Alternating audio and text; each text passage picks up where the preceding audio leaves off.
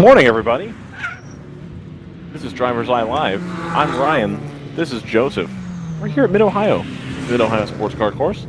You've got one to go till green. This is the second day of the fourth weekend here for WRL. It's the second round of the Midwest Championships. We're happy to be here. Joseph's at the controls. Ryan here in the commentary booth. Hope everybody's doing well.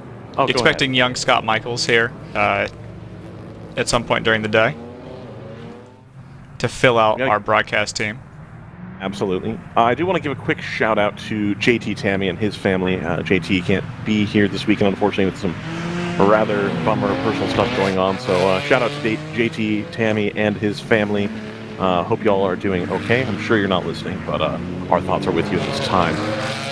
Well, we're here watching GTO come around for the final pace lap, led around by the number 34 Hitman Racing car, the Toyota Supra, their second confirmed win in WRL this season, and they get to start on the pole as a result, followed by the number 88 Round 3 Racing BMW. Joseph, we saw that number 88 BMW kind of have some trouble on cold tires, I think, with the conditions. Starting an hour earlier today, but a little bit more sunlight. Do you think they're going to have that same trouble again that they had yesterday, or do you think they can stay at the front at the beginning of the race here? I mean, you'd expect them to mostly have the same issues. I don't know what you could really do with that other than maybe tire pressure adjustments. There's no, maybe they put a little extra air in the tires that you let out during the first pit stop. I don't know. It's going to take time if you want to do that. So we'll see how things play out as they start to roll off here. Excellent. So the pace car has these lights off. The GTO field is coming through. The carousel are going to be led around by the number 34 Hitman Racing. They're usually pretty good at getting a good jump here, but the 88's going to be right there with him. Waiting, and one more. Oh, that's right, because we do this again. I did the same thing yesterday. That's fine. We start at the middle of the backstretch here at Mid-Ohio. We sure do. So you can see them going double file up the front straightaway. One car already diving into the pits. It's a random Vandals car. Now, yesterday, if you recall, Joseph, the number 28 had a fire, I believe it's fair to say. And it looked like yesterday, as I was leaving the track, they had pulled out a backup car. I assume it's a backup car anyway. Usually cars that are on fire don't return the same weekend. So that car's pulling into the pit lane now. Maybe some teething issues, trying to get the spare car going. The GP field comes through. They're led around by the Moorhead Speedworks, number 147, now has its aero stuff attached. Finally, the GP3 field comes here in front of me, but we should be coming up close to the start here for GTO as they are entering the keyhole. They're going to come around one more broad right-hand turn. They'll lead onto that backstretch. You can see the tower in the background right here, so they're going to probably start here really soon as they exit the keyhole. They're going to go up the front, or up the main straightaway, the long one. Flag stand is at the background of your shot here. Yep, absolutely. And we're going to get a green flag here on timing, but I can't quite see anything on the backstretch. There they are. Green flag is out. A group of cars to the left. They're going to be the ones that take the green. Looks like a clean getaway. The 34 has made the jump. We're going to see them come down here into the China Beach turn. They're going 3, 4, 5 wide there for a moment as they're going to come down into their first turn. A little bit of dust being kicked up here. They were running the jet dryers this morning, and it looks like the number 34 has been overtaken by the 123, and they are followed close behind by the Thunder Bunny 111. So again, the 88 not off to a great start this morning. That's okay. They have the pace later on during the day. The 123 is starting to press home the advantage. They're going to keep going. They're coming through turn 8. They're going to keep pushing. Got the Janetta holding on strong there in fourth. Right behind him, the Pinnacle Motorsports car. Still missing part of that rear bumper. Here's the GP start. They're also going to try to file all down into the first turn here. Going to make a turn, hoping to keep it nice and clean here. Moorhead Speedworks still in the lead, followed closely by the PC Racing BMW, both similar cars. Looks like everybody's gone through clean, everybody being very safe, very reasonable here at the start of the race. Somebody jumping out wide here, trying to make up one spot on the round 3 racing car. Can't quite get it done. The 147 starting to press home the advantage. The PC Racing car followed closely by the number 3 Chevrolet Corvette of 9-4 Motorsports. You see the tail end of the GP field here. The GP2 and GP3 cars GP3 a little bit lighter there today. And they're going to come through the carousel right now. The 147 presses home the advantage, a several second lead over the 44 as well as the 3, followed closely by the 701. Joseph, I think the GP1 battle today has potential to be extremely spicy, given the variety of vehicles in the field, and they all have pretty good pace when they're running. I think we were robbed a little bit yesterday. The Palomar racing car ended up having some issues with reliability and some drama out on track as well. So hoping they can keep the cars clean, we can have a great GP1 battle to watch, as well as the GTO battle. We see here not a whole lot has changed. No, but the number 111 has gone ahead of the 34. It's now going to be harassed by the 118, the sister Thunder Bunny car. The Jetta still trying to hold on to 4th place there. They've lost into the 118. They're trying to hold on to 5th. But the Pinnacle Autosport car is going to try to get around them coming through the carousel. I'll be able to pick that up here myself with my own 2 eyes. The 134 coming into the shot there, followed by the 111. The 127 cannot get by the 62. Good job by the Jetta to stay up front today. I think that car... Someone's dropping a bit of fluid here in the back of this GTO field. Interesting. Okay, I'll keep an eye out for that.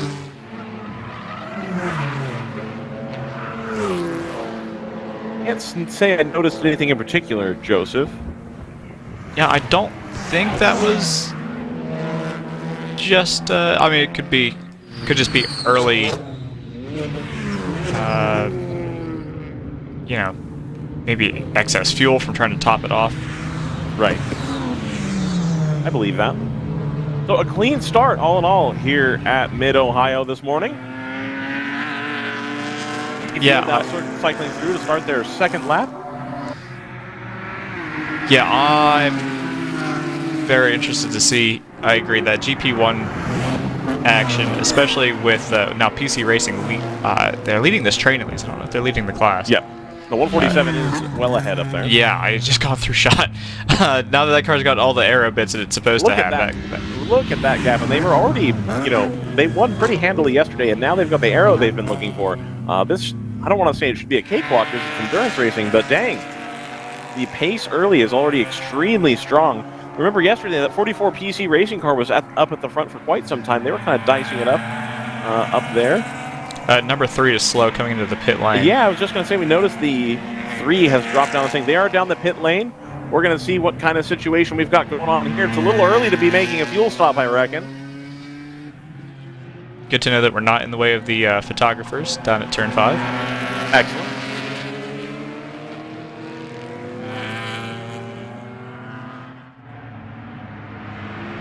Yeah, only 2 notes in race control log so far, so no real turn lap 1 dramas.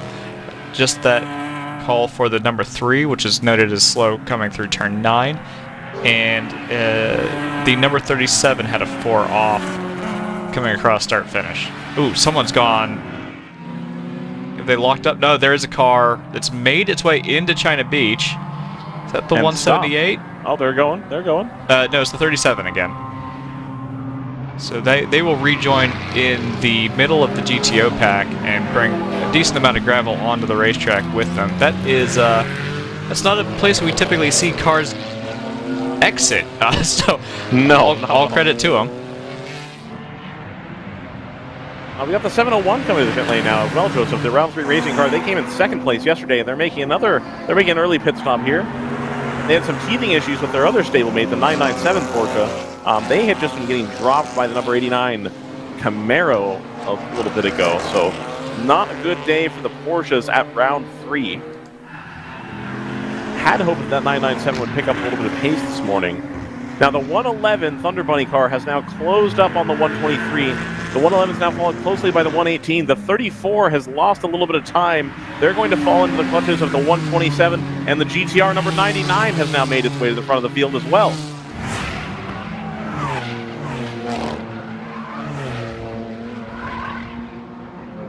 Hear those tires chatter. I'm so glad we have that shot today. Yes. 701 looking for dropping fluid. You said that car could come into the pits. Is that right? Oh, okay. It had. They have the back cover of the 987 Porsche open. That, of course, being a Cayman, the second generation, if you will, of the Cayman. Shared a lot with the first generation, of course. The 147's got a little bit of fluid coming off the back. It looks more like vapor, steam type deal as opposed to actual dropping. But something to keep an eye on as well.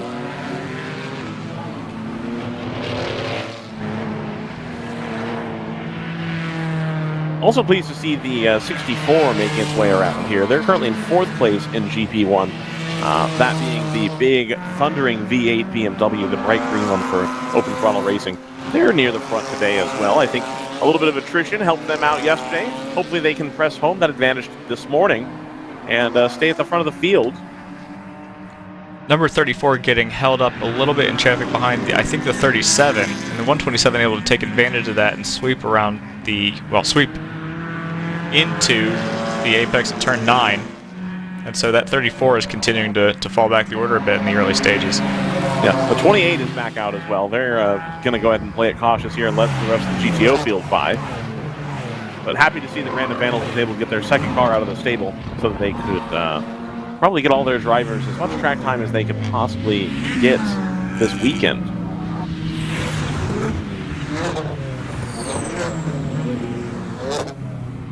There you just saw it enter then exit the shop, the green Random Vandals 28 BMW there. There comes the 88, followed by the 82, the sister car of the 28. Yeah, I'm happy to see that car back out here because I was kind of, that was a scary little fire that they had at the front. Yeah, of the absolutely. And again, I'm not entirely convinced it's the same car, if I'm honest. Okay.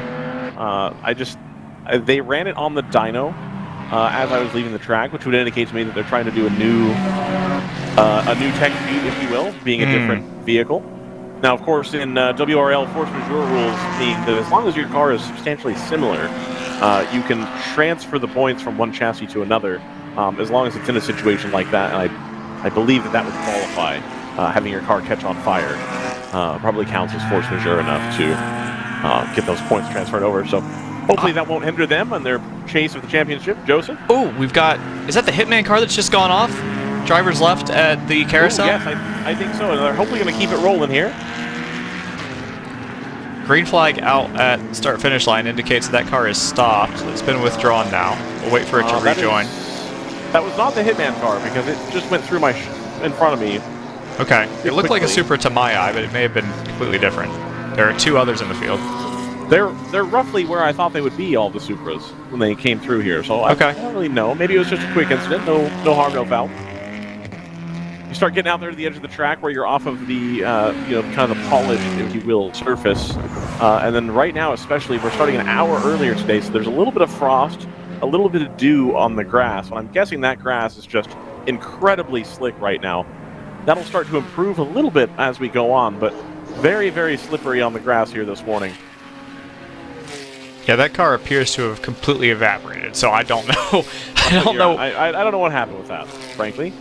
It's being called, tentatively being called in as the 118, but I think we'll watch that space to see which car it actually was.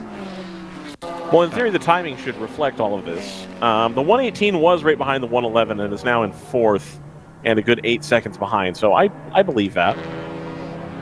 Yeah, it completely snuck under our camera position when it rejoined.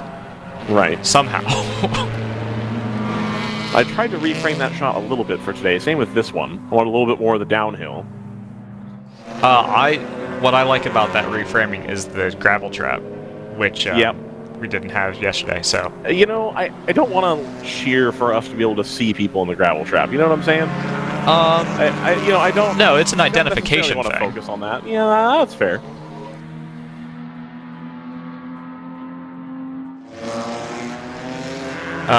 Let's see. Let me pull up timing. Let me do that. All right. But you made the point about the track having a polish to it, and that is, if I cut over to this camera, when we get a car that goes through it, you can actually kind of see the reflection of the car on the tarmac, and it's bone dry today. That just tells you this surface is probably about 15 years old. It just tells you how much it's been worn down and how slippery it can be. And there have been bits and pieces that have been repaved, of course. Yeah, turn 1's been retarmacked, so that's exciting.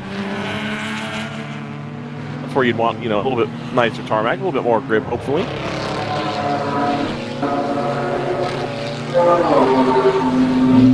The 147 now 10 full seconds ahead of the number 946 for the 44 PC racing car. Number 946, the Flying Fur, that's the red BMW E46 in GP1. Everybody's still posting their fastest lap times on lap 7 in GP1, so they've kind of picked their way. I think the GTO field has stopped having to pick their way through. No, they haven't caught them yet. So they're able just to capitalize now. Stuff's starting to warm up for the GP1 cars, because the GTO leaders have not gotten there yet. They're getting close. I think in the next couple laps we'll start to see them pick their way through the front runners in GP1.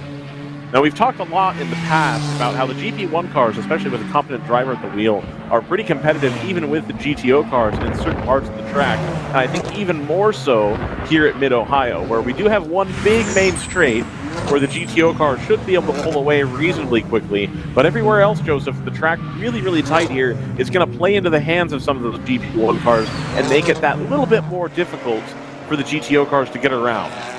Yeah, and it's really going to advantage teams that have a little bit of power-to-weight headroom, if you like. Where if you can put on a little bit of aero bits and still stay within your class's power-to-weight ratio, the allowable band, you should be in a pretty good spot here. You would call this a high downforce track if you were in a, say an open formula. So if we stay on this camera here, Joseph, we will see the 147 has passed the 997. So that's somebody in an E46 BMW has gone around a factory-built Porsche racing car, which I think is absolutely fantastic for the state of WRL, as it were. I think the cycle a little bit too quick to catch that battle that I'm talking about. Oh, there we go. Thank you, Joseph. I think we'll just miss it on the other side now.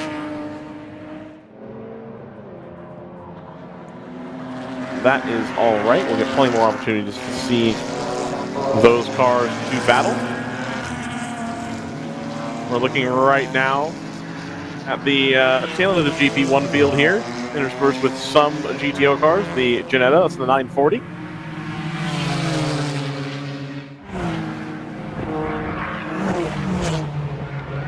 Just trying to pick up the 147 here. That's not it. Found it.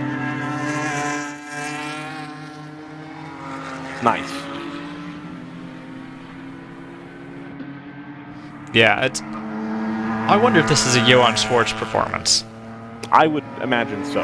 Johann Schwartz, of course, a BMW driver. I believe he's the factory driver for their historic efforts, is what I was kind of noticing. He does all of the, work for that. 147 just coming across start-finish right now, Joseph, followed by the 997. So I think you're tracking the Continental Tire car, not the 147. You're about 2 cameras behind. It's all right. I don't know if we're trying to track that or not, but no, it's not. This is definitely the Moorhead car. Conti car is gold. Oh, there we go. Oh, I've fallen further behind. So right there, just exiting the shot, that is the Porsche.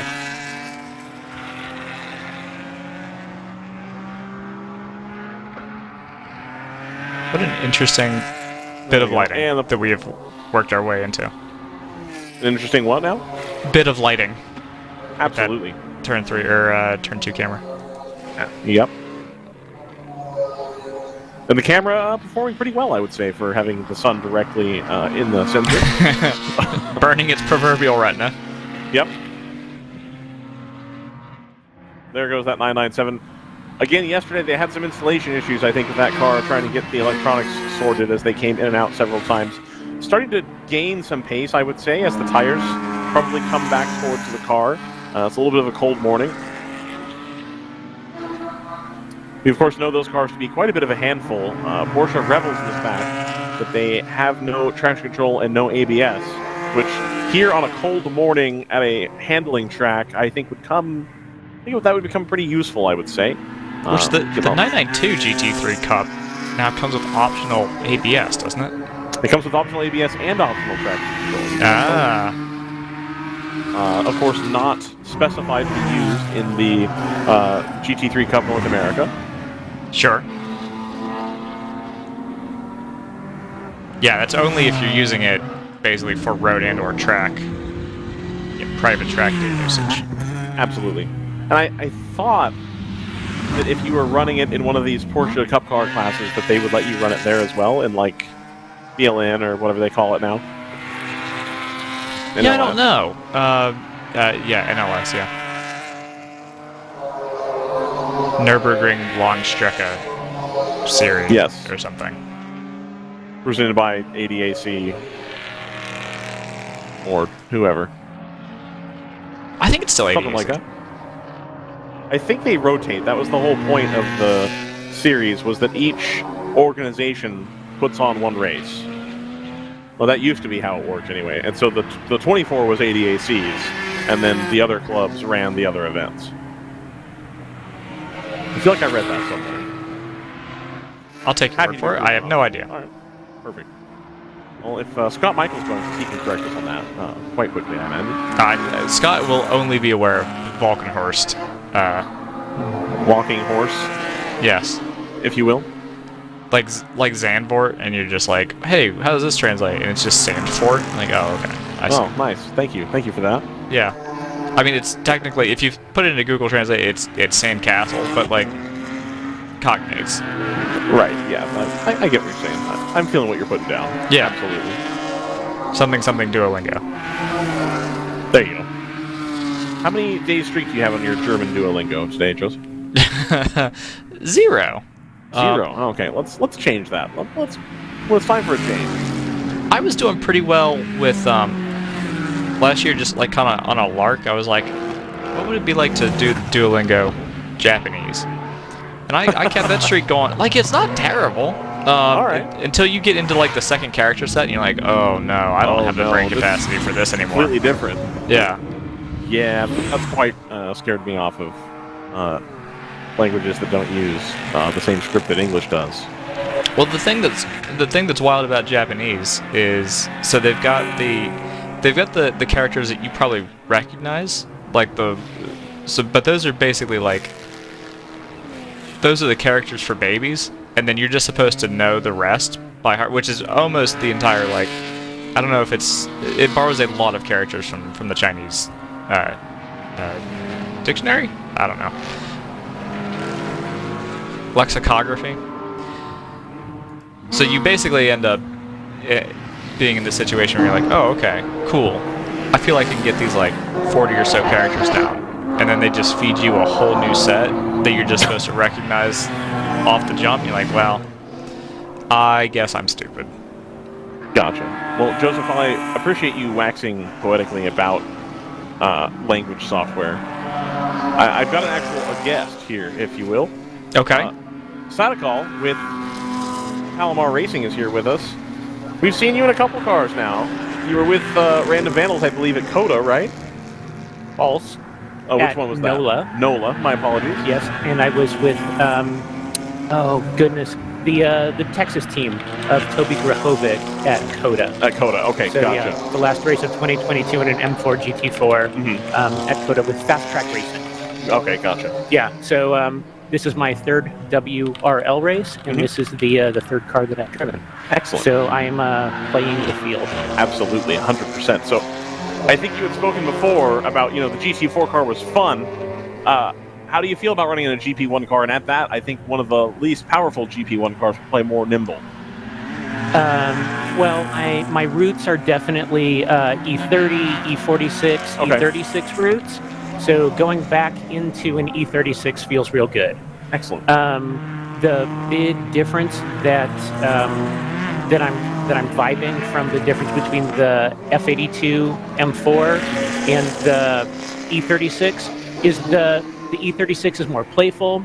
It'll yaw. It rewards good yaw. And then the rate at which it moves underneath me is comfortable. Okay. It's something that I've got a fair amount of experience with. So I can work on getting the speed out of the car that way. Whereas in contrast to the big car, to the GTO M4, that car seems to have a high penalty. Right. for its very more narrow yaw window. Okay. I guess what I'm saying is the E36 is more comfortable and it feels easier to drive. It feels easier to get the speed out of it. And the M4 feels like a more expensive car and Right. therefore a more timid driver experience. Okay, I got you. That makes sense. Now, I understand yesterday Palomar Racing didn't have like a great day. Tell us about that from your perspective. Yesterday it sucked. Actually, no. That's my perspective. I got 2 stints of fuel out of the car, man. I got in the car. I found some speed. I saw some crazy stuff happen in front of me. I did some stuff. I had some stuff done to me. It was a good 2-ish hours in the car. Of our 3-driver team, I got the most amount of seat time. I had a lot of fun. With respect to the day, I think the quick telling of the story is our driver 1 got jammed up getting onto the front straight. Okay. So out of the carousel and then turn 13, there were slower cars and then a GTO car and then him, and he just got jammed up and boinked in the left front headlight. So then we had a rub. We came in. We were behind the wall. Fixed that. We put our driver 2 in the car. Driver 2, we maybe lost the drive shaft or flex disc. It no longer coupled the transmission to the differential. That's important. You need that. Drive is an important thing to have. Absolutely. Yeah. I think when that happened to Rob, I think he said it finally let go at 9 and he just coasted it in all the way from 9, 10, 11, 12, and then the downhill into the pits. Right. Convenient. Silver linings, all those sorts of things. Yeah. And then so the car was out for while the car was getting the drive shaft fixed, I went over to one of the sponsors. I went over to Discovery Parts. Mm-hmm. I bought a really expensive carbon fiber helmet. Nice. And then it was time to get in the car. And then I had my stint.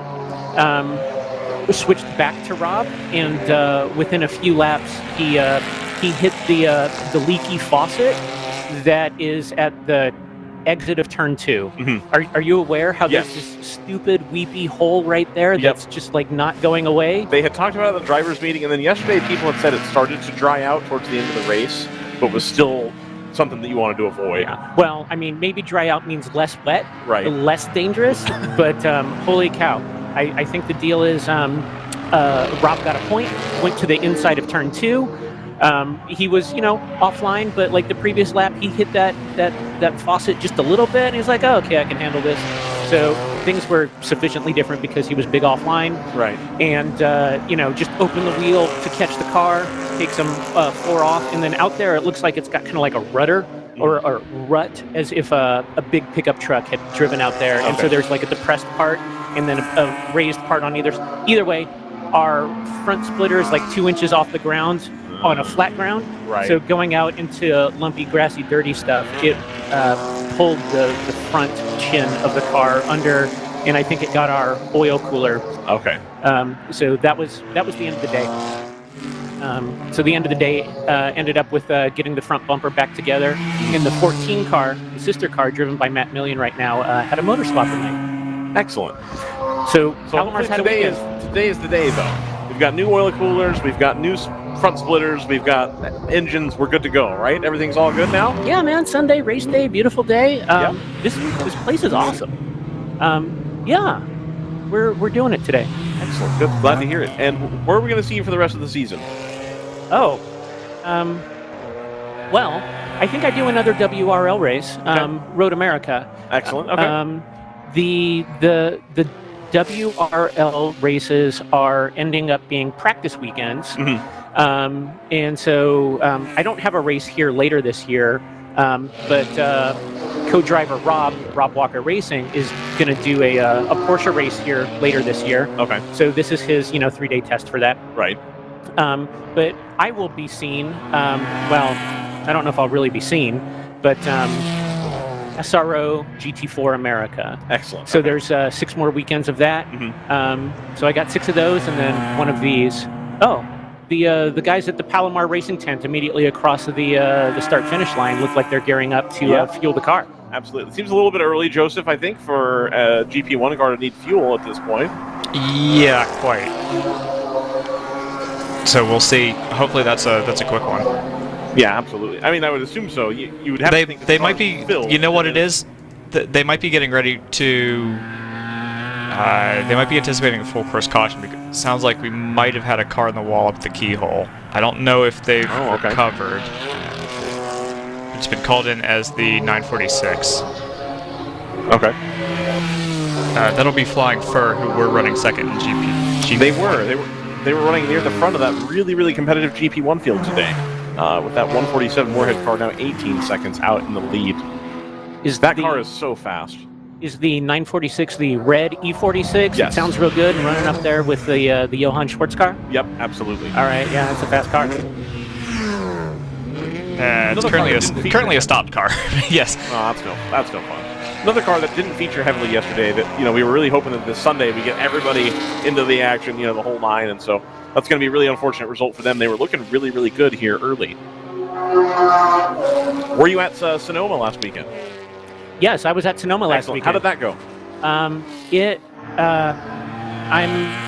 really struggling. Okay. My mental game is weak. Okay. It's one of the things that I'm really starting. I'm getting bummed out with how mental performing at a high level is, and I'm also really not that excited about learning this much about myself. Because with the driving and the discomfort, there's a lot of time to self-reflect and find out what's important to me and how much I'm willing to take risks. And then there's a lot of dealing with the failure of damn, I wish I would have qualified where I feel like I should have. Right. Or I had a coin toss decision to make, and race 1, turn 2, and I made a choice that put the slower guys behind me. Then I spent the rest of the race trying to run those guys down.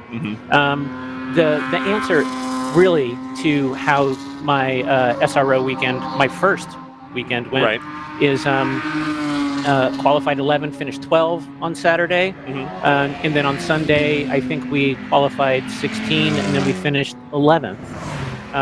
So it's a net positive over the course of the weekend. Yeah, I kept the car clean, handed it over to Rob. I didn't do any dumb mistakes, but I also wasn't sufficiently fast to be on the broadcast. Got it. That's unfortunate. Yeah, it's also one of the dumb things about racing is it's so much easier if you're faster. Right. It gets the faster you are, the easier it is. Yep, 100%, absolutely. So we're watching right now the 118, also making an early pit stop. They appear to be. Oh, and the 147 is in as well, Joseph.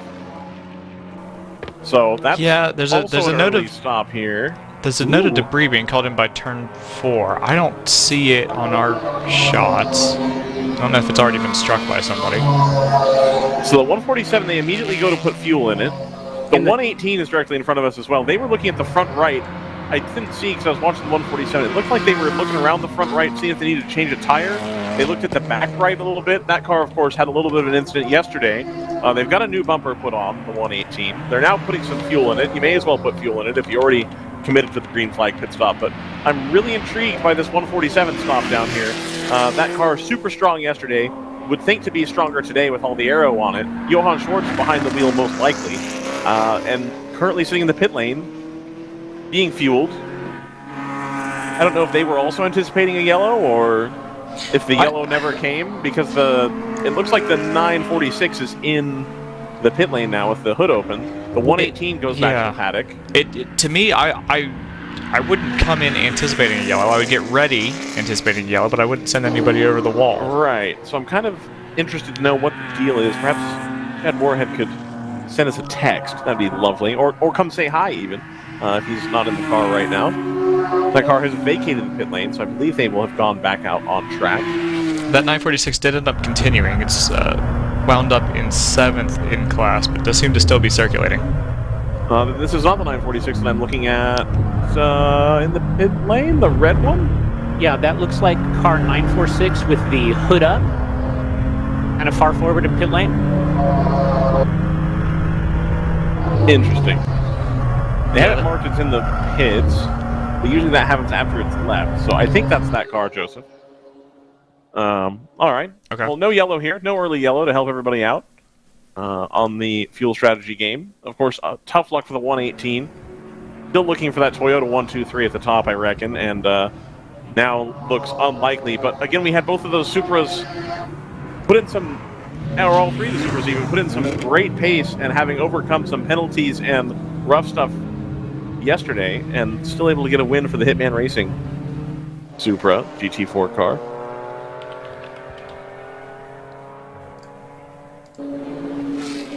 So the next race on the SRO GT4 America calendar is NOLA. NOLA. Okay, excellent. Yeah. And you've got experience at NOLA now because you've been there this year already. That's right. In the similar car, so you should be able to get your head around that.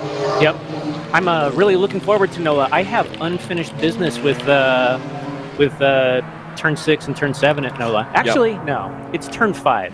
Turn 5, I was just consistently like 8-mile-an-hour min speed down, and so turn 5 is where you just YOLO it over that curb on the right, and then you take it way deep, and you take as much paint as you're comfortable taking, and then that lines you up for the really critical turn 7, which gets you all the speed into the S's. I'm excited about NOLA. Good. NOLA's going to be rad. We're talking about do we run a cool suit or a chill out thing, because we're anticipating hot and sticky. But the temperatures at Sonoma this past week were great. Although I don't know if you've heard about this, but in the new M4s, the G82s, there's like a service bulletin of don't use the air conditioner because they've been exploding. Oh, that's not fun. Yeah, so we can run the fan, we can run the air, but we can't have the compressor going for the AC. Or they're like, hey, if you do need it, only like 30 seconds of it, and then turn it off, because BMW Motorsports doesn't exactly have that part of the car figured out in a reliable way. Interesting. So are they going to send a new part then when they have it figured out, or is this like a settings issue? Or it kind of sounds like I don't know. Okay. The vibe that I'm getting is that there's some part of the compressor that like either gets like super hot or super cold, and then it's basically self-destruct. Wow. And self-destruct in a way that ends races and makes people sad. And that's really not what you want to see from a brand new race car that's in its first season. Like, that's part of the teething pains. That's part of what you're committing to when you go for the brand new first-year race car. But that's really not what you want to see. And it's weird to me. I think it shows the top-to-bottom approach of BMW Motorsport and their engineering efforts. That seems to me like a part that I personally would simply carry over from the old car. Okay, yeah. If there's no need to innovate there, let's just leave it alone. So the fact that they've gone to the effort to change it... Yes, Joseph? That wasn't me. Oh, okay. I'm sorry, that was me gasping about the black E46 car number 36 moving track middle on this front straightaway. Oh, okay, gotcha. Almost hitting the green and white Random Vandals 28 car. Okay. It looked like I was about to see some door-to-door contact 3 wide right at start-finish. Gotcha. Sorry. Oh, what's the worst could happen You're there? totally fine. You had looked that way, so I didn't see you inhale. I was looking down here. Gotcha. It's a rough one for sure. More gossip about the G82. Let's hear it. I mean, do you guys care? I don't know. I don't know. That's fine. Yeah, whatever. All right. So at Daytona, at the Roar Before the 24, and then the 4-hour race that was on the Thursday or Friday leading up to the 24. Right. There were a whole bunch of G82s there, figuring it out and getting their year started. And then there was also a problem with the air conditioner, in that it seemed like it was pulling humidity out of the air and then just leaving it kind of like high up in the dashboard. And then somehow the banking would make it kind of like roll out of whatever confined pocket that it was cooling in. And then that essentially water puddle was above very important electronics. Interesting. And so there were instances where the G82s were just randomly doing stuff that was very inconvenient, shutting the car down or not making upshifts happen or downshifts or stuff. So the Daytona weekend was a big pain in the butt for the G82 cars. So what I'm hearing is, generally speaking, if you're going to run a race in Daytona in a GT4 car, you do not want an given the issues that it's had in the past with the traction control system and the steering rack, and now we've got this kind of thing. It's that seems like it's a tough track for them to figure out with that car. Can you imagine the QA department being like, yeah, it seems all right, and then some manager saying, have you tested it at a 25-degree lateral slope? No, I guess we haven't. No, it'll be all right though, right? We kind of got to figure it out before. Yeah, It should be fine. Let's just do it. That's fine. yeah. I would talk smack about all the other cars too. Right. You just haven't driven them yet. Do it, but I just happen to be in this car, so maybe I should be shutting my mouth. But this is the way that the gossip mill works. This is what I know, and I'm sharing it with people. We need to get you in a Supra, is what I'm hearing. Yes, absolutely. Yeah. There we go. Yeah. Hitman Racing, one of your drivers, get him out. Get him out. Let's get Santa Call into the Hitman Super. Let's do it. Let's make it happen.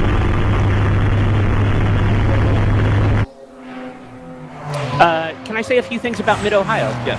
Yes, you may. This place is rad. My vibe after sleeping on it for a day or two is that this track feels like what Button Willow was kind of like wanting to be. Okay. There's some real Phil Hill and Cotton Corners vibes here, except that the elevation here is legit relative to Button Willow's bulldozer-made elevation. Yeah. But Button Willow kind of has the upside that if I make an idiot mistake and go 4 off, I'm not going to go into the grass, which accelerates me, Right. You're gonna go into a wall that smashes me. Right. I'm just going to go through farmland and be really filthy. Yeah. As opposed to be really banged up here. Oh man, the keyhole is killing me. Okay.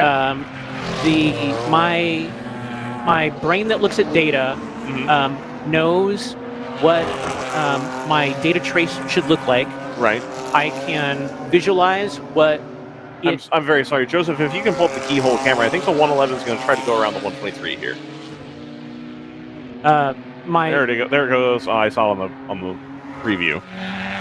So the keyhole camera should get us there. Thank you, sir.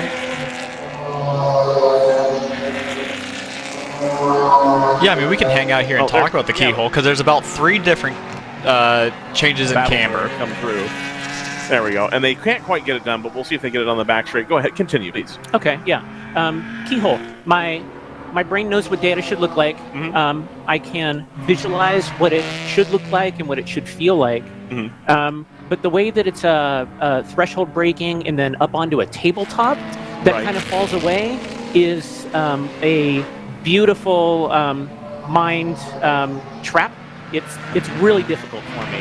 Right. And so what I'm trying to do is I'm trying to get in there with the nose straight down, and then as I trail the car around, I want the ass end of the car to pick up, and I want it to rotate around. I want the back end to try and pass the front end. Right. And then I'm going to kill that rotation with getting onto the gas pedal and then maintaining that same yaw rate, and then I want to motor out. So what I want to do is I want to be threshold brake, trail, nose down, ass up, get the car rotating, and then a smooth transition to the gas pedal. But visually, I just can't get myself to go as deep as necessary to make it that crisp brake pedal to gas pedal handoff. I get the threshold part, and then I'm like, I brake too early, too soon, and then I'm just like, oh, I've overslowed. Now I have this like whole 100 feet where I'm just hating myself and telling myself I should have done it different, and then knowing that I'm just losing time here. Right.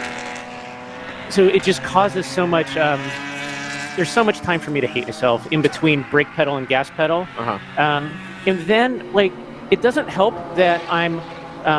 I went 2 off on the test day on Friday, and then I'm thinking about how there's that puddle there that's constantly replenishing itself, and I'm telling myself, like, yeah, you could straddle this puddle, but it would sure be a whole lot safer if I just stayed all the way to the right and just stayed on the concrete, never got to the point of straddling it, because, precision is, plus or minus a few inches, but, sometimes it's a little bit more than that in catching a slide, whether it be, you know, the front is sliding or the rear is sliding, and then my precision like window gets even bigger, which puts me in range of, you know, losing the front splitter, which I have no interest in doing. But holy cow, man, turn 2 is like so important because of how long the wide open throttle run is all the way down to China Beach. Absolutely. And especially when you have the car with the older motor, the S52 motor on board that car, you don't have the same torque to cover a mistake that you might make that you'd have in an E46 or even in the E92 BMW that we see coming around here, the V8.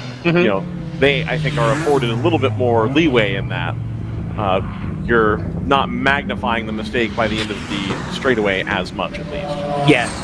Yeah. Oh, man. Bigger motor is, I mean, sometimes it's more problems. Right. But at the same time, it can really cover up for being a dumb, slow idiot. Absolutely. So that's what I'm hearing, Joseph, is that I just need to run cars in iRacing with bigger motors. I've seen you try to drive the Mustang, and it didn't work out. That's got no power, though. It's got like 280 horsepower. All right. I mean, it is what it is. We'll put you in the IRO one. What was that? We'll put you in the IRO one. Yeah, there we go. That'll do it. That'll get it done. The fakey car with about 1 million pounds of downforce. Yes, exactly. I'm not good at that either. I'm just not good at it. It's just like, yeah, you know, whatever. I can invent a bunch of excuses for it at this point, but it's like, I'll just be content with where I'm at. Sonical, anything else you want to add?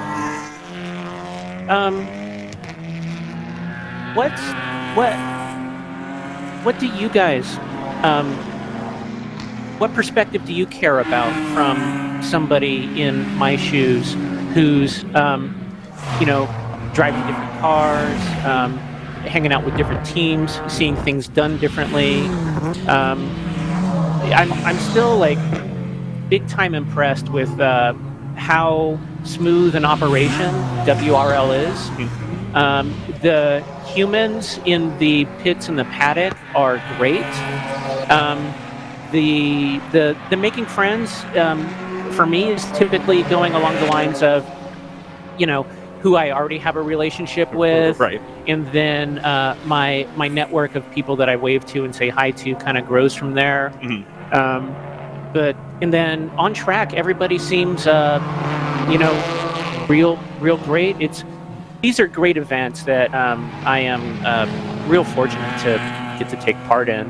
But yeah, do you care about anything? Not that do you care about anything, but not at all. I've gone completely nihilist. Generally is worthless. So like, you know, it's whatever. We're just here until we're not. No, I mean I enjoy it. The angle an angle I'm kind of interested in is, you know, you've probably been around you're talking about the things that you're trying to learn, and you know, you're getting to a point in the learning curve where you're sort of, I don't know if you'd call it plateauing, but you know, there's always kind of stair steps along the way.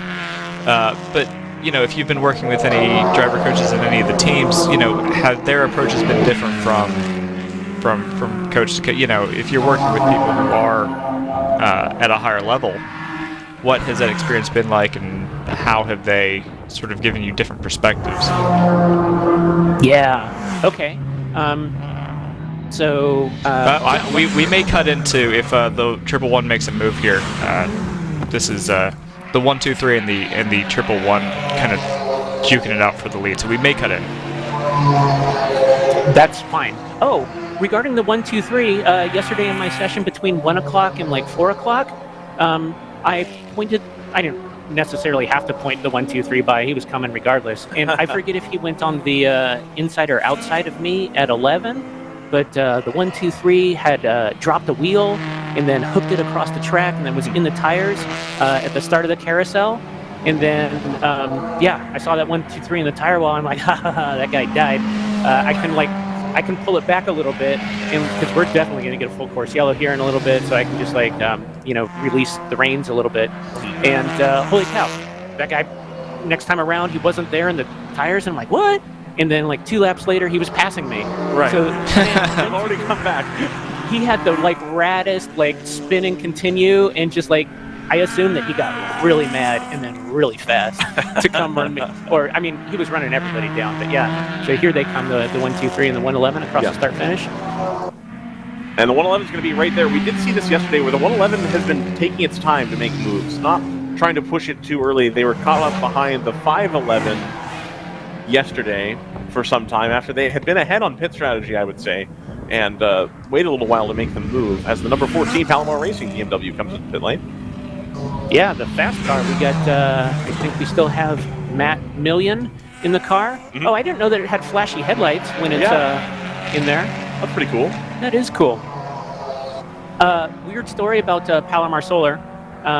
My buddy has a independent motor cars in San Diego, California. Okay. BMW, Mercedes, Audi. Okay. He moved his shop and did a whole bunch of stuff to the shop, and they needed. And then my wife was running that whole build up the shop, scheduling this, painting that, knocking walls down, right. Doing plumbing, electrical, all the things. And they were talking about getting solar, and they were having a hard time getting solar quotes and whatnot.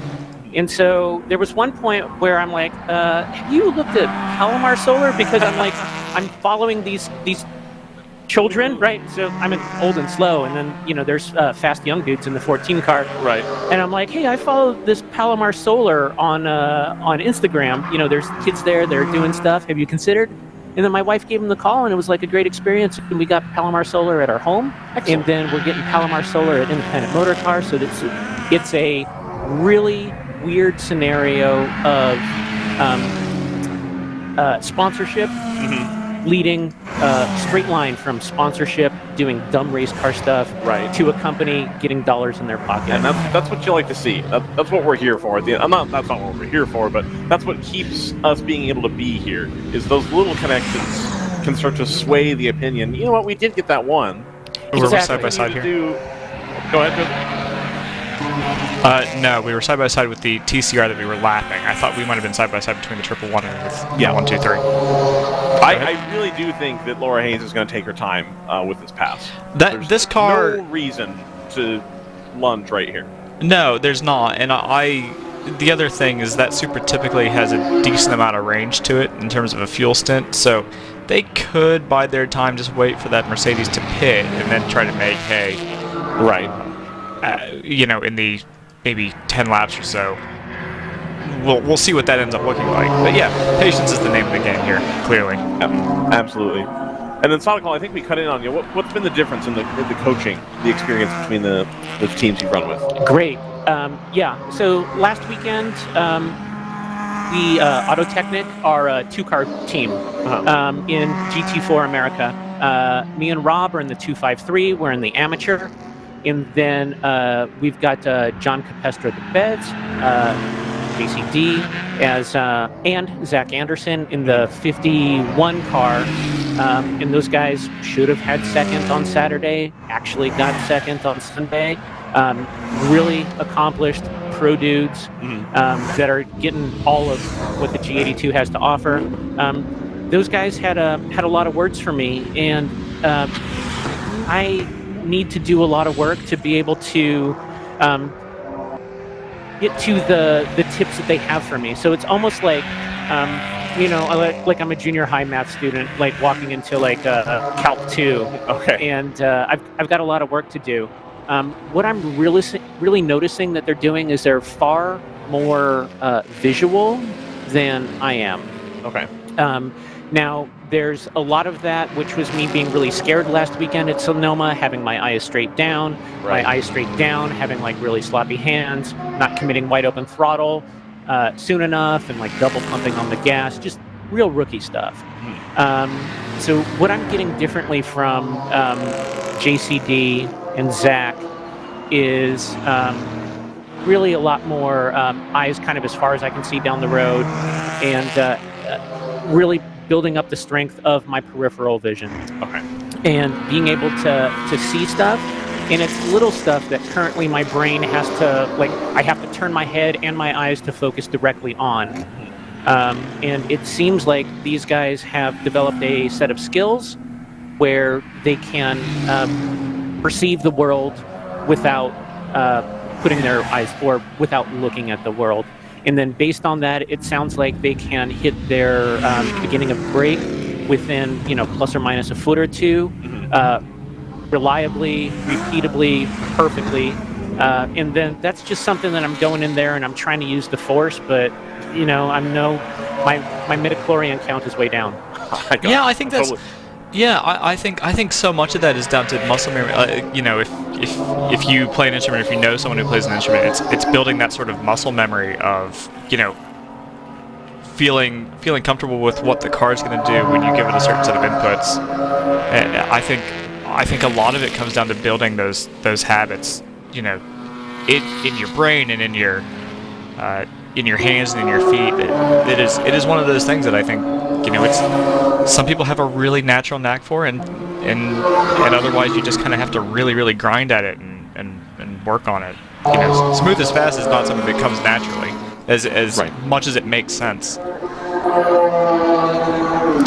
Yes, being fast is something that's requiring a lot of. I'm really throwing my brain at the problem, and and it's a bummer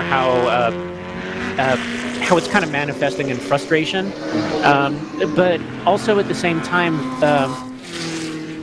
I'm out here trying to pursue excellence, and there's nowhere else in my life where I'm trying to be awesome, and then so this whole approach to be awesome is it's uncomfortable, and it's something that I'm not practicing, and I feel like I was just gonna I have an engineering desk job where I just show up and drink coffee. It's kind of office spacey, right? And so I'm not in my daily life trying to be a hard worker and awesome, and now here I am, right, trying to get it done. Trying, and who cares if I'm trying?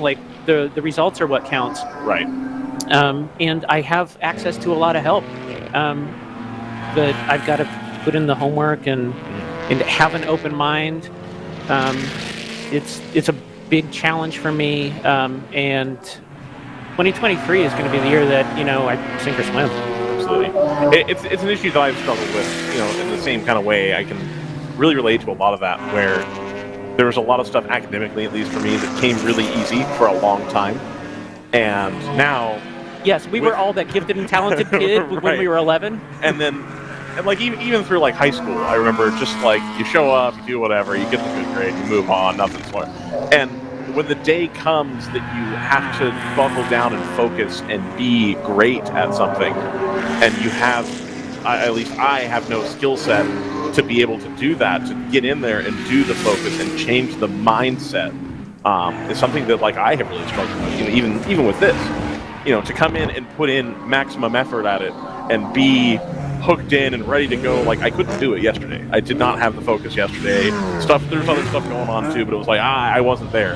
And so I can really relate, I think, just on a human level to the idea of here's the one thing I'm trying to do really, really hard, while also having a day job, family, making all of the commitments that you're being pulled in, and then to come and try to be elite at something, I think is a struggle for everybody. And it makes me pleased, not for your struggle, but that racing is no different.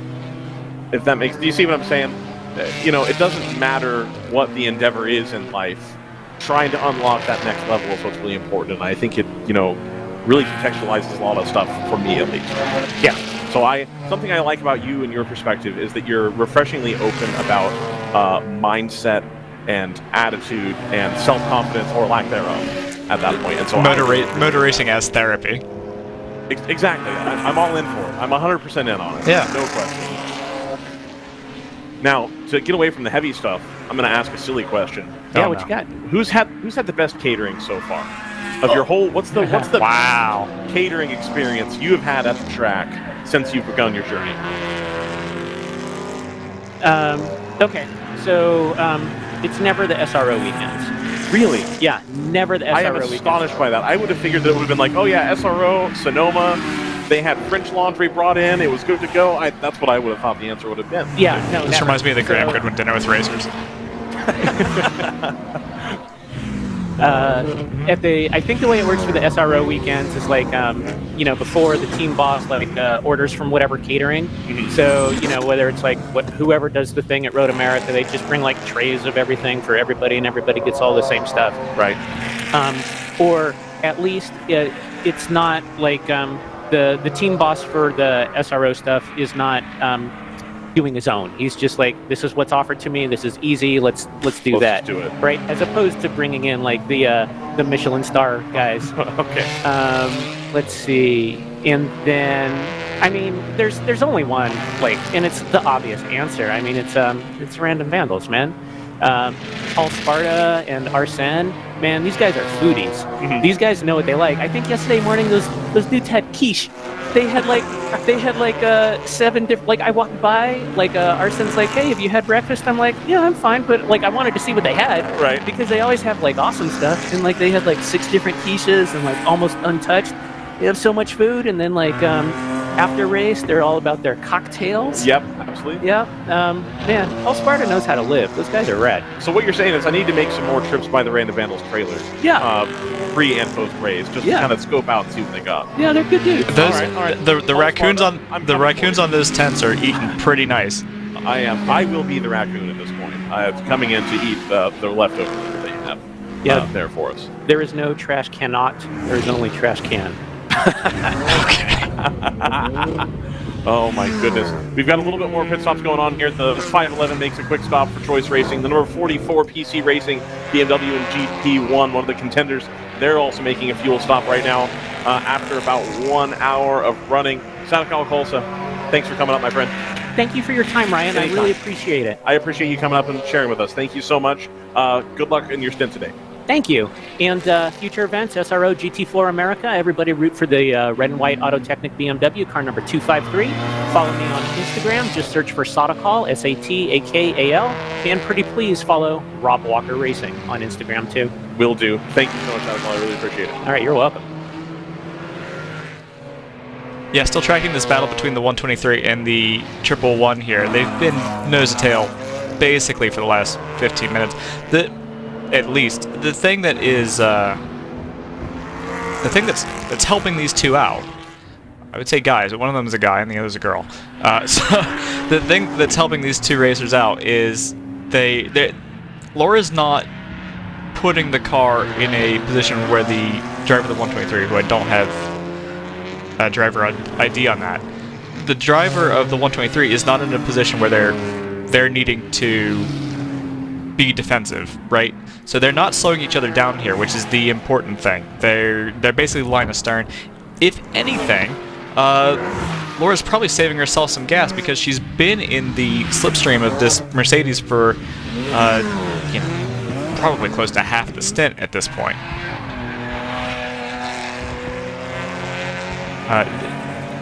I think that car, that 111, probably has the speed to make a move on the 123. They almost certainly do, Joseph. It has to be the case. They did the same thing yesterday, and then when they wanted to make the pass, they made the pass. Yeah, I think...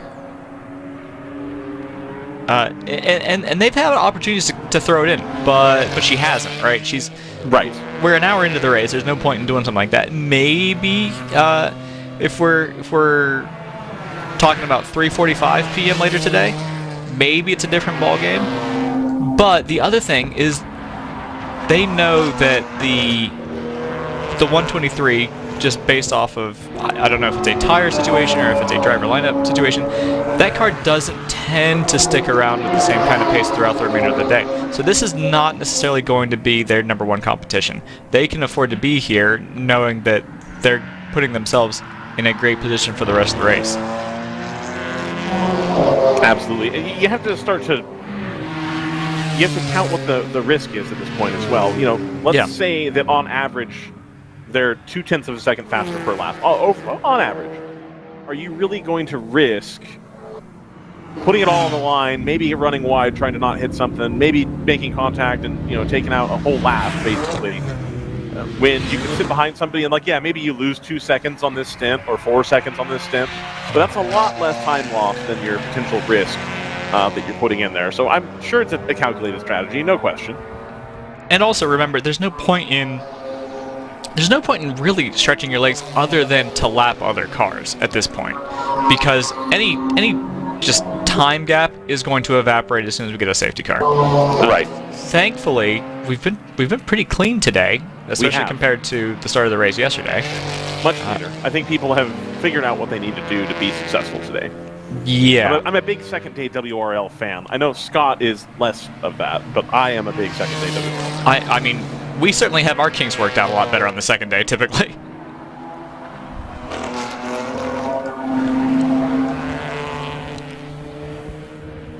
Give me 1 second here. Yeah. Trying to manage multiple things. They're trying to catch up. Sure. The thing that is maybe worth noting, the 118, which is the team card of this car that's in second, is I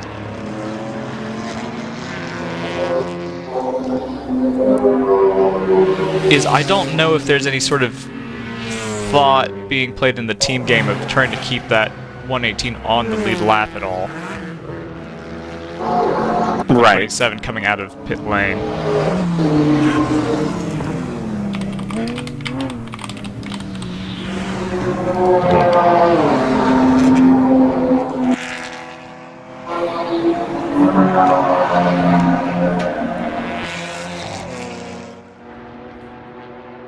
What do you think Scott's up to? I don't know. We should check in on Scott, see what's going on.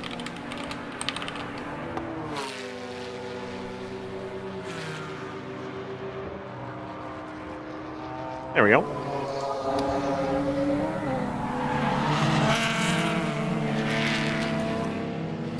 Joseph, do you think this is a good time to run an ad? I feel like we didn't run enough ads yesterday, and we won't get the people paid for it.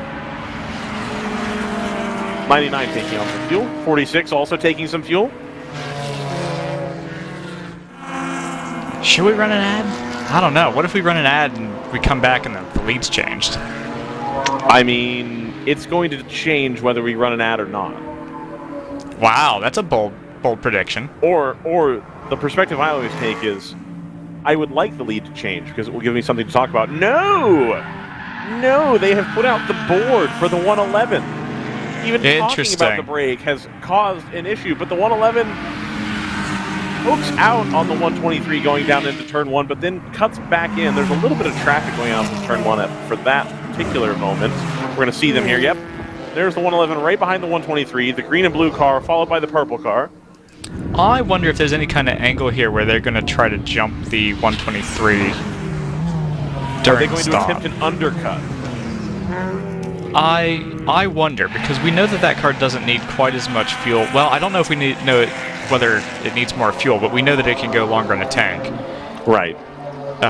Or at least historically has. Talked a lot about historic yesterday.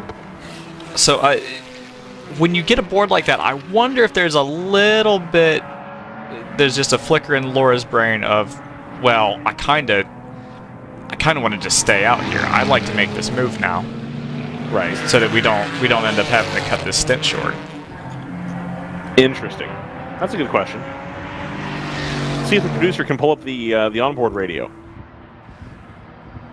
We'll see what she's thinking. Yeah, I don't know, the downshift. I heard we got Ryan Blaney up in the spotter system. Yeah, that was something. That's all her, man. Oh, I need to ask RJ about that as well. So, is she coming in this lap? No, or you can't see. You can't see what a- information is on that board. I'm assuming. No, it's not like a board. It's like the lollipop is out. Like. Oh, I see what you're saying. Okay. Yeah. I thought you were talking about they'd send somebody across. No. Start finish. No, they look like they're ready to do a pit stop. Like they are waiting. The 88 comes in for the pit lane. They may just be getting ready. We're getting to that point for every car. For that. They're not in the getting ready mode. They're in the like. I mean, this is an unfortunate comparison, but I had a dog that would like grip the carpet with its claws when I would touch the door handle of the sliding glass door and just be ready to launch out. And like they look a little bit like that. The 34 Hitman Racing Toyota Supra comes into the pit lane. Now, is it the same crew? Laura's. Well, the one there's a stopped and was in the back paddock at one point. I don't think they've come back out. What's that? So The 118's in the paddock, Joseph. How long ago? Because they were in front of this group.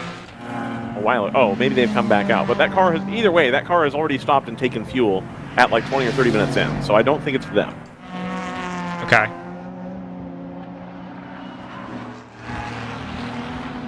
Let me make sure that they have it.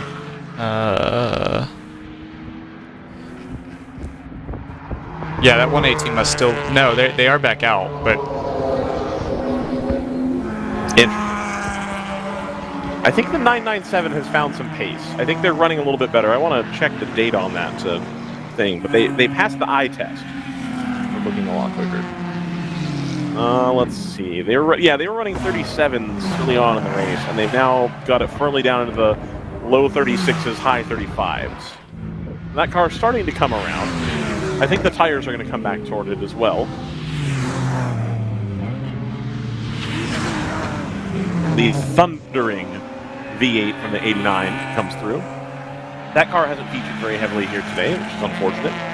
TC Klein car is going to end up slotting in between the two race leaders.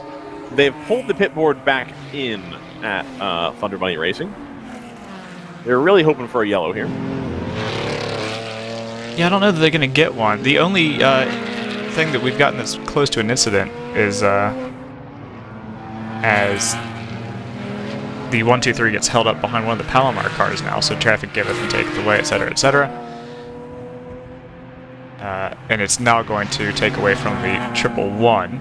It's very much a one-lane part of the track. On the inside through turn 9.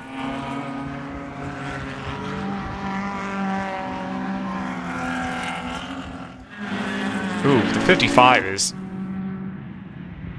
putting out a decent amount of smoke when it's leaning on that right-hand side. I don't know if you can see the smoke over the carousel, but you probably not. You can, and the 111 is in. Okay. The 123 is not. So where is the? Where has the 34 ended up in all of this? Because they weren't that far behind. The 34 just clicked by the start finish. Okay. So they're a few seconds behind the 123, but when the 123 pits, I would reckon that the 34 will go back to the lead. I have the 34 as having just pitted. That means they pitted on the last lap. So the 34 definitely just clicked past the start finish. Okay. 28 is also in. Yep. Happy to see both cars running there for Random Vandals Racing.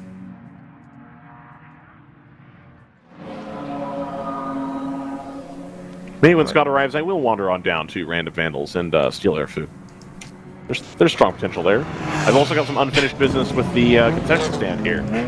So we'll see what goes on with that. Unfinished business? Unfinished business. The number 15 for Palomar Racing is in the pit lane.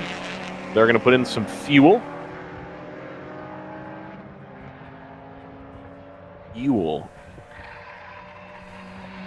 They're going to take 2 jugs of Sunoco race gas. There is the 118. It's currently behind the number 99 on track.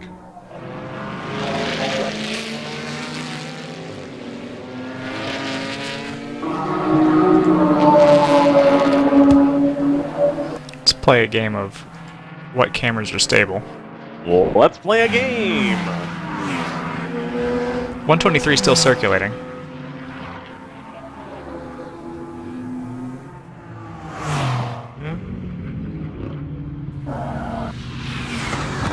That 15 for Palomar may be in the pits.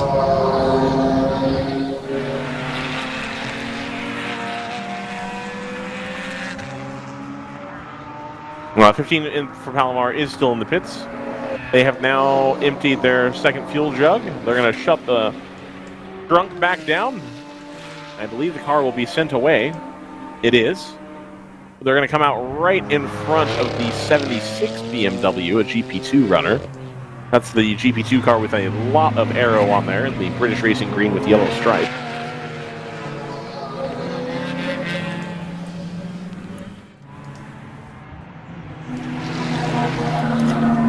Oh, yeah, the double yellow is coming, Joseph.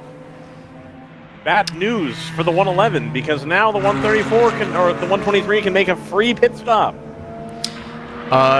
We'll see. Have they come across start finish yet? Is going to be the question. If they get held up by the safety car here, that will give.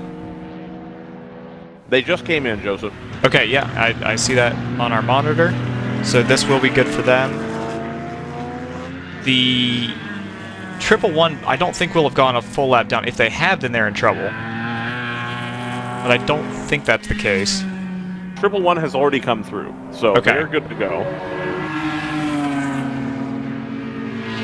Has the pace car been scrambled? It has. And it is coming through, coming into the keyhole turn now. AOA in tow. Hitman has been caught behind the pace car though. That could be bad news for them. That could in effect put them most of a lap down early on in this race.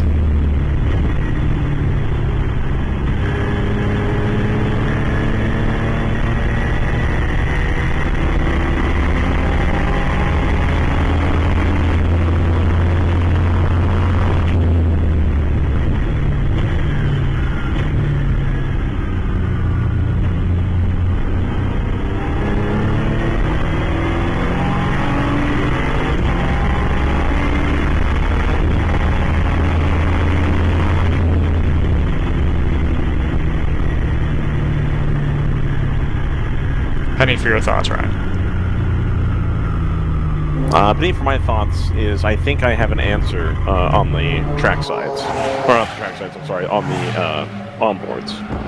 Okay.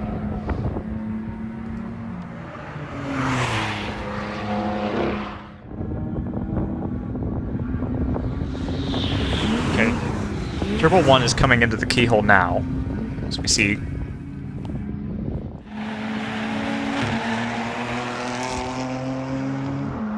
So where has the 123 cycled out? Great question. Here's the safety car. Joseph, the information I'm getting is that we should maybe take another swing at the RTMPs. I've taken a swing at the RTMPs. When? When was Today. the last time you took a swing? When, though? When was the last time you took a swing? I mean, the race has only been going for an hour and 15 minutes. So, right. Was it within the last 15 minutes that you've tried? I've got 2 of them. Okay, go ahead and try again on some ones that may have given you issues before. Okay, so here comes the 111. Yep, with a 118 right behind it, and the 99. Yes. That's the 82. Tires screaming at the limited grip there. 997 is... So the 85 is behind the pace car. Yes. Followed by the 701 and the 127. There's the 34. The 997 is the pit lane. I've completely lost track of where the 123 is. It is... They were in the pit lane and they have... They're here. They're in turn 9. Ahead of the pit lane, or ahead of the pace car.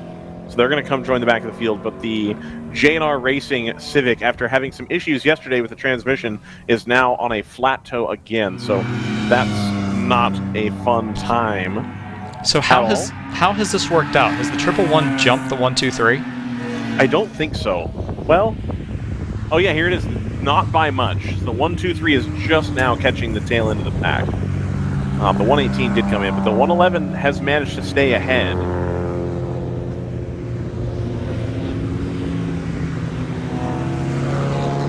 Which is odd to me. I don't know quite how that happened, frankly.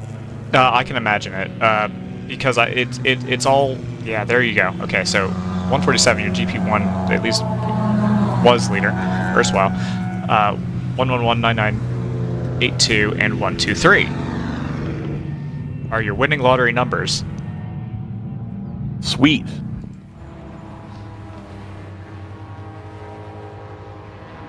But yeah, so neither one of those cars was... they were both in the exact same condition, basically, all throughout that rotation. Correct. So the pace car hadn't held up either of those cars. So you're basically in a situation where, you know, as long as you don't get held up behind a slower class car, you can sort of maintain your regular race pace, which you shouldn't, but people will do that anyway. Correct. So... And to be clear, we're not suggesting anything untoward happened. This is just how it goes in racing across the board. Yeah, I mean, you'll know, as long as you have radio communication with your pit wall, you'll know where the incident was, because everyone's got race control. They knew where the 178 was stopped out on track. Right. There's a note for the surface being called in by turn 3. That post 3 will be the kink.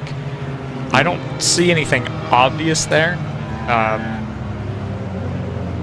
So I don't think that we're in a situation where we have to put down oil dry. I think it is just to recover that 178. Are we going back to green here? I would imagine lights off? we are. Lights are off. Car is in.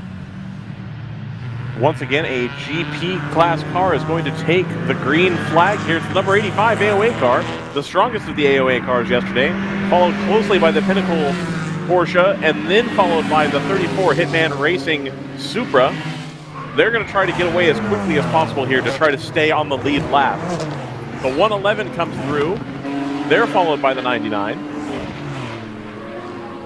The 99 is now a full lap down.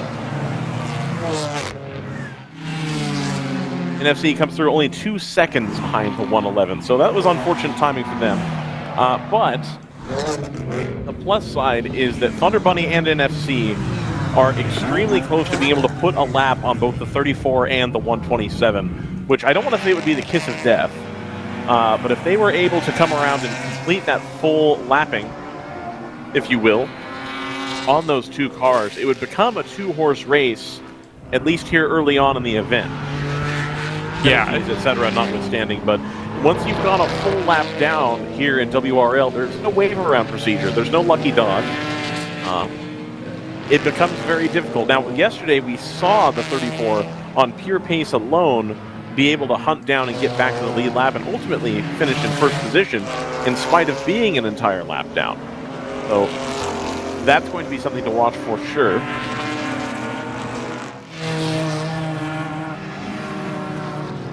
The 111 and the 123 effectively the breakaway to the 127 and 34's peloton. If you're a cycling fan, which Joseph is not. I mean, it's fine. I know the terminology. Yeah, that 55 really leaning on the left rear. It's about 18 to 20 seconds from the 111 to the 12. Has that? And it's the 12, the 34, and the 127. So they've got a little bit of time to make up if they do want to start clicking off. They're going to have to make up about 30 seconds if they're going to put anybody a lap down. But that's, 1 second a lap over the next stint or so. If they can pull that out, that's something that can happen for sure.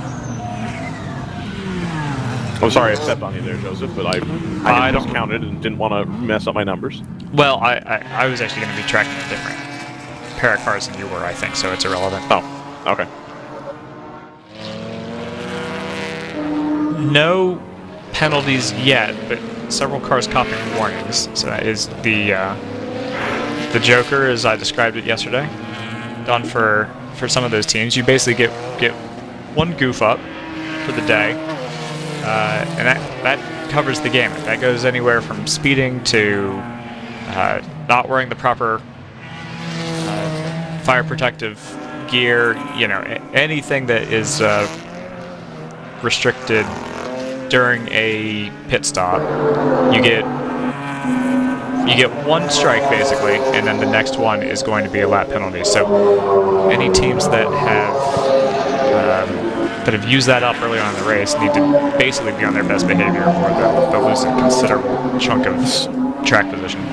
I just did an actual timing from the 127 and the 34, who were nose to tail, back to the 111. It was 17 seconds.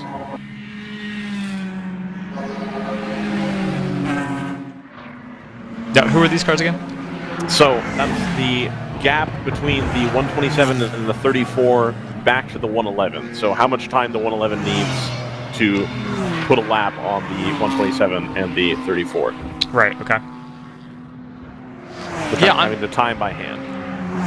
I'm a little surprised to see the 34 not at the pointy end of things today. I wonder if they've kind of shuffled around their driver lineup a bit.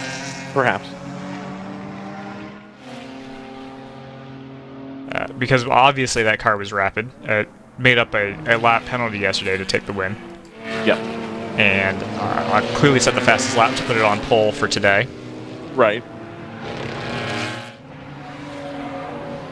So we know that car's got a lot of pace, but as you say, nearly a lap down at this point. Sitting P4, they're really a testament to the pace that the 111 and the 123 put on early on. The 123 has had pace all year. All year long, the 123 has had great It's pace. a capable car. It seems to be a matter of whose hands it's in. Yep.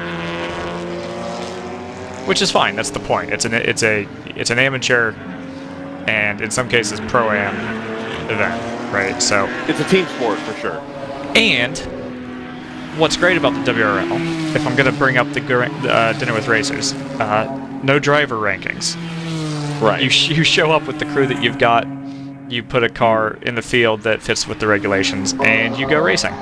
You run what you brung, as it were. Yeah. As far as crew. Yes.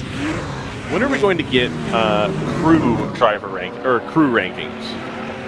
Where if you're in an LMP3 team, you have to have at least 2 of your tire people have to be 17-year-olds trying to get experience. When are we going to enter that phase of the driver rankings saga? The young crew member academy. Right. One of your PR people must be on an internship from their PR degree. You know what? There's a part of me that doesn't hate that. There is a part of me that absolutely does hate that. All right. And that's my take. That's all you have to say. Yeah. That 123. 123, that Mercedes, I don't know if they're just playing it extra cautious through traffic. Obviously, the 111 will have had a little bit of track position, so they've probably gotten through the bulk of the field. Right. But the 111 has pulled out a huge gap already. Now we're up to 15 seconds. I think we were something like 7 at the restart. So that, assuming Laura Hayes still in the car, that car is stretching its legs for sure at this point. Assuming that Laura Hayes was in the car at the start, she is still in the car. They haven't made a driver change. Yeah. Yes.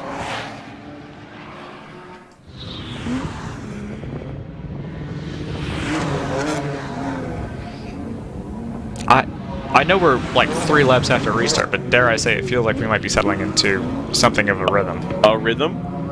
A rhythm, as it were? I know that that's an insane thing to say, having just come off of a yellow, which we know beget yellows. Absolutely. But things are starting to look like how they're supposed to. Absolutely. That 469 for Rapscallion is leading GP2 by a lap. And now I'm wondering, and they have pitted. They did take the opportunity during that yellow flag to pit. Right. So that is terrifying. That car obviously had a little bit of trouble yesterday. But if it stays healthy, GP2 needs to watch out a little bit, I'd say. I'd say so. Joseph, might this be a good time to remind everybody what they can be doing in a business meeting? Yes, absolutely. Heel and toe during your business meetings. People will love it.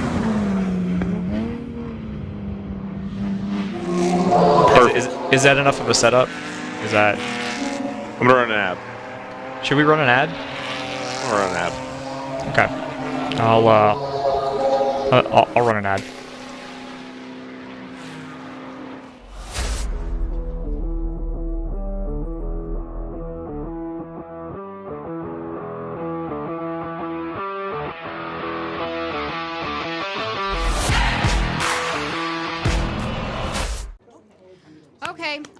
right.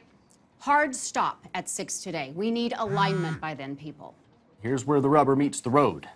Have these initiatives moved the needle, like, at all? Well, let's shift gears a minute. We're really kind of at the apex here. Well, we gotta stay agile. I said we fast-track the pivot. Can we circle back? Keep everyone in the loop. Focus, guys. We're in a race to the finish, all right? We need to put the pedal to the metal. We need to nail those hairpin turns, cross that finish line, and take that checkered flag. Yes, Josh. Yes. Start your engines! Woo! Ready to hit the track? We've got you covered with the world's largest motorsports calendar, track day insurance, and more. Hagerty. Let's drive together. Sentinel by Candelaria Racing Products is a comprehensive motorsport video system incorporating live streaming, local recording, picture-in-picture, flag status, leaderboards, data overlays, and more. Perfect for endurance racing, sprint racing, and HPDE. Sentinel includes everything you need to get started. With the ability to control the live feed from the cloud and GPS auto start, you will never miss an on-track moment. What are you waiting for? Get your Sentinel today.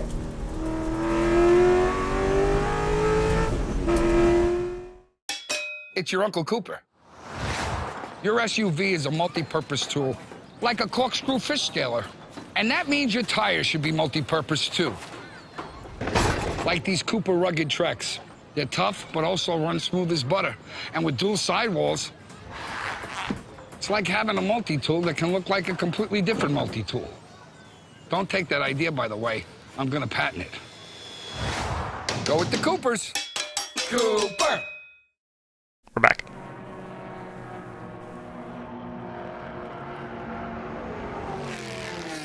The red roofs shine bright here at the Mid-Ohio Sports Car Course. This is the eighth round of WRL this season, the fourth weekend here at Mid-Ohio. Welcome, everybody. This is DriverSide Live. I'm Ryan West. Joseph Moonrock on the controls. We're expecting elite sportsman Dr. Scott Michaels to join us later. Waka waka. That's me on the turntables, on the proverbial ones and indeed the twos. Ones as well as the twos. Joseph's going to remix this podcast for us. Yeah. I'm going to go to the codec. Yeah. Dr. Dre. Yo, Beats. Dre, stick to producing. Plink, plink, plink, plink, plink, plink, plink, plink, plonk, plonk, plonk, plonk. Anyway. You know, I did watch the DJ Jazzy Jeff until he had somebody take over for him because he needed a break the other night. DJ Jazzy Jeff is on Twitch, everybody. DJ Jazzy Jeff is on and Twitch. He's pretty good. He's pretty good. Pretty good. It's good stuff.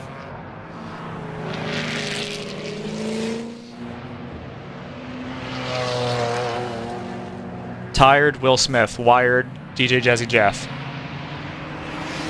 Pass it on. Speaking of DJ Jazzy Jeff, we have DJ Cole Lofsgaard in the building. I don't. What's going on, my man? What if he is a DJ? Oh, What? you know, just enjoying life out here at Mid-Ohio with World Racing League and trying to stay warm at the same time. That's why I came and saw you. I figured it's probably a lot warmer in here than it is out there. And it's windy out there. That's part of it. This is not the warmest commentary booth I've ever been in. I usually like the commentary booth a little bit cooler, but like even for me, this is starting to get borderline. yeah, but see, when you got the jacket on, eventually it's It kind of a works nice itself bounce. out. Believe me, it's a lot colder out there, so consider yourself fortunate. Okay, that's fair enough. So, here's the question of the day, right? We were just talking about DJ Jazzy Jeff is on Twitch. Money no object. You go back in time. Your 16th birthday. You're gonna have a DJ at the party. Jaime Alguersuari or DJ Jazzy Jeff? How old is Jaime Alguersuari on my 16th no. birthday? I think he was still an adult. You know, I think it would depend on the crowd, like who's surrounding. Whoever you would want to have at your big, like, 16. Did you ever watch that show on MTV where the spoiled rich kids had, like, the big 16th birthday Right. party? We're talking about that type of Many years ago, yeah. Yeah. It was- I'm trying to go back to the memory banks. Yeah, I don't know, man. Like, it's not my crowd, so Right, it's hard to say. Probably, if I had to pick, probably Jazzy Jeff. But Jazzy Jeff. Yeah, Okay. but I don't know. I'd honestly have to think about that one for a little bit. That's okay. That's okay. Totally fine. That was a spur of the moment question. I'm trying to mix in some of these inside the actor's studio questions to my interviews here today. How's it been going today? Or I mean, this weekend even. Are you in the 88 right now? I am. Yeah. So. Yeah, it's been an interesting weekend for sure. Yesterday was a success, all things considered. A few circumstances here and there that maybe didn't work out our way, but I think all things considered, it was a good day. And today maybe a little bit more of the same, but as long as we're in the fight, then we're still in the fight. So perfect. We feel good about it. We'll just kind of see how the race plays out. The car's been driving really well. I think the car is perhaps even better than what we had last year here, so all the guys and girls at round 3 have really done a great job with the car, and also I think the Cooper tires are a really good tire to have at this track as well. So yeah, I feel good with where the car's at pace wise. We need some other things to kind of work out for us, and then maybe we can have a shot at this thing. So I want to work around this in a diplomatic, PR-friendly way. Sure. The 88 has a different livery on it this weekend. Can you expand on that? Yeah, so it's Jeff Courtney and Fred Roberts are joining me in that car this weekend, and the livery in question is Jeff Courtney's deal. Okay. Gotcha. So yeah. Are you running Jeff Courtney's equipment, or are you still running round 3's equipment? We're still on Cooper's. Okay, perfect. All right, still on Cooper's. And there's, this is probably more of a Brad question, but there's some talk that we're gonna look at what we can do there. Obviously, it's a topic of debate. Got it. Okay. Definitely an inner topic of debate, but. We had to do what we had to do to make the system work, to make the program work. Right. So, but yeah, I think it'll all work out. Okay. These guys are smart, so we'll be all right. So, trying to decide which order I want to ask this question and not be offensive. You can't offend me. You put the car on pole on Friday. You start at the front of the field on lap 1, and lap 1 it was just madness going backwards. What was going on there? Was that you in the car? Was that somebody else? No, that was Jeff in the car. That was Jeff in the car. Okay. Yeah, I think here, especially these guys. I don't think either of them have a whole lot of time in the M4. And I know, like we've talked about this earlier, the M4 is a very I don't want to say like finicky car to drive, but it demands a certain driving style. It's not a car that you can necessarily apply a driving style, that might be more like a blanket style for many other types of race cars, if that makes sense, right? So I think part of it is, they're just trying to get up to speed with this car, with this tire, on a treaded tire instead of a slick. Both of them come from GT4 cars with slicks and Super Trofeos and stuff like that. They've done WRL too, but this specific car with this tire, is a little bit of a learning curve. I think, frankly, they're doing a great job for the relative inexperience there. So I'm very happy with the pace that they're showing. It's just that experience will help you get more consistent with that pace, and especially dealing with traffic. And, the track's really cold, so it's really slick. So that it's just kind of a combination of factors. But no, I mean they're doing a great job, and the lap times are there. It's just a matter of consistently putting that together. So I think yesterday was just again just a case of trying to be a little bit on the conservative end, trying to not put the car in harm's way, and, frankly, that's what I've been preaching to them all weekend. So so I mean they're doing what they need to do, and it's all good there. Excellent. So speaking of driving styles, I didn't get to speak with you last time I was out at Road Atlanta. Tell me about getting to drive the Cup car. It ultimately met its demise. We've waxed lyrical about that. It's unfortunate. But I believe you got like a firm whole stint in the car, and it was lightning. It looked super awesome. I grew up watching the Porsche Cup. I grew up watching those cars dominate at Thunder Hill, which is where we had got our start.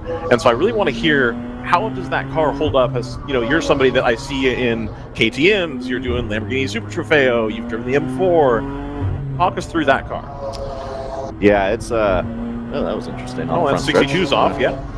Good save. Yeah, no, that car is really an awesome experience as a driver. I remember even getting on the radio, because I think I did a 3.5, almost 4-hour stint in the Cup car at Road Atlanta, and you know, I remember getting on the radio after like 2.5 hours. I'm like, you guys can keep me in this thing. I'm having a ton of fun. It's such a rewarding car to drive, and that's not to say that it won't bite you if you don't respect it. You do need to respect it, especially, you know, with the 997s, you feel that weight a little bit more in the rear, and if they start moving, you know, it becomes like a pendulum in the back of the car. So it's not a difficult car to spin. Okay. Gotcha. So you do kind of have to keep that in mind. But I think, you know, once you kind of learn the tendencies of the car and what the car likes and doesn't like, it is such a rewarding driving experience. So, you know, it's hard to compare to things like, you know, the KTM Expo, or, you know, certainly like a Super Trofeo, or even the M4. I mean, the driving experience, you know, let's just stick with WRL for a second. The driving experience between the M4 and the Cup car are two completely different things. You know, the M4 likes to dance around a lot in the rear, and you kind of almost have to drive it off the rear of the car a little bit. You can do that a little bit in the Porsche as well. However, the window of how much you can kind of play around with the rear is very small, so you have to be very precise. I would say that car demands a little bit more precision. However, it's also a little bit easier to be precise with it, if that makes sense. It does make sense. I see what you're saying. Yeah. So, but yeah, as a rewarding driver's car, and I've always said this about Porsches. I mean, there really is nobody that does it better than building driver's cars.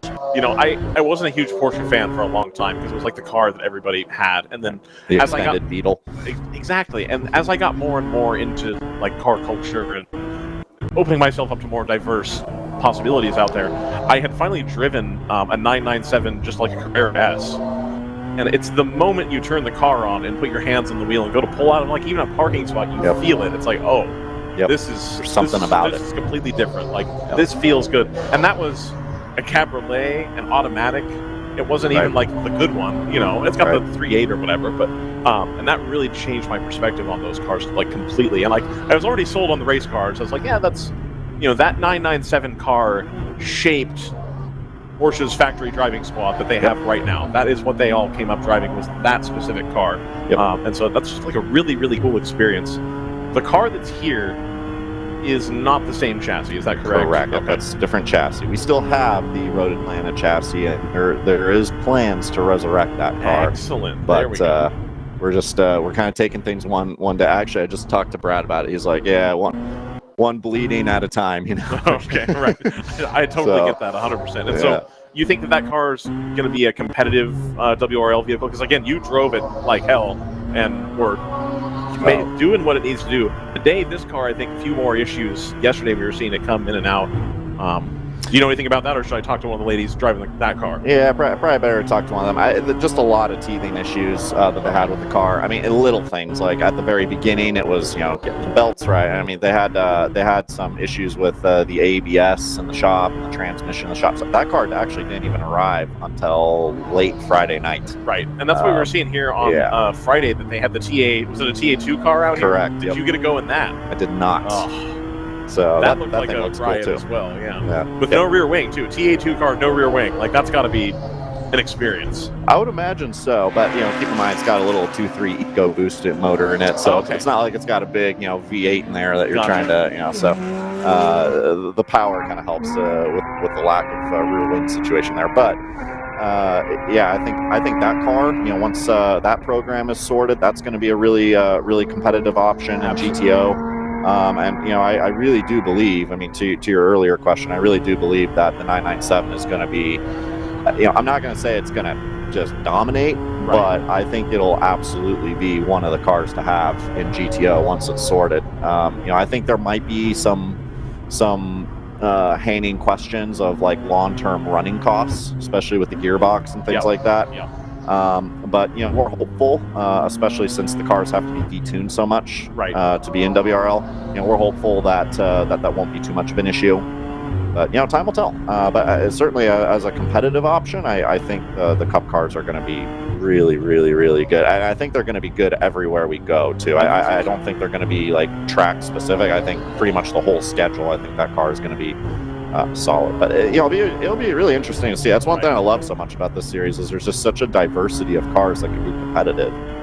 It was something we had talked about at Road Atlanta as well, that you know, the Cooper tire, the 200 tread-wear tire that Cooper makes available for WRL entrants is a little bit more like a race tire. And so we had kind of actively talked about that day.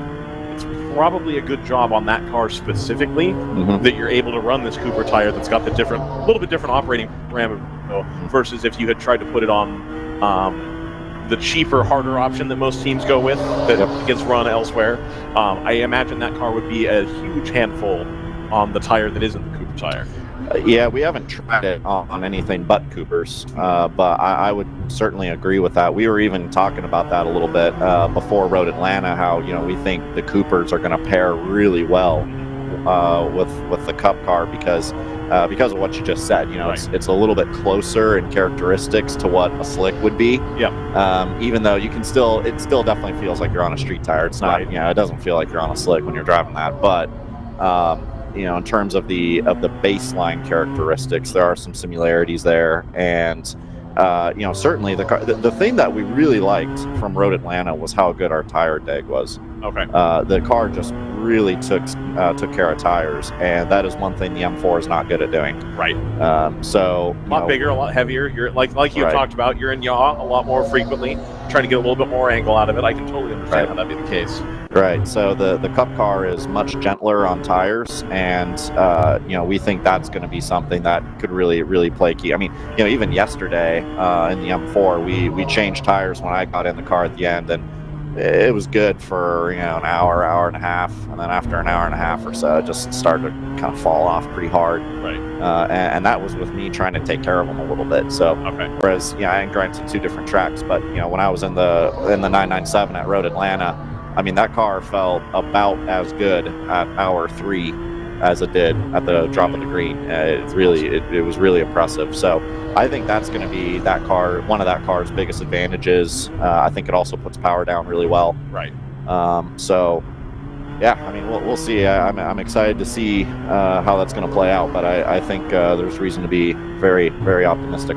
Excellent. Super Trofeo opener is coming, right? They're doing that at Laguna Seca. Do I have that right? Yep. That's coming up fast. Are you excited? That should be a heck of a time. I'm extremely excited. I tested a couple weeks ago. Myself and Mo Dodka tested a couple weeks ago at VIR. That car is a violent experience. that is exactly what the JTR guys were saying last year at VIR when we asked them. They're like, "Oh man, it's something else." Yeah. You know, that car. This is the story I keep telling everybody. My first session in that car, man.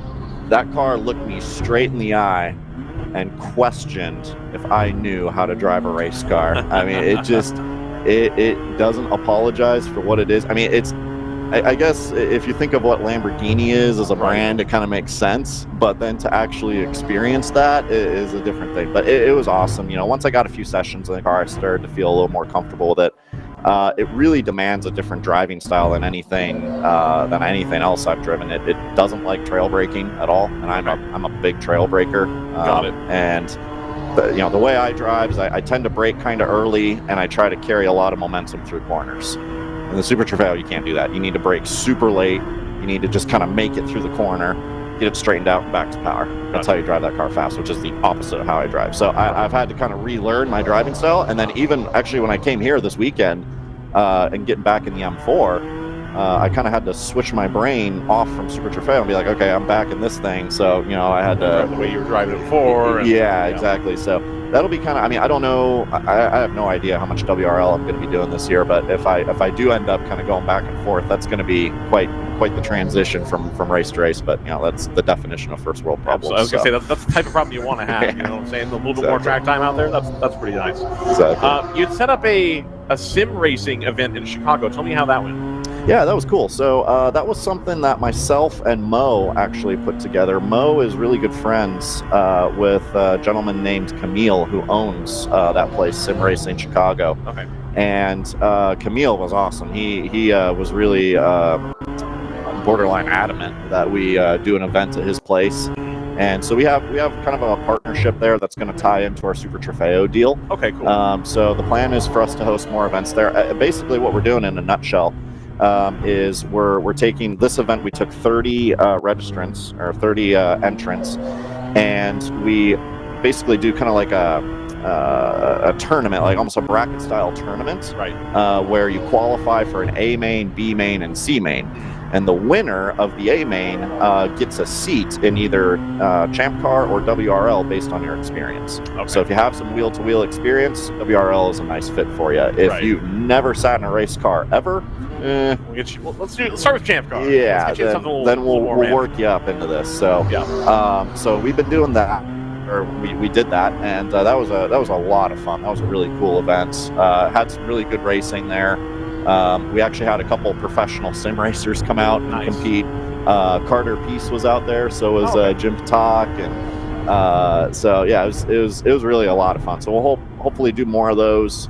We're thinking maybe what we'll do is host an online, maybe 3-race championship or something like that, and then maybe the top drivers from that championship then get invite to actually go to Chicago. And compete for a seat or whatever we decide the prize is going to be. But yeah, it was cool, man. Everyone enjoyed it, and it was really nice to see so much energy for motorsport in one room. Right. So I kept checking my calendar. I kept looking, and like I'm in Minneapolis. Okay. So I kept looking. I'm like, it ended up not quite working out, but I kind of wanted to go. And like I know I wouldn't have won, but it would have been like something to go do, and Well, I mean, when we actually so we had the main prize was for the winner of the A main, but even for second and third place in both the A main, B main, and C mains, we had prizes. Anything from gloves from Sabel. Sabel hooked us up with some gloves for that event for the third place finishers, and then Camille gave away a party, like a 3-hour party for 10 people at the location for second place. That's awesome. And then for the winners of the B main and the C main, Mo decided to volunteer one of his cars for a track day. Nice. That's Autobahn. So sweet. That's Mo's funeral there. I don't know how that's going to go. The insurance ahead of time. We'll get Hagerty to give us a good rate. Yeah, exactly. Hagerty's got us. Yeah. But yeah, no, that was cool, man. That was a really cool event. So hopefully there'll be more of that in the future. That's super awesome. So you're keeping way busy this season. What do you do to kind of decompress after a weekend? Because it seems like you're going. You got the sim racing thing. You got WRL from time to time. You run the KTM. You're working on the Super Trofeo deal. You got a lot of balls in the air. How's that been personally for you? Yeah, it's a good question. This year's been insane, and I actually thought this year was going to be kind of calm because I didn't anticipate coming back to WRL. I didn't anticipate some of the stuff in Brazil happening. I really thought it was going to be like Super Trofeo and maybe some races, some endurance races out on the West Coast with the team that I'm with there, and then the KTM stuff. So, I didn't anticipate to be anywhere near as busy as I am. But I mean, between all these events and there's other stuff I do too. I do a lot of ride and drive events where I'll be like one of those ride-along drivers for a promo for a car or something like that. Right. So I've been really busy with that this year too. So yeah, when I get home, the free time that I do have, I really have gotten into cooking a lot. I've been seeing that. Yeah, and I can't explain to you why I like it so much, other than this is like racing. Motorsport is no longer a hobby for me. This is, it's still fun for me, don't get me wrong, but this has also become a source of stress for me now too, so I need something else. to help with that. So yeah, cooking has kind of been that release for me. I like the chemistry behind it. And the funny thing is, I really don't even like eating that much. I just like creating things that look cool and taste good. And, right. You know, if I make it for other people and they really enjoy it, like I get a lot from that. Like that's that, awesome. I enjoy that. That's super cool. Joseph, we just went double yellow. We had a whole gaggle of cars coming to the pit lane. Did you see what's gone on with that at all? Yeah, it's center of your screen right now. We've zoomed in digitally, so that's why it looks like garbage. But it's the 261 that spun off to the driver's right up at the outside of turn 11. Obviously a very high speed part of the track, so no surprise we've gone full course yellow and not tried to do a hot pull there. Probably beached up in the gravel at the top of the hill. Gotcha. So unfortunate day for them. The 111 did just come into the pits again. The 28's in, the 52, the 197. This is going to be a lot of callers here. This is going to be perfect timing for a lot of the general production field, especially GP2, GP3. A lot of them will not have made their first stop yet. Right. Overnight's come in. Palomar's brought in the 14. The 147 is back in as well. That's their second stop of the day. But hopefully they'll be back on cycle now. Run through the... Yeah, they're still in the lead. Even with their extra stop, they still managed to lead GP1 right now. The 88 coming in as well. Oh, when are you going back in? I'll be finishing again today. So, sweet. Yeah, Okay. we'll probably do... I think both of my my co-drivers need to be out of here by 2 p.m. So oh, wow. I'll probably be driving the last 3 hours, most likely. Nice. So I did the last roughly 3.5 yesterday. I'm on that in my back, but we'll be all right. I gotcha. So you talked about it's a source of stress, but it's fun still too. Would you rather be handed a car in second place and like, okay, cool, if you can go get him, you can go get him. Otherwise, let's bring the car home, just click off some laps? Or do you appreciate being handed a car like, all right, you're in 10th? We got 8 guys to pass. Let's go get it done. Yeah, you know, it kind of depends on what the situation is. I mean, you know, I definitely like being handed a car that's in a competitive situation. Right.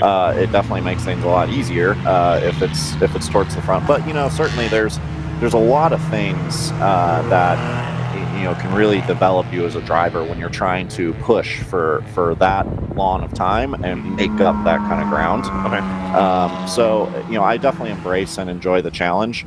But yeah, I think any driver would rather, you know, have the car handed off, you know, in the lead or okay, you know, or whatever. But you know, again, it's these races. I mean, how many times do you see in WRL where you know the top 3 cars at like hour 5, hour 6 are not the top 3 cars at the end. You know, the podium changes all the time. So you really do have to, you know, look towards the end of the race. You have to kind of plan everything towards the end of the race.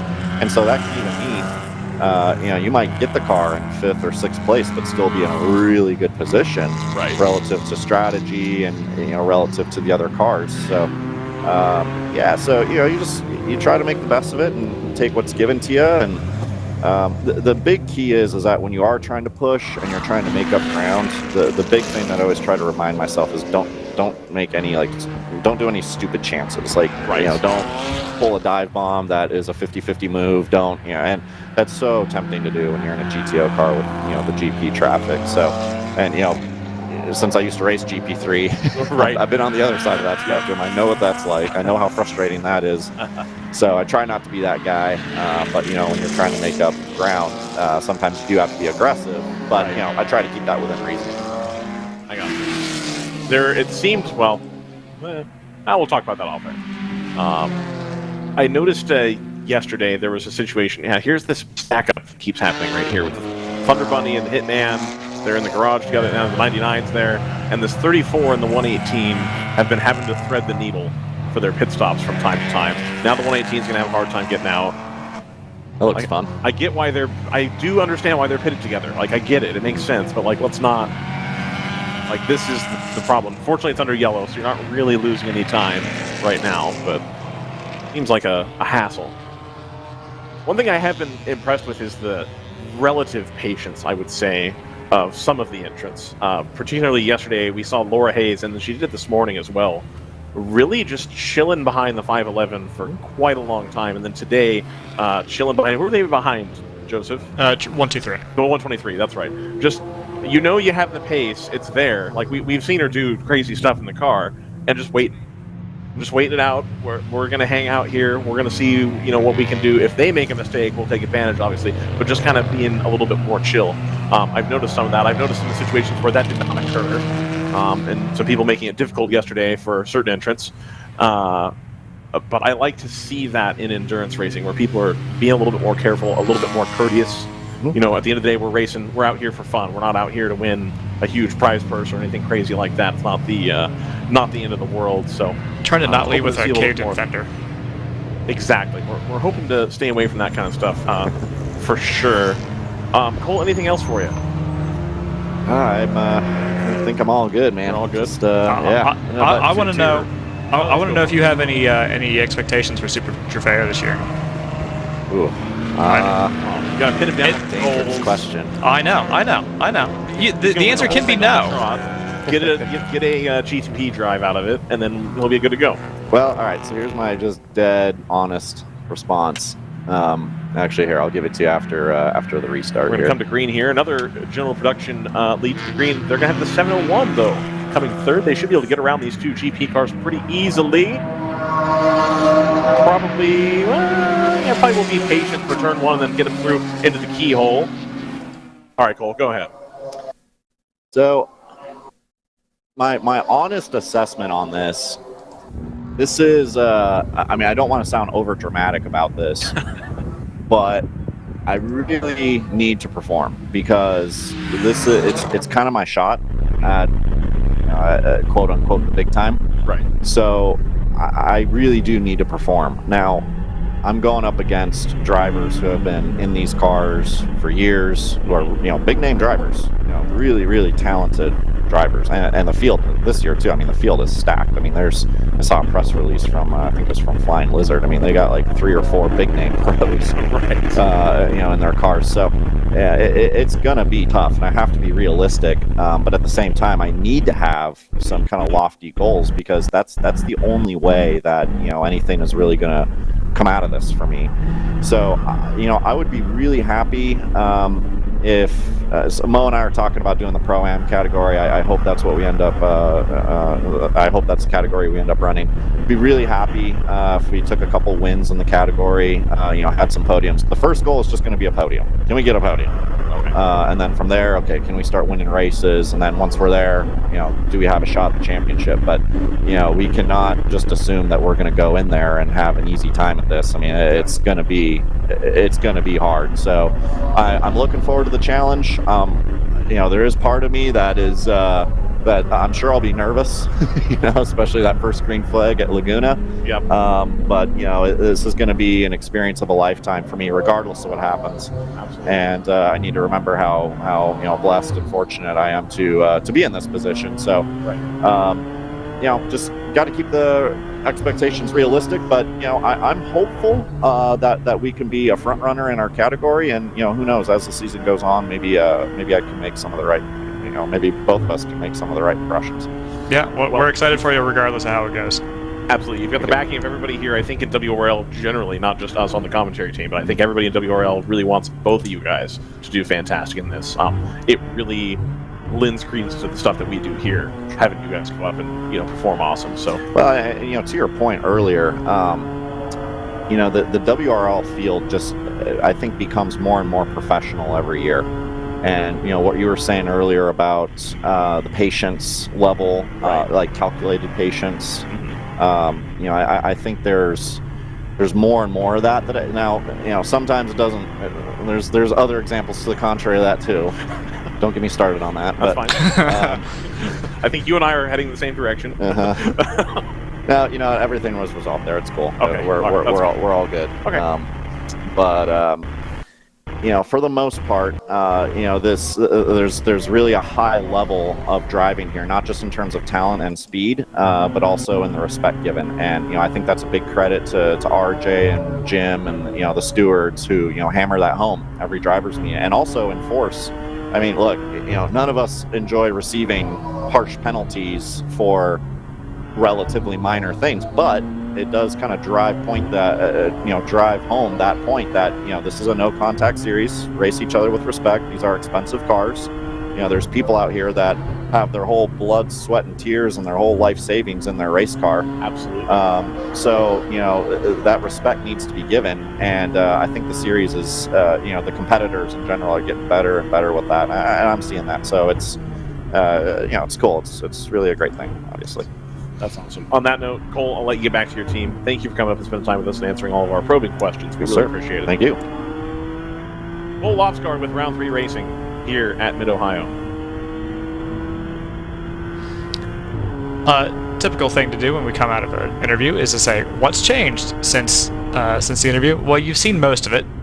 We went straight to our onboard cameras, courtesy of Sentinel, having some technical hiccups this weekend, but looking pretty good for us right now. We should have about a good handful of cameras in rotation for you across the 4 classes today.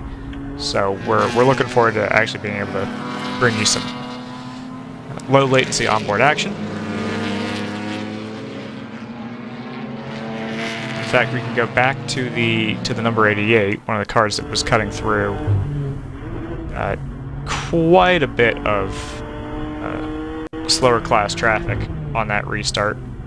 No individual class wave bys in WRL, so it's very common to get jumbled up in cars that are of very different power to weight ratios than your own.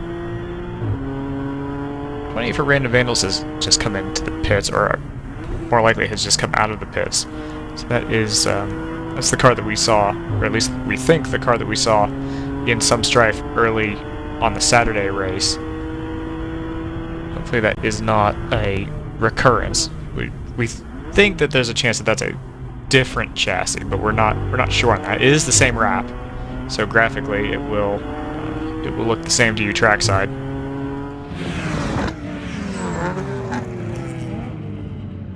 In the pit stop rotations that we went through on that last pit stop, PC Racing has cycled through to the lead in GP1, so that's something to keep an eye on. We know that 147 from Moorhead is awfully rapid.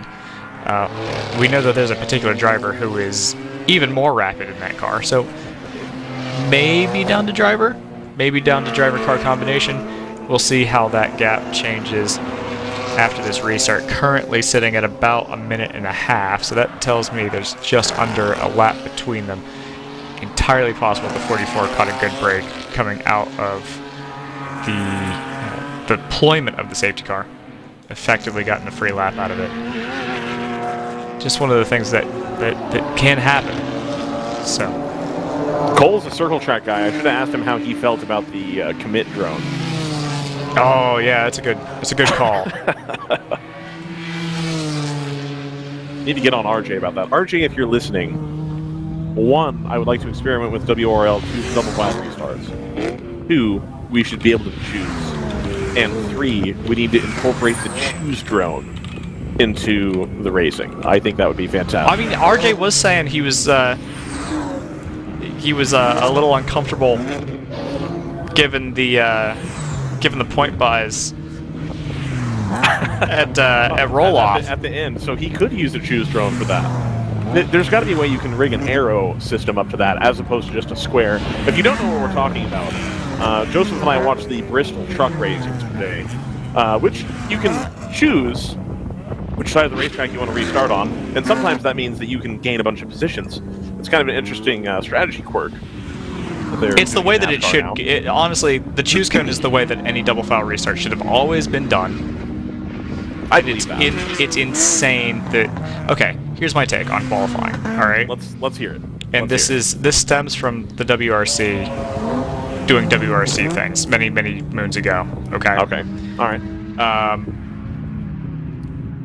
The pole sitter should get the choice of where they want to start. Okay. Right. So in F1, if you have a 2x2 grid, you should have 2 spots that are next to each other, and they should get the choice of whether they want to be the inside or the outside. Right.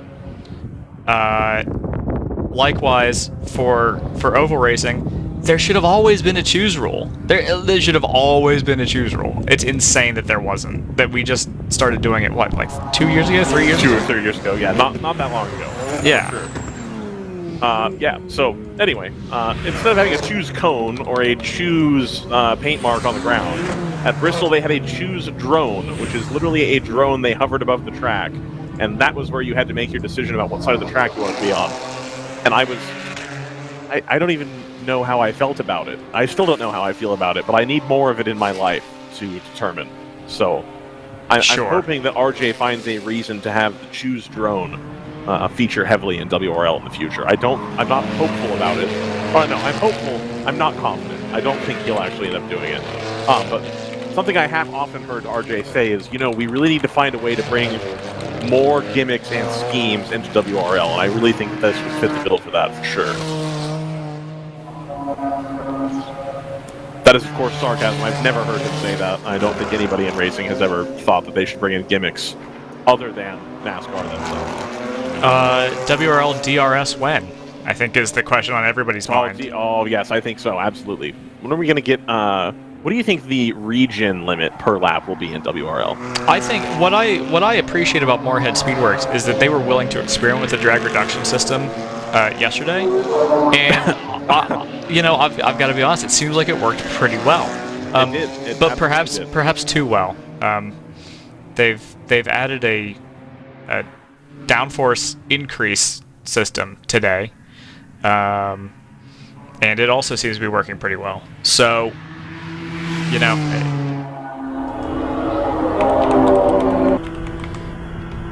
I see. Yes. Consider it. Consider it. I think that we should get some consideration going for that kind of thing. We should definitely push that at any meetings that we're a part of. We're big stakeholders in WRL. We really have a lot of sway here, is what I'm saying. So I'll try to make that happen for everybody, for all the ladies and gentlemen out there listening live to the race. I haven't even looked at the comments. Okay, I haven't either. No, we're not as active today, which is it's whatever it is. It's a Sunday. It is what it is. Where's Erwin? What do you think Erwin's up to? Oh no, you can't shout out. That's a slippery slope. You can't do that. That's when we start asking for donos. Like that's no. Here, you can have the opportunity to win my race used lanyard for my rental car. Okay. If you subscribe to DEL Plus, you get 5 entries. In you can what? buy 10 more entries into my raffle for my lanyard. Okay. So DEL Plus, you get 5 entries. You can buy 15 entries for $9. Or if you subscribe for the whole year, which will give you a 20% discount on. Oh, holy tire squeal. 30 entries into DEL Plus. This car is all tires, I'm telling you. All tires all the time. That's the Open Throttle Racing GP3 car. That car is a slidey boy. It is. I mean, they're having a good time. I think this car might be on bias plies. And I don't think that's realistic, but yes, I can see what you're saying about that for sure. What do you think the optimal yaw angle is for a GP3 car? Because if it's like 20 degrees, I think they are bang on the money. They're there. It's happening. I think that really fits in with the style of Open Throttle. They're here having a good time, getting some seat time, trying some things, seeing what works, seeing what doesn't work. Yeah, I mean, things. Moving over to their GP1 entry, which is, I have to say, considerably less slidey. Absolutely, but considerably more powerful and sounds a lot better. And by the same virtue, you'd expect. No, maybe similar weights. Actually, I don't know why I was going to say heavier. Oh no, it's definitely heavier. Definitely heavier. It's a very different vibe here.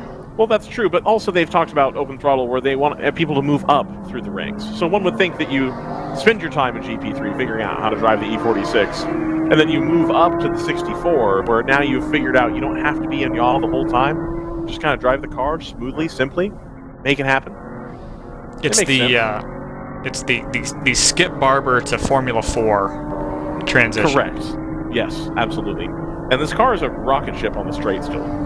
Although that's not totally fair because Skip Barber has moved over to Formula 4 cars. So right. So it's the Formula Ford to Barber Formula 4 or Formula Fit if you like. Yes, absolutely. I do like.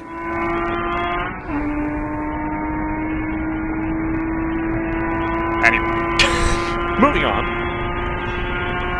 I like calling it Formula like F1600. I think that's the safest way to go about it. Formula 1600, unbranded Formula 1600. Yeah, because it's technically, I think it is technically a quasi-open formula. Brendan is on site for those, so he would know better. Is it Formula Renault 1.6? No, because there's no. So there's certainly no Ford sponsorship in that anymore, and I'm not totally sure that there's actually Honda sponsorship in it, which is why it's technically unbranded, and they call it Formula F now. But I do know that the Spec Racer used to be a Spec Racer Renault or Nissan. And is the Spec Racer engine not the same engine that's in the Formula Ford? I don't know the answer to that. I think it's more powerful. Okay, all right. I'll accept it. I think.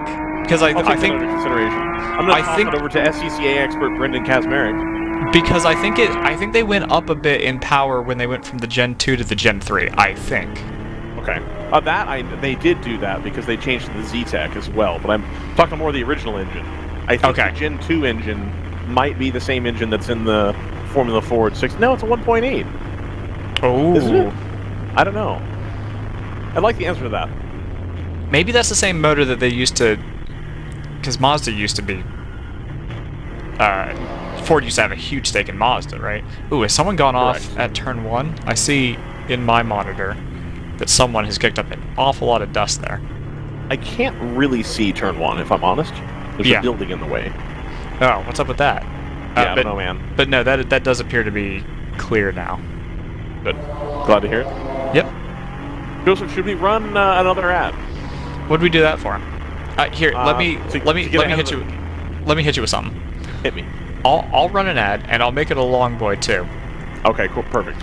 But there is there's a little piece of equipment pointing at a Cooper Tires bridge. Right. I was going to do something different with my time, if I'm honest. You could do both. I can try to stall for as long as possible and do a rundown. Okay, that works. The people love a rundown. They do. Go get that rundown. Get that rundown to me by the end of the day, Jim. I will do my best. Unfortunately, everyone has kept it super clean, so I can't yell at them through the race control log. You could do some irresponsible math, though.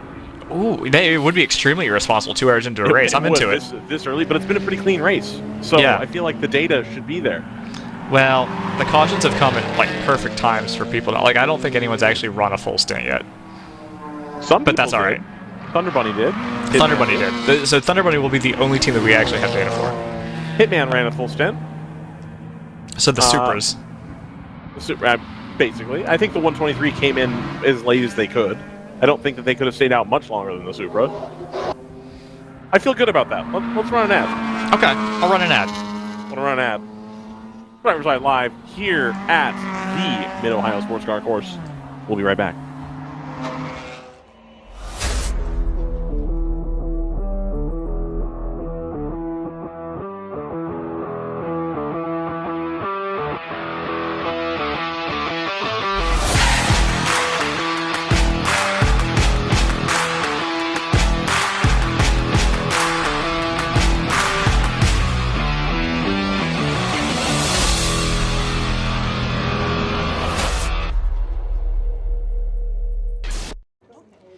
Okay, all right. Hard stop at 6 today. We need alignment by then, people. Here's where the rubber meets the road. Have these initiatives moved the needle, like, at all? Well, let's shift gears a minute. We're really kind of at the apex here. Well, we gotta stay agile. I said we fast track the pivot. Can we circle back? Keep everyone in the loop. Focus, guys. We're in a race to the finish, all right?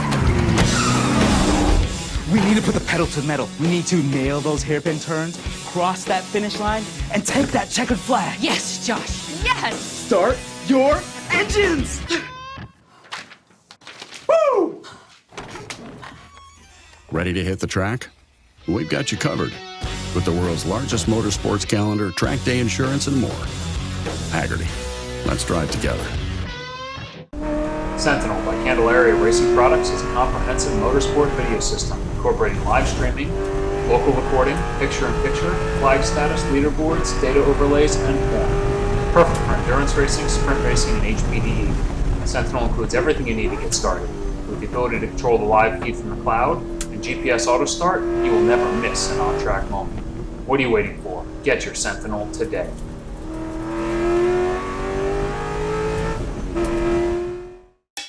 It's your Uncle Cooper. Truck owners who run Cooper AT3s are some of the most dutiful people I know. Even if that duty is to haul a load of this stuff. It's not glamorous, but it's their duty nonetheless. So if you and your truck are constantly tackling the regular duties of the day, go with a tire that can handle them all. Oh man, I stepped in it. Go with the Coopers. Cooper. And welcome back to Mid-Ohio. While Ryan goes to handle some technical issues out on track, because he is our our support crew and lead commentator. I'll walk you through the running order. We'll stay on board with... Will we stay on board with them? Ooh, this will be fun too. The 940 for Ludicrous Racing is in a little bit of a gaggle here. Up the crest of the S's. That's the 123 just dipping a wheel off the exit there, going around the 65 for open throttle with the 127 for Pinnacle in tow. Is that for position? He asked himself. It absolutely is. That 127 was 2 seconds behind the line, and it's going to be less this next time through. We'll hold on board with the 940 here. Try to keep eyes on that, because I think within about a lap, that 123 is going to fall back to third. This has let the 111 Thunder Bunny hop out to a 30-second lead. So we were talking about patience being the long game here in GTO. As the 127 dives down the inside of turn 1, that's a bold move, and they haven't quite pulled it off yet. They're going to be on the outside as they make their way into the keyhole turn. Oh, he's going to cut him off in the braking zone. That'll be a move where he's seen that braking marker for the 123, knows exactly where they're going to brake, knows that he can outbrake them, and takes the line. And I don't think the 123 is going to be able to slipstream back past him. I think that's a move done for second in GTO and for second overall. Thanks to Ludicrous Racing and their Sentinel camera for letting us watch that through basically an entire lap. So you've seen a podium position change in real time. That is your GTO podium, as it turns out. GP1 is being led by PC Racing, that number 44. Last I looked, they had about a minute and 20-second gap over that Moorhead Speedworks number 147. So that gap is dropping. It was 130 a little bit after the restart. Now down to 119. So slowly compressing that gap. A couple notes of that car dropping fluid out on track. I don't know if that, as the 123 drops a wheel off the track. The 147 pitted during that last full course caution. The 44 did as well. So we should be basically level here in terms of pit strategy between those two cars. Palomar Racing has about a lap that they would need to pull back on the 147 to have them in striking distance. That gap in real time is about minute 52. Their team car in the number 15, 5 seconds behind them. So those Palomar cars that ran into early trouble yesterday, doing pretty well today, all things considered, holding down third and fourth in GP1. Still got 7 cars running in that class. Flying Fur, who we saw go off at the keyhole at a second place, they are still back in the paddock. That 94 Motorsports number 3, that C5 Corvette, had early mechanical issues. I don't think we've seen them since, or if we have, not for very long.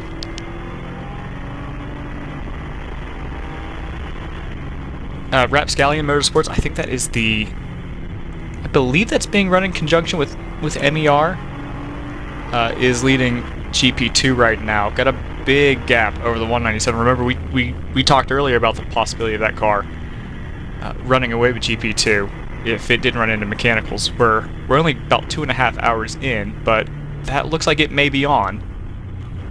Another 4 laps back to the Eric Foss number 37, who we saw with a strong performance yesterday, finishing second, a lap behind the 197. Obviously, the difference here is a strong and continuing performance by the 469 for Rapscallion. So let's hope for their sake that they have a better Sunday than they had a Saturday. GP3 is being led by the 455 for HC Autosport. Open throttle, that number 65 that we were on board with. We can cut over to them now, actually. We give the lower classes a little bit of onboard time. That car and his wonderful tire squeal is running, last I looked, yes, it's 1 lap back in terms of real time, 2 minutes and 4 seconds. Swept around the outside by, I believe that's a GP1 BMW? Certainly a BMW. And Hardway Racing, who also ran into mechanical issues early on in the race yesterday, still sitting P3, 50 seconds behind the car that we're on board with now. They ended up, as I look at my results from yesterday, yes, they did end up finishing, and only 7 laps behind the leader. Yeah, that GP3 class, as you'll remember, was the one class that we had virtually everyone stay on track for the duration. The last car in that class finishing 13 laps behind the leader, still plenty ahead of the margin that they needed to score points yesterday in that number 55. That 55, by the way, having been turned into the turn 8 wall very early on Saturday, sitting in 4th right now. I haven't looked at that bumper to see if it's been repaired, but that car took a good old whack and still managed to finish the race. It didn't have awful pace, it has to be said, throughout that Saturday race. The team car, that number 85, is bringing up the rear of the field, but 4 laps behind the TC Klein number 93, so still a relatively compressed GP3 field. Nearest battle on track, if we're looking to track something like that, the 14 has pulled out a pretty substantial gap now over its team car in the Palomar Racing number 15. Actually, it's the 123 is probably the car that's closest to another car on track, and they're still being harried by the 940 for Ludicrous Racing. This is not for position, it has to be said. This Ludicrous Racing number 940 is sitting back in 8th place in GTO. We've had a stop from the number 62 Janetta, which is a little off sequence because they pitted in the last stop as well. That 62 Janetta for Dexter Racing, quick yesterday, but didn't end up having the result that it maybe deserved, finishing 19 laps behind in 9th place. Still picking up points,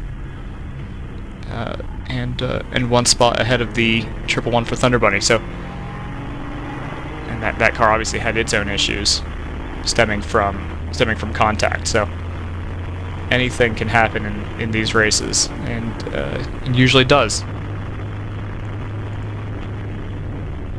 94 Motorsports number 94 has pitted out of, I don't know if it's out of 15th or they're going to end up in 15th place, but that's where they are now. The Dexter Racing number 62 will come out of the pits and slot into 11th, so that car is not has it come out of the pits, actually? This is a good question. I'm not sure that it has. No reports of that car being throwing smoke or fluid or anything like that, so if it's a mechanical, it's not something that's come through in the race control log.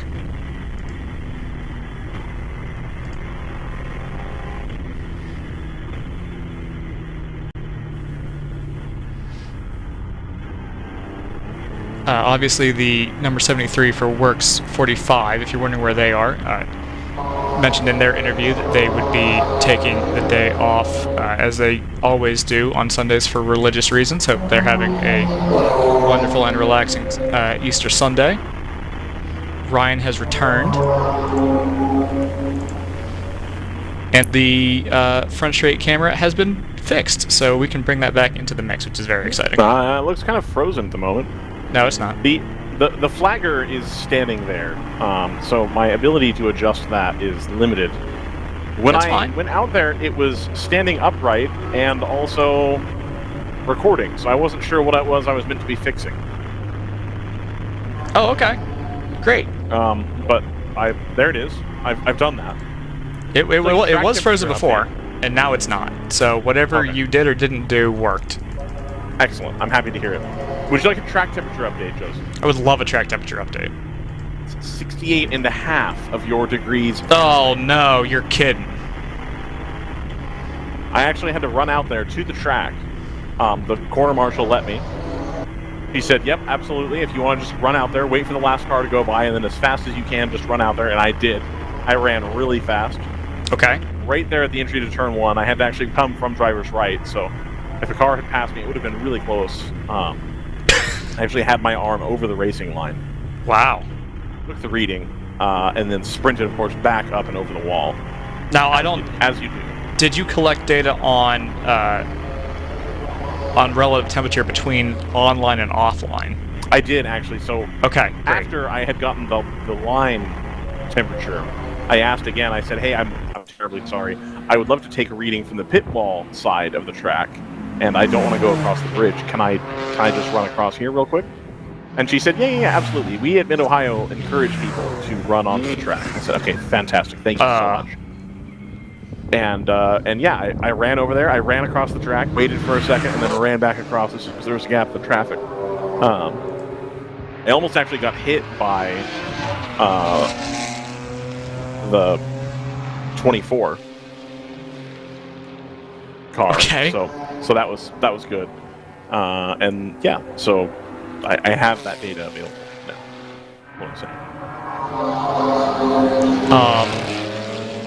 So there doesn't appear to be a number 24.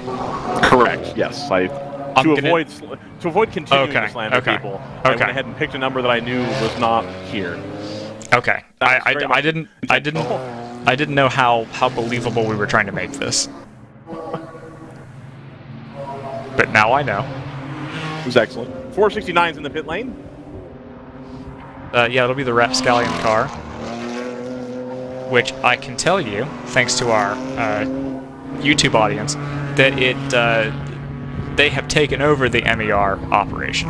So that the MER team, it just is Rapscallions now. Correct. And or are Rapscallions? A data about that as well. A data. Yes. A datum. Because it still says Billy from MER when he texts into the text line. Yeah. For those of you out there, I can currently see the text line. I cannot respond to it. So if you're sending texts, I am getting them and I am reading them all. But I cannot respond. Yeah. Who lost the gearbox? JNR lost a gearbox. No. Oh no! This is the number 3. Okay, I hadn't put 2 and 2 together. So the 3. Yeah, we won't see that C5R for the rest of the the C5 at least. We won't see it for the rest of the race due to its gearbox failure. Correct. Which is at the back of the car. Sure. Yeah. I don't get it. It is at the back of the car. The gearbox on a C5. Okay. It's a transaxle. Okay. I think it's a 50-50 weight distribution, Joseph. Okay. doesn't have a drive shaft. It has a torque tube. Okay. And then at the differential, it gets geared as well, all in one unit. So when you're changing that out, you have to change out the diff and the transmission at the same time because it is the same piece of equipment. It's quite heavy. Okay. Not something that I would anticipate breaking on a detuned Corvette like that. That's kind of weird to me. So they may not have a spare just readily available.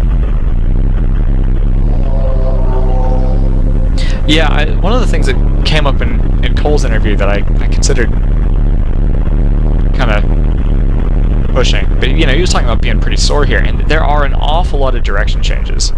Yes. Whether that would... I can imagine it putting a decent amount of strain on a driveline. Especially some of the curbs here. If you run wide, run over the curbs. I don't know if that's what happened. I have no idea what failure mode they ran into. But right. There are lots of places to end your day on around Mid-Ohio. Would we perhaps go to a different onboard, Joseph? Why would we do that? I'm on a playlist. Oh, got it. Because this one is dropping quite badly. That's not too bad. It's just at certain parts of the track. Got it. Can you turn the volume down? No, the throttle is open. All right. It's open throttle. Open. Wide open.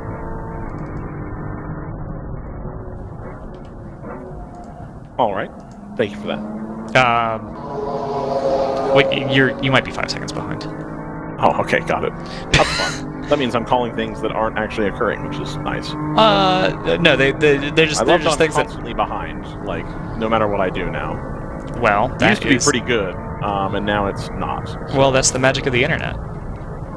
Is it? Yeah. Is that the magic of the internet? I hit the skip forward button, then what happens? Nope. I just got a second further behind. Skip forward, I think, puts you in like... It tries to put you on like a different track. I'm going to go to Road America. Speaking of, Road America is going to be our next event next time out. Round 3 of the Midwest Championship. We'd love to see you all in Wisconsin. Brats. Equidistant from Green Bay and Milwaukee, and to a little bit further to Madison, but not super far. A little bit of a hike if you're from the Chicago area. A lot more of a hike if you're from Minneapolis, like self, but a lot closer than a lot of our entrants who call home the southeastern seaboard. So a nice, effective home race for me, as it were. A second home, would you say? Yeah, sure. I'll take that. I will go into my take how I talk about, I think of Laguna Seca as my home track, because I've done more laps around it on since. Even though it's one of the further tracks for me at my old home. That's insane. That would be like me saying Le Mans is my home track. No, it's not the same, though. They often call me the Sebastian Bourdais of WRL. That would be like you saying that... In that I'm nearsighted and insufferable. What? Yeah, there you go. There's that. Anyway, Road America coming up, everybody. A high-speed track, if you will. We're hoping to see some wings taken off and some speed going. I understand Big Mission's going to be bringing their whole song and dance up to Wisconsin, so that'll be great. We were just talking about that 469 and what a great position they were in, and hopefully they can keep it together. They were noted about 5 minutes ago for a spin and continue up at turn 9. Okay. So, don't do that. Correct. Not a good idea. That's you want to go forward. Right. On the black part. Yeah. Or the gray part, as it may be. So, there's that. Sorry. Hey Siri. I don't know what I would have said that would have triggered that. So I'm confused. I'm baffled, frankly. Wow, look at that send up the inside by the 82. That was something. And that is bottle corked these 4 cars all together. I think the choice car is going to duck to the pit lane, question mark. No, they're still there. All right. Still there. You see him. INDE. He's looking. I don't want to know if he's looking. How's the car? It's neutral. It means it's wrecking loose. Needs more wedge. I need somebody to explain wedge to me, because every time I read the explanation, it's like you don't want wedge at all. Because if you give it more wedge, it makes the car worse. But then if you take wedge out, it still makes the car worse. So I don't really understand why you would adjust it. Isn't it a like left to right stagger kind of deal? I always assumed it was like a left to right kind of ride height stagger kind of thing. Interesting. I don't know. I'll look it up. I thought it was like a stiffness thing. That's a track bar adjustment, isn't it? No, that's true. You're right. The weight jacker. RJ, when can we start getting weight jackers in WRL? You know, I wouldn't be shocked if some cars did have tools. Tools. Adjustments. Use your tools. Tools. What on earth? So, Google is broken. SEO is broken because it's just suggested. Right. It's just suggested an answer to me that like it doesn't even. The words don't even. A wedge adjustment is an adjust to tighten of loosen suspension. Oh. Usually over the rear wheels. I could have swore it was a front wheel thing, so that's vexing. Listen, I'm gonna go to Reddit. Reddit actually knows something. That is oftentimes where I look for incredibly specific racing information is on Reddit. I find that the Reddit crowd. The thing that gets me about wedge is I've never the sway bar, track bar. I understand that. That has corollary to like road racing. Yeah. Rear suspension spring tension, says Quora. The amount of tension. Oh, it's literally it. Okay, it's just a stiffness. Like spring preload? Yeah. Okay, got it. Okay. Yeah, that makes more sense. I wonder if is there already a wedge there, and you're just tapping it further into the spring? I think it might be you're turning a screw, basically, like a set screw. Oh, okay, got it. Okay, all right. We're gonna figure this out. We're gonna look like complete morons in the process, but we're gonna figure it out. That's fine. So they have wedge instead of having actual adjustable shocks. Is the it's probably the upshot of that. Or quick adjustable shocks. I think it's just what they call it. I think it's just a terminology thing. Got it. Okay. But like stagger, for example, like stagger on an oval apparently means a completely different thing than stagger on, or not stagger, rake. I'm thinking of rake. Rake, yeah. So rake on an oval, in oval context refers to how the left and the right are staggered in terms of ride height. Whereas if you're talking about road, you're usually talking about rake in terms of front versus rear. So that's always it's crazy how there's just completely different dictionaries between disciplines. So you would think basically the same. So in theory, you would be taking wedge. You would be putting wedge into the car as the fuel load got lighter. If you were going to like run like a half tank to the end, you maybe want more wedge. You could say, yeah, or like maybe say you're like, oh, we're going to make an adjustment for a short run. Right. Which also tire pressures play into that too. So like those are all things that you might decide to do, like on a green-white checkered, for example. But you probably don't have time for that. You're probably taking two, and you're going to send it. Absolutely. And what I did like, yeah, on the subject of tube frame low-tech race cars and weird adjustments that happen to them. What about the Pitchio? No, mine was the sort of 2007 to like 2012 era V8 supercar, where as fuel came out of the car, the rake, the actual road course racing rake, changed, and it put the rear wing higher into the airflow. So the car didn't actually get faster as it ran out of fuel, because it just got more drag because the rear end of the car would lift up.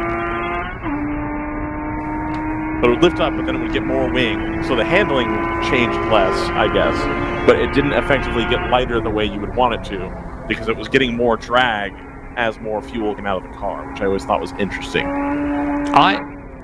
The weird tricks and things that people find on, especially super speedway setups, are hilarious to me. Like, you got to throw the nose up so it takes the rear spoiler out of the air, that kind of thing. Right. And then you'll see people do stuff on iRacing, and you're like, well, that's stupid. Nobody would do that. And then they end up doing it. Or it ends up being a replication of something that is now obviously there is stuff that is just quirks of the physics model. Do you mean like running the wall at the end of the race to try to make it into the playoffs? No, that's just... I thought that's what you were referencing. No. I'm talking about setup things. Okay, got it. No, that's its own thing. That's outstanding is what that is. I'm surprised nobody's tried it to this date. Like, there's no way it took that long for somebody to try it. Somebody had to have tried that before. That's insane to me. Ooh, 701 has just been nudged wide or has gone wide. The exit of turn 1. They've gathered it up. I don't think the 940 looking awful loosey-goosey there through the S's. Yeah, that car is running currently. I think they're still in the top 10. They are 9th in GTO. They are excellent. This fight with the choice car. I'll hold on this because I didn't realize this is actually 4th position here.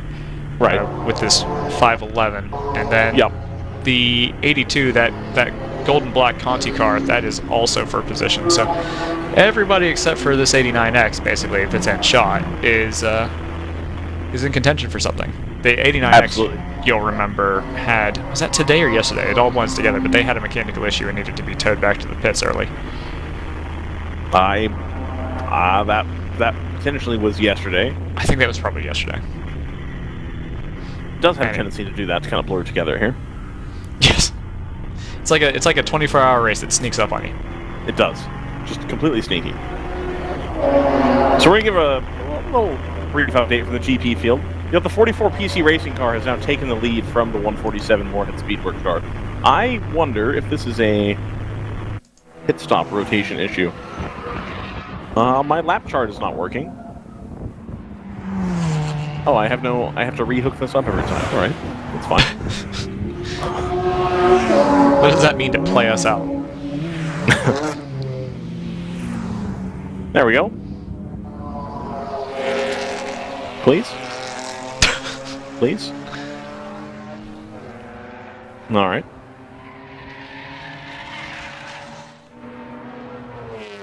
What's happening, Ryan? Lead, and they're ahead by 2 laps. I don't know how that happened.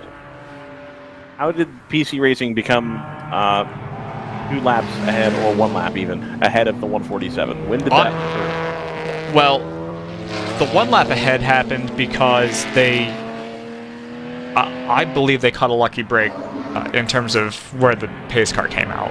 Okay. The second lap... It just came through and did... Oh, no, it is 2 laps. Yeah, the second lap is because I believe the 147 has had to make a green flag pit stop here. Very off sequence, so I think something's up with that car. Gotcha. The 123 is in right now. They're taking on some fuel. The number 14, Palomar Racing, they're having a much better day today. They're on that same lap as Moorhead Speedworks in their GP1 car, in the older, the E36. That's available to them. And then in 4th place, the number 64, Open Throttle Racing BMW. That's the E92 M3 with V8. The 701 down in 6th. They are 9 laps behind. They did run into some issues earlier today. Number 15, Palomar Racing, had just made a pit stop as well. GP2 here, we got the 197 Overnight Motorsports. They had some issues yesterday. They are currently in the lead of GP2 over the number 37 Eric Foss racing car. The Eric Foss car, of course, second yesterday as well, I believe. So a strong showing there. And the 469 Rapscallion Motorsports car had recently pitted as well. The 122 Honda Civic SI for Tooth Autosport currently in 4th position, 6 laps down. Tooth Autosport, who we found out are not Ice Driving Canada because I'm a moron. Correct. We only found that out because you are a moron. Yes. By the way, you'll note on this onboard we passed it pretty soon after we went on board with the 88. There's a bit of debris on the inside of the exit of turn 9, basically on the rundown into Thunder Valley, where I believe a piece has come off of the 427, or sorry, 427, the 469 when it spun off there. So there's no call of contact, but I think that's what it has to be. So keep an eye on the pace for that 469. Here it is, driver's right. May well just be a wing mirror, actually. It's kind of got that shape to it. But keep an eye on that 469, see if the pace falls off any further there. They are actually in the pits, or coming out of the pits as we speak. All right. In GP3, we got the 455 HC Autosport car currently leading over the number 65 O-Throttle Racing BMW. We had noted that that car was quite sideways, but they seem to be getting the job done here in GP3 today. The number 360 Hardaway Racing car just got demoted down to 4th by the number 93 TC Klein Racing car. That's West Easterton's finest racing car. They're not from my town. They're from a different suburb. Oh. All right. All right then. Wow. I don't know what to tell you, man. How'd Minnesota do last night? Great. They lost. The number one in polling and men's college ice hockey. Quinnipiac. Quinnipiac? Quinnipiac. They're also decent at basketball as well, usually. Not this season, but typically pretty good. So shout out to them. Really would have preferred St. Cloud State to have been in it, but it is what it is. What are you gonna do? What are you gonna do? What are you gonna do? St. Cloud State, of course, had a lot of Olympic hockey players on it last season. This season, a young team, hoping to come back next season. Would you say this is a rebuilding year? I think so. I think it's it's not a traditional rebuilding year. It's a reload year. Okay. Wherein we probably only need 1 year to kind of get stuff more squared away. They had a pretty strong season. They won the NCHC, or whatever the conference is that they play in. They won their conference championship quite easily, but it would seem that Big Ten hockey has now caught up to the rest of the country and is good again. So that's unfortunate. Yeah, I don't know how Alaska Fairbanks has been doing since Ohio State left to join the rest of the Big Ten. But right, you know, best of luck to them. Absolutely. Update from Chad Moorhead in the YouTube comments. It was a unscheduled stop. They had to go to the grass and indeed clovers to avoid the 469 around the turn 9 area. So okay, that shouldn't, fingers crossed, lead to long-term issues, but it will mean that they are just a bit further behind now. That 44 of PC Racing. Still, they are still inside of 2 full laps. I still have them as 1 lap behind, but 3 minutes and change. So they're close to being put 2 laps down, but not quite there. Not perfectly 2 laps, as it were. No, they're not side by side 2 laps back. Run it side by side. Sure. Sweet. You're happy to see it. Oh, we are expecting. Oh, go ahead. I was gonna say it does mean the battle's still on, as far as I'm concerned, for GP1. Right. I think. Yeah, absolutely. Those are still looking for a battle. Yeah, your perennial, I would say, sort of co-leaders in GP1, if you like. That 701 has fallen off quite a bit. I think they've run into some issues. They have. But that was the car that was running second for quite a long time. So we're turning GP1 into a little bit of a battle of attrition here. Yep. But we know that 147's got a ton of pace, and was running away from the field earlier. So that I would expect that to tighten back up personally in that top 2. I would too. And we may end up with another yellow at some point, which can cause, When you're in GP, when you're in a lower class, though, when you're not in the top flight class, that could go either way. That could separate them or could bring them closer together. It really is a little bit of a roll of the dice. There's that debris. The people who are lucky from the people who are not lucky, as they say. That is that feels like a Yogi Berra line. I'm not saying it's not. Sure. You know.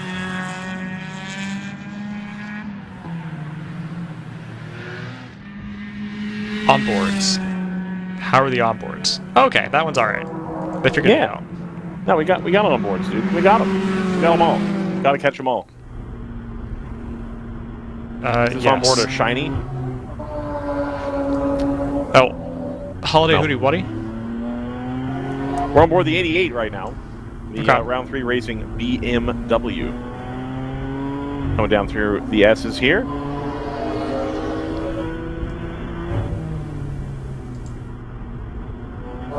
That's right. You see it. You see it. All we right. need to get Dale Jr. I don't think we can afford Dale Jr. Oh, he'll do it for free. No, he won't. He would. He's a good guy. Wrong.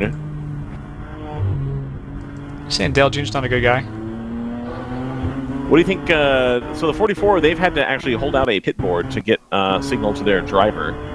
The driver then held the OK sign out of the window to indicate that he saw the pit board. So I believe the 44 is going to be coming into the pit lane here for a stop. They're trying to send fuel.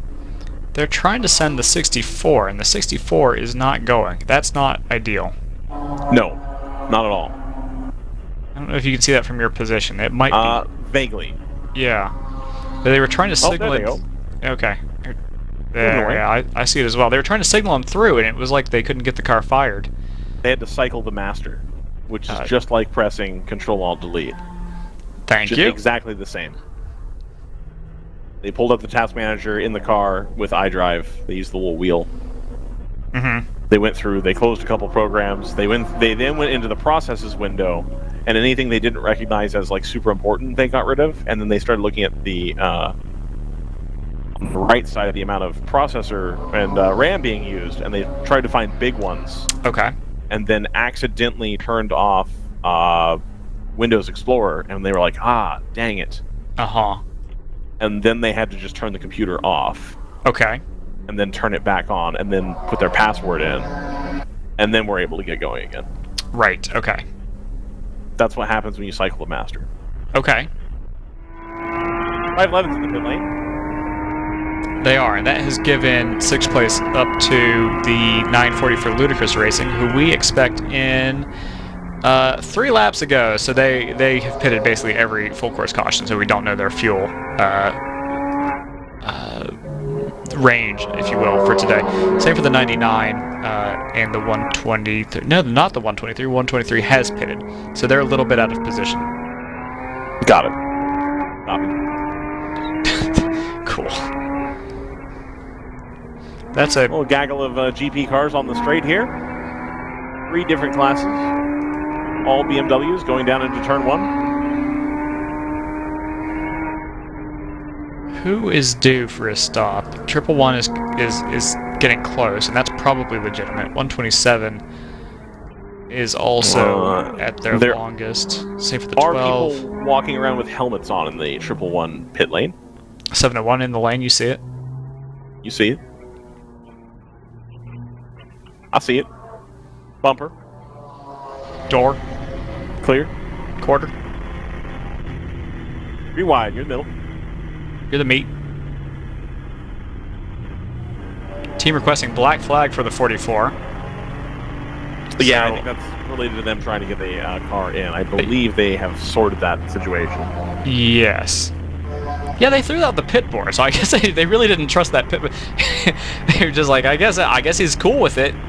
And but they're gonna pull out all the stops. Oh, the 44 just went by the pit lane though. So no. Well, that's what the black flag is for. Yeah. So the flag stand, they are preparing the 44 sign to be put out next lap. I do kind of wonder with the 44 team, kind of just like what do we do now? Yeah, you just hope that they're not gonna run it dry, obviously. I mean, I have to imagine the driver at some point can feel the car start to cough and then go, we should probably put in. Yeah, there's as we've mentioned before there's a lot of cars where cough is almost immediately followed by no more drive. My understanding with the E46 is that you feel it pretty early that it starts to have fuel pickup issues. And as soon as you feel the fuel pickup issues, you need to come in. Right. But you can make it, but you need to come in. At what point? The 127 is in. They're going to make a green flag pit stop.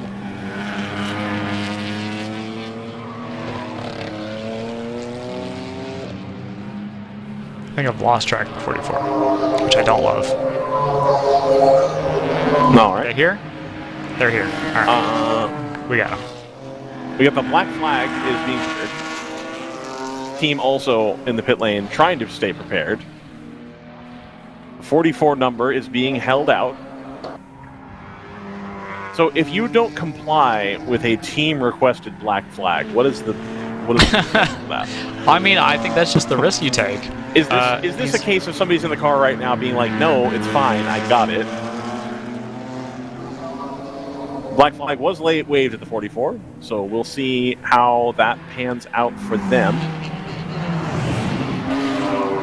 It's that Flag black marshal car not that entirely is convinced that the 44 made eye contact or acknowledged the black flag. You're going to see it coming onto our screen here now. Going to be the third one in line here. Yeah, so it's the black BMW, slightly older model BMW with the blue trim.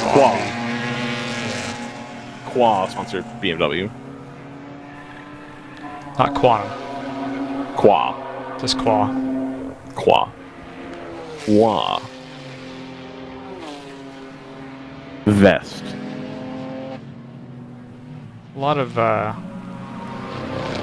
Here comes the 34 Toyota Supra from Hitman Racing. They're going to take the opportunity to stop, making another green flag pit stop. Pulling the car in. Team is over the wall. They're placing the drip tray. They're going to go ahead and do a driver change here. Fuel bottles being handed over the wall. Receptacles going into the hose. Or hose going into the receptacle, or however you may want to say it. A quick emptying of that jug. Now a second jug going in. That is a quick fuel jug. That thing empties very fast. And that is 2 jugs of fuel. Third one coming over. That is the 44, still not coming in.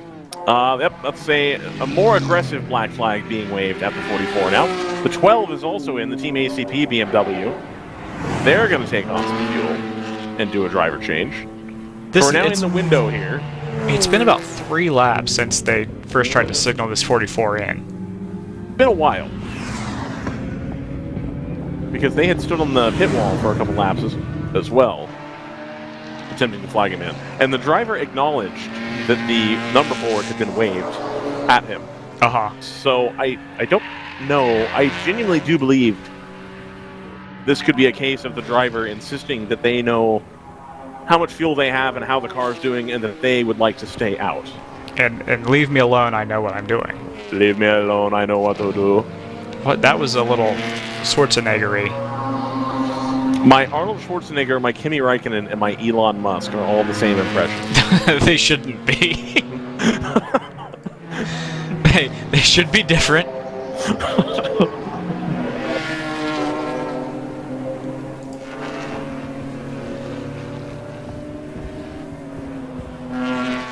Back out. 34 has also gone back out.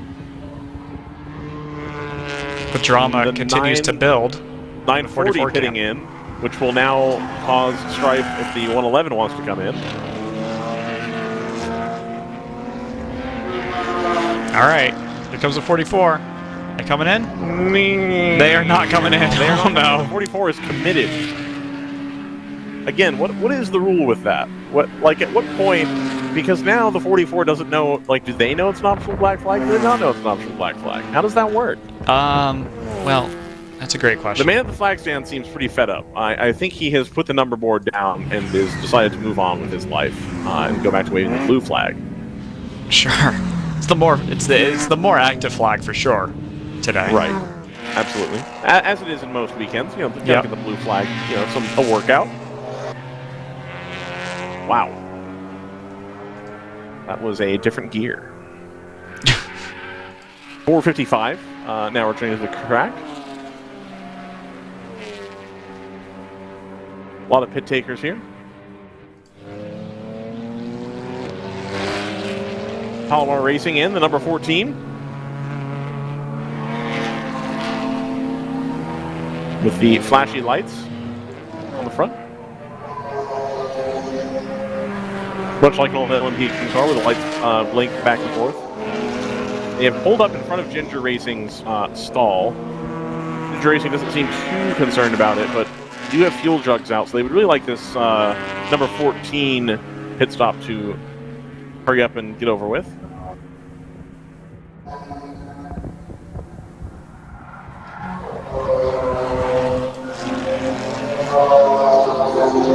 Here comes the 44. Did they take to the pits? They look like they're coming in. They are going to take to the pit lane. They're coming in. The quarter marshal did have the black flag ready.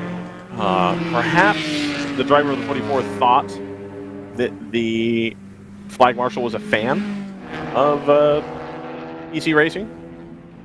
Yeah, he's like, hey, that's my number. Hey, look at that! Oh, he's got the flag. Oh, look at that! That's cool. Maybe he thought it was like a maybe he thought it was like a 50-50 raffle. Right. And he had the winning number. Yes, correct. There's a lot of I think this is continuing to be brake smoke, but like most of these cars now, when they pull in, there's smoke coming from the front end, and it's very disconcerting. Which car, out of curiosity? All of them. All Okay. of the M4s, the number 44, the Supras sometimes. Okay. I mean, yeah, it's a lot. There's a lot coming out on the 44. It's interesting because there's really only two hard braking zones on the track. Everything else is kind of roll into it. Yep. But it does mean that you don't have a ton of opportunities to actually cool the brakes because you're on them kind of a lot. Right. Need more ducts. Need to take some tape off. Take some grill tape off. Yep. Get more coolant in there. Isn't it something? It's something weird, isn't it, with the 88's coming in? With the next gen, isn't it? You can't do tape anymore. You have to do like certain homologated blankings or something. Indeed, you cannot, as I believe Joe Gibbs ran into at one point by having a different wrap or something on the nose. Yeah. It was off by like the laser scanned. Yep.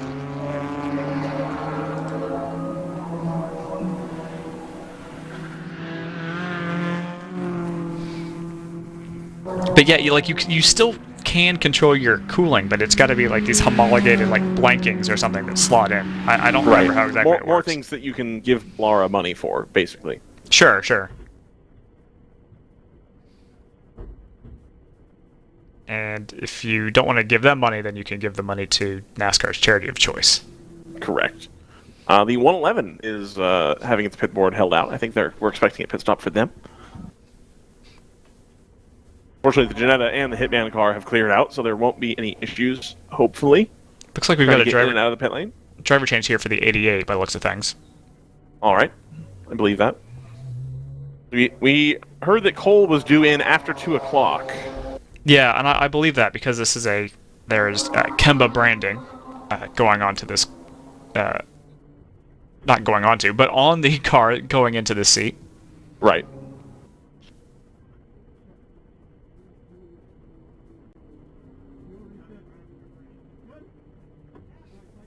A couple of penalties in this round of pit stops that began, well, really 25, 30 minutes ago. 261 has been given a lap penalty for visor up during fueling, and the 997 has been given a one lap penalty for having 6 people over the wall. Obviously, that's a tough one. Those being 1 lap penalties means that they have used up their gimme, if you like, their mulligan. Yep. Golf things. What are the implications of having both of your cars come to the pit lane at once? Like, who is to determine which crew are working on which car? I kind of wondered how many of these teams running multiple cars actually just share crew members between them too. That's the other thing. Oh, we've got a car off in the gravel at turn 8. Oh, yep, we got double yellow. And that's what it's for. I believe it's the 455 who were leading GP3 for quite a while. Camera drop for today. You love to see it. I mean, you don't love to see the car beached. You love to see that I have the camera aimed correctly. Yes. So this, depending on how long they can hold it, might end up working out really, really well for the 111. They're going to come in now. They're going to double stack with the 118. That has gone in pretty fast. You see from the gravel it's been thrown up by the tires. It's a disaster again in the pit stall for the Thunder Bunny team. The 111 sitting kind of cattywampus, if you will. I will not. That's, you know, no fun for anybody involved. Laura Hayes upset with herself, I think, for the results of this pit stop, given the body language currently being employed. Now, is she staying in the car, can you tell? No, I believe someone else is getting into the car. Okay. Palomar taking to the lane. Yep. Number 99 is also here to pit. It should be most people. I think that's going to make a lot of sense for a lot of teams. Well, like except for the ones that have already pitted. I was going to say the 123 and the 34 I think had already stopped. The 123 looks like they're ready for a pit stop, though. I will say, if you can come in without losing a lap, but this really only benefits the teams that are the leader or around the leader. If you can do that before the yellow comes out, then you typically end up with an advantage. But that's such a risky game to play. If you're not up near the front, it's so easy to lose a lap doing that. Right. Number 99 departing slowly. Just got to get the car rolling here. There we go. Pace car rolling into turn 4 right now. So Pinnacle does not get ahead of the 111.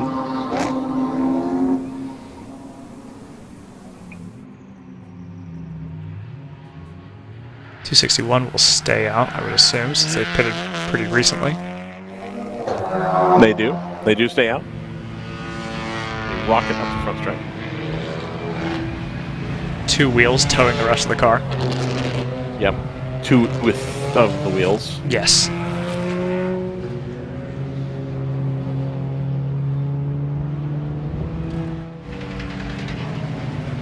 We've got some timing to update here and see what happens. So Thunder Bunny did pit ahead of Pinnacle. I think that they're safe, and I believe they were ahead of the 99. They will remain ahead of the 99. Rough day gets more challenging for the 118 team, who have just copped a lap penalty for a visor up during the fuel fill. Okay, so like, see, there's an example. Does that also count as a visor up for the 111? How do you differentiate? Were they actively moving people between stalls? Joseph, the 2 stalls have become 1 at that point. Like, the stalls are not well defined. People are pretty liberal with where they choose to pull in, I've noticed. Okay. This is not an inch perfect situation. And like I said, the 111 was pulled in at kind of an angle. Right. So the 12 is currently the lead car behind the safety car. They had already stopped. So they're going to be at the tail end of the lead lap, I believe, along with the 34. Yes, that's correct. So they've managed to stay on the lead lap, but the 111 is going to have a little bit more track position than they had last time. They are followed in line by the 127, who is also a lap down. The 99 is 2 laps down. They are right behind the 127. So right now, the 111 kind of by themselves. But that is my question about the visor up penalty, because there's a large mass of people. At what point is it a 118 versus a 111 penalty for the visor up situation when both cars were being fueled at the same time? I mean, yeah.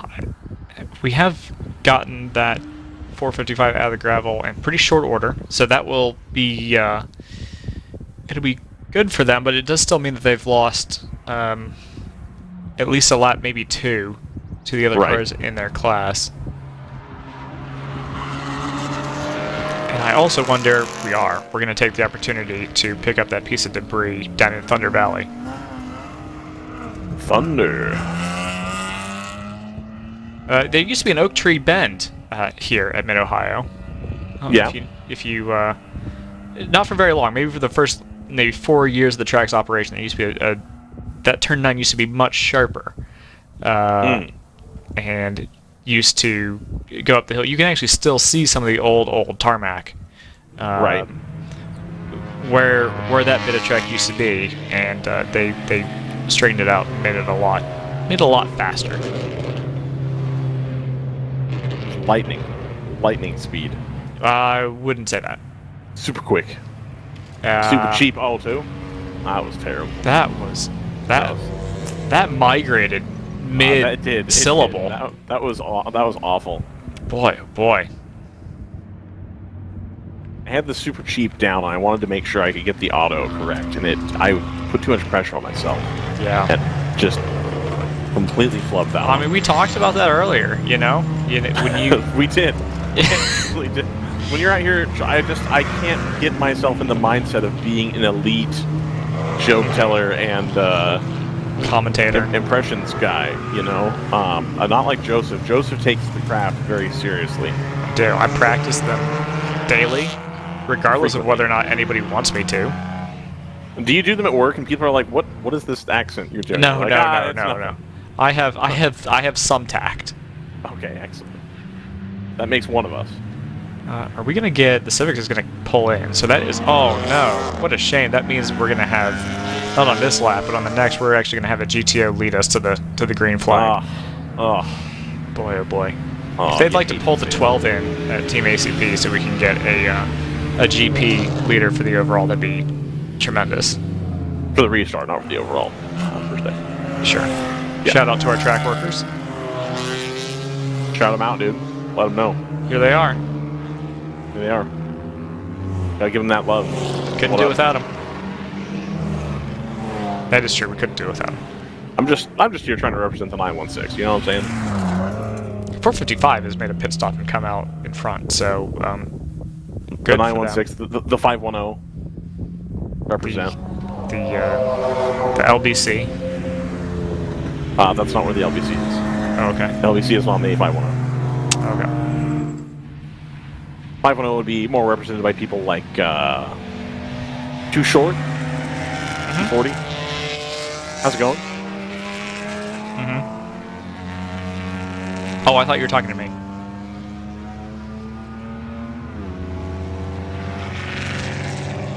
No? Okay. 64 also catches a lap penalty. Fire bottle in their case. That's going to be... I don't know if that's actually taken effect yet. It will either drop them a full lap behind the 14 or has already dropped them behind the 14. If it's the latter, then we have a little bit of a battle on when we take the green flag. Yes. Joseph, I have a guest for you. Okay, we're probably a lap away from going green, so we might have to cut in and out here. We may have to do that a little bit. I think it'll be all right. I don't want to prime people. I gotcha. Totally understand. Completely get it. We have Pam Richardson here from the 940 Janetta team. Pam, what's going on, guys? What's going on with the team? What's going on? Well, they're having fun driving. Perfect. That's good. That's yes. good. The team has got a new driver this weekend, Chris Pies. Okay. And our other drivers are the team owner, Phil DePippo, and my son, Danny Richardson. Excellent. Okay, awesome. And then how did you get hooked in with them?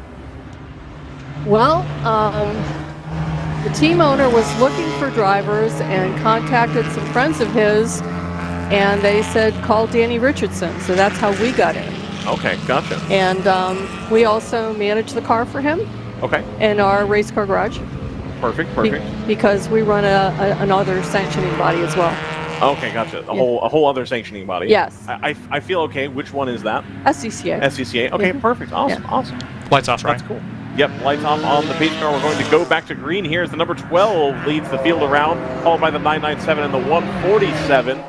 Again, that's not the lead. The leader is going to come through here. It's the 111 being chased by the 511 going down into turn number 1 right now. So hopefully everybody can keep it nice and clean here. We've got the 940 being displayed on the broadcast right now as they take to the green flag. So do you run the same Janetta in SCCA as well? The team owner does. Okay. He runs in GT2. Okay. My son and I run an American Stand Camaro. Excellent. Okay, So- sweet. That's fun stuff. Yeah. So how do you... Obviously, the track time you get at an endurance event much higher than it would be at an SCCA event. Oh, But absolutely. What are some of the differences that you like and don't like about doing endurance versus doing a sprint racing program? I think the endurance racing tests the team a lot more, and I think that's a good thing. Okay. From everybody that goes to get gas to everybody that fuels and takes care of the car.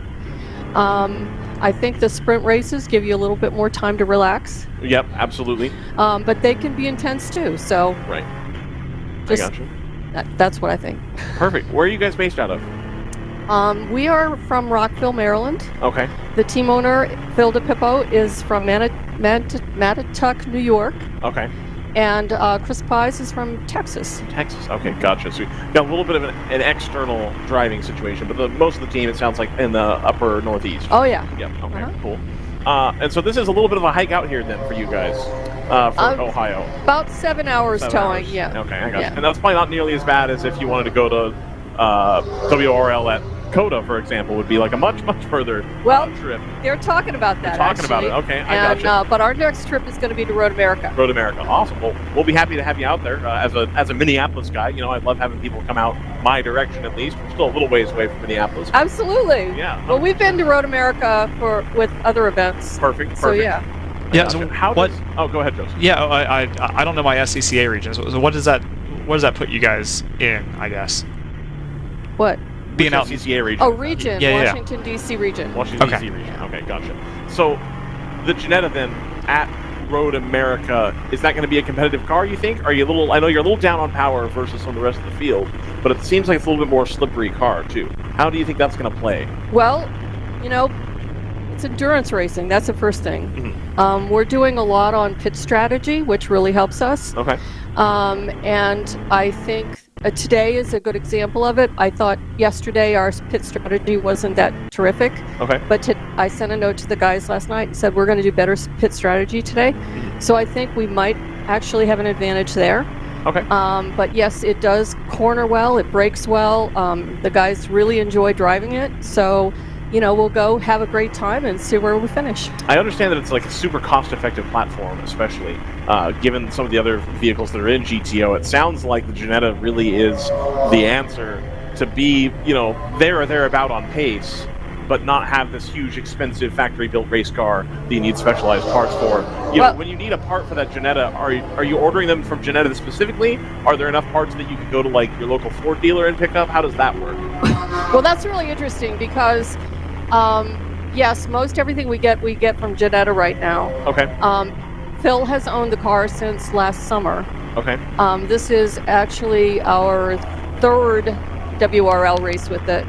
But we had a little issue on Friday with an axle nut, and I was able to figure out that it was the same axle nut that goes on a Ford GT. Okay, gotcha. And the reason I did that is because last weekend we were at an SCCA race, and one of the Ford GT guys came over and said, "Hey, do you have a 36mm socket?" And so I kind of put it all together, and we were able to find the axle nuts at a local parts store. So, you know, who knows? But yes, I think for most of the parts right now, it's going to be from Ginetta. Ginetta, okay. And you know, I think the more that WRL works with trying to equalize the cars, I think the Ginetta will do better. We'll end up doing better. Yeah. It's been a lot more competitive this season, we've noticed. I understand there's a little bit of difference in tire selection, but at the Road Atlanta race especially, we were really surprised. That I think the Ginetta's come a long way versus the first time we saw anybody try to run a Ginetta. What was that, Joseph? Probably 3 years ago, 2 years ago?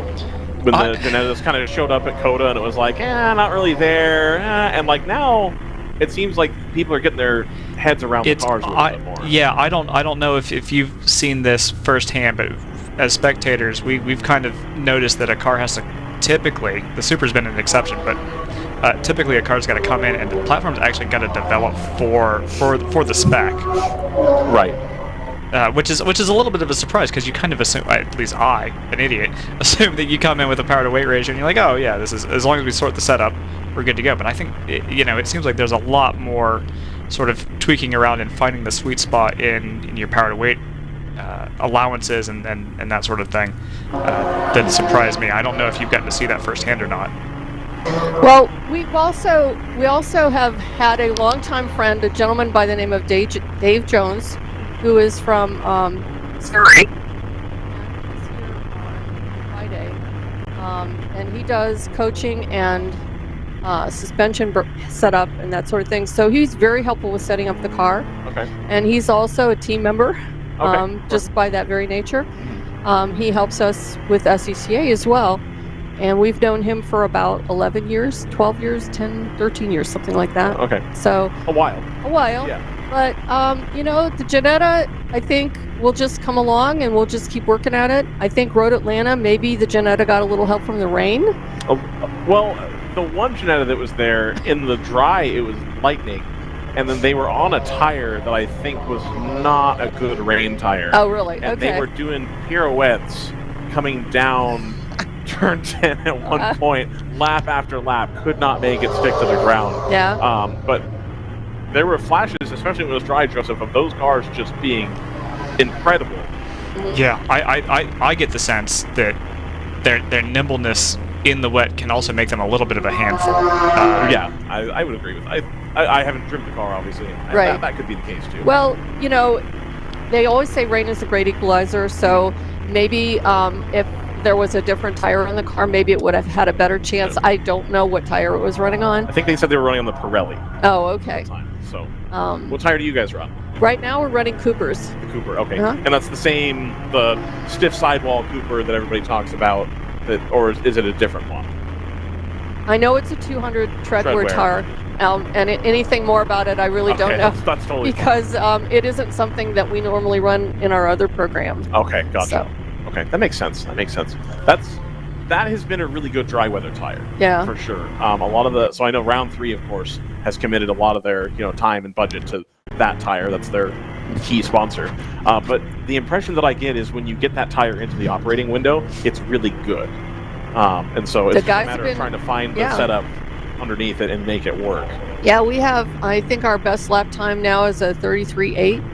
That's pretty good. Yeah, that puts you up there. Like you're there. Yeah, it does. If we can manage our pit stops and keep the car running the whole day, then we might end up better than we thought. So. Yeah, are you able to drive this weekend, or are you just crewing? Well, I actually quit driving in 2018, so no, okay. I'm the team captain, and I do all the admin and support for the team. Okay. All the text messages that give lots of good guidance and things like that. Gotcha. So, since being here in the kind of central Ohio region, what's the best meal you've had since we've been here this weekend? I think it was the best meal was our one of our crew, Rick. By the way, I should mention the crew: Rick Chavarro, Sterling Philippon. We've got Cam is new, but I don't know his last name yet. Rick and his wife came out and have been catering the food all weekend. So, okay, so the best food has been right here at the track. Right at the track. Yeah. Homemade. Real stuff. Oh, it's been great. Awesome. Yes. And his wife Kathy, she's been awesome. So thanks very much, Kathy, for bringing all the food. Perfect. I have this dream one day that I will be able to come do this without flying. I'll be able to take my car and have like an RV, and I can cook on my flat top that I have. I have one of those Blackstone. Awesome, yeah. I really think that when I get that to where I can have that here, that's going to be fantastic. I'm really looking forward. Well, you should be able to do that at Road America, right? I should. I absolutely. There's a little bit of a disconnect between the amount of time I'm going to be able to get off work and making the drive to and from work out, because it's about a 6-hour drive both directions. I usually work on the Thursday before, so I don't know if I'm going to fly. I don't know if I'm going to rent an RV and drive, so we'll have to see on that one. But yeah, I think that's in contention for sure. Yep. That might be the first time I get to take a swing at that. Yep. That's awesome. So anything you're looking forward to for the rest of the weekend? Do you guys have any goals? Anything like that? Our goal is to finish the race. Perfect. Do the very best that we can. Have great pit stops. and have a tremendous amount of fun. Awesome, awesome. And so we're going to see you, hopefully, Coda. Where else might we see you this season? Like I said, we're going to be at Road America. I believe we're going to be at VIR. I don't have the program memorized for this year. Okay. But last year we went to Sebring. I'm not sure if we're going to do that again. Mm-hmm. That's a long hike. Well, it's not just that it's a long hike, because Coda is too, but the track was very, very hard on the Janetta. Yeah. And so that will be a decision that the team owner, Phil, has to make. He's going to have to decide if you want to put that kind of wear on a car. Right. Yeah, But I totally get you. like I said, I haven't memorized the program, but we'll be back a few times this year. Perfect. Yeah. Well, we look forward to seeing you guys. Please, yourself or anybody else, if you ever want to come up and say hi, we love having people up here. Well, So that's thank great. you. Thanks for having me. Of course, not a problem at all. Okay, bye. Bye. Yeah, they managed to finish yesterday. Did quite all right. Picked up, I believe it would be 3 championship points with their 9th place finish. This number 88 has got something wrong with it. We saw them across the track in the keyhole, and you can see the fighting with the wheel here. I don't know if it's going to be something that's going to be visible for us trackside.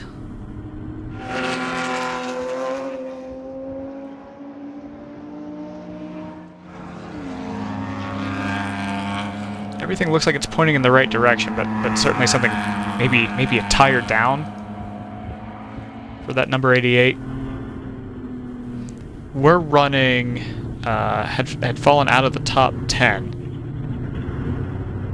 Oh, that seems like that's got quite a vibration on it. I think that hopefully is not day done, but it'll be some time. I wouldn't be shocked if this car ends up going behind the wall. Hopefully it's just a down tire.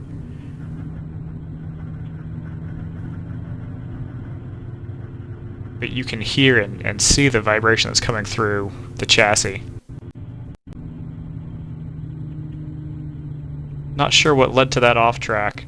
Contact is the answer through race control, or at least under investigation between the 88 and the 261. Side to side is the note in the log. We're going to lift the car up, and it looks like we're going to take the front right tire, maybe rear right tire.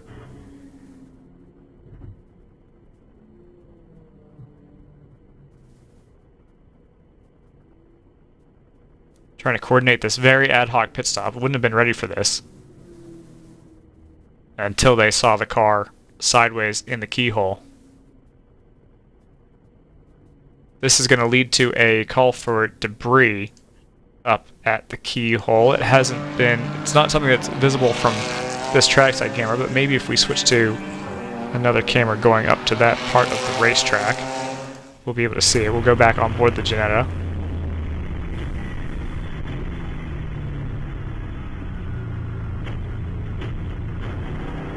Ooh, that sounded like that could have been a clatter. Hopefully it wasn't.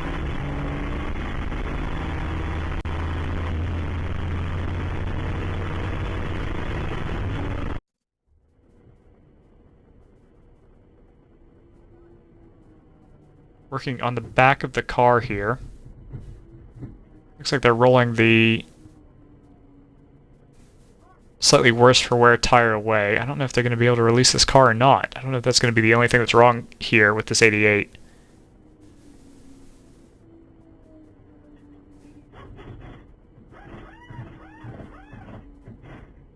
You hear the tire guns going now. Off the air jacks. Fire the car up? Question mark? Assume they're going to take the opportunity to top it off. And the car's on its way, so hopefully that is the worst damage to that 88 car. The way it is listed, it's possible that they may be the ones that are in trouble for this contact, even though they were the worse off. 261 that they would have made contact with is also, or has just pitted as well. So both cars electing to pit. The 88 clearly had to.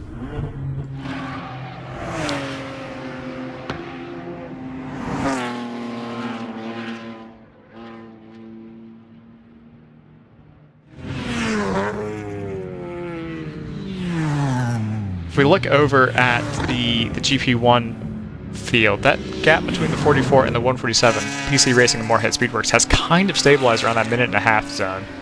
No, actually, that's not true. That has to have come down by quite a margin, because remember, since the gap was at 1.5 minutes, they have since had to stop twice. One's under full course caution, which will help them just a bit in that 147.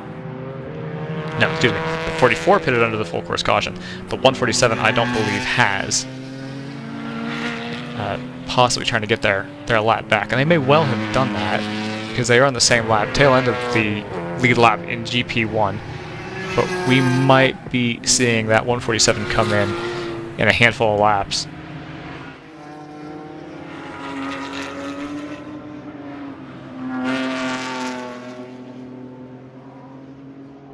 Feels like it might be irresponsible math time, because we're approaching the halfway point of this race. Thunder Bunny still leads in GTO by a bit over a lap, so they've really extended as a result of catching pit stops and the pace car at the right time, basically. 34 for Hitman is still sitting in third. Those two ACP cars have kind of sneakily worked their way into the top 5, or maybe back into the top 5, with the 12 in 4th and the 52 in 5th. GTR 99 is right behind them. Actually, that may be a fight worth trying to track down trackside. So let's see if we can do that. Let's see if we can track that down.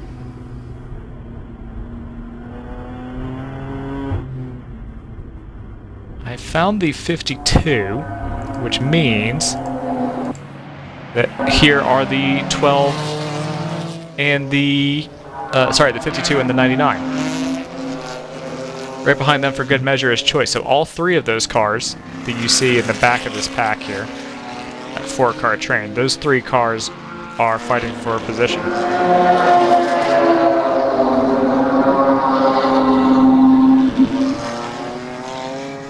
The car at the head of that is the 261 for Tooth. That is not for position. That is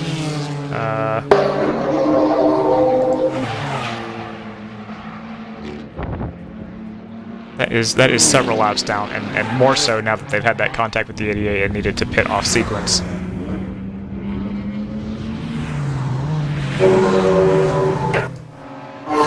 Four hours and 26 minutes remaining here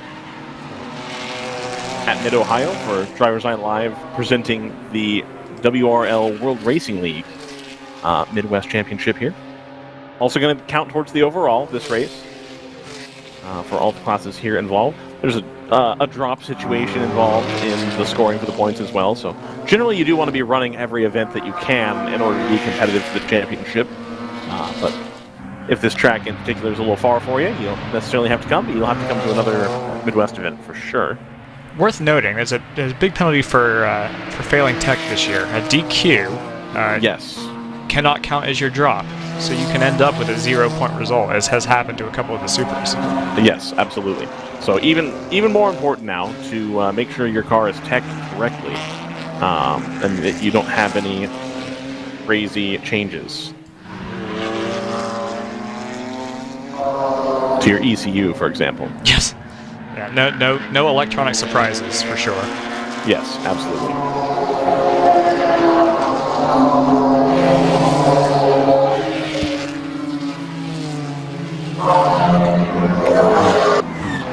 Well, I'm just kind of taking it in at this point, you know? It's a nice day. It's sunny. It is genuinely sunny out today. Sunny, blue skies, all the right things.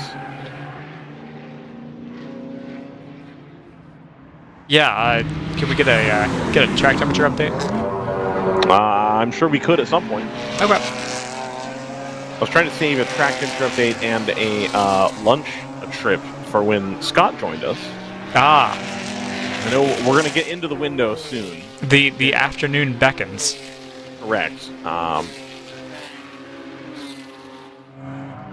So that'll be an advantage there for sure, and I'll be able to get a track temperature reading. I'll have to find a different corner marshal to let me run out onto the track. Sure.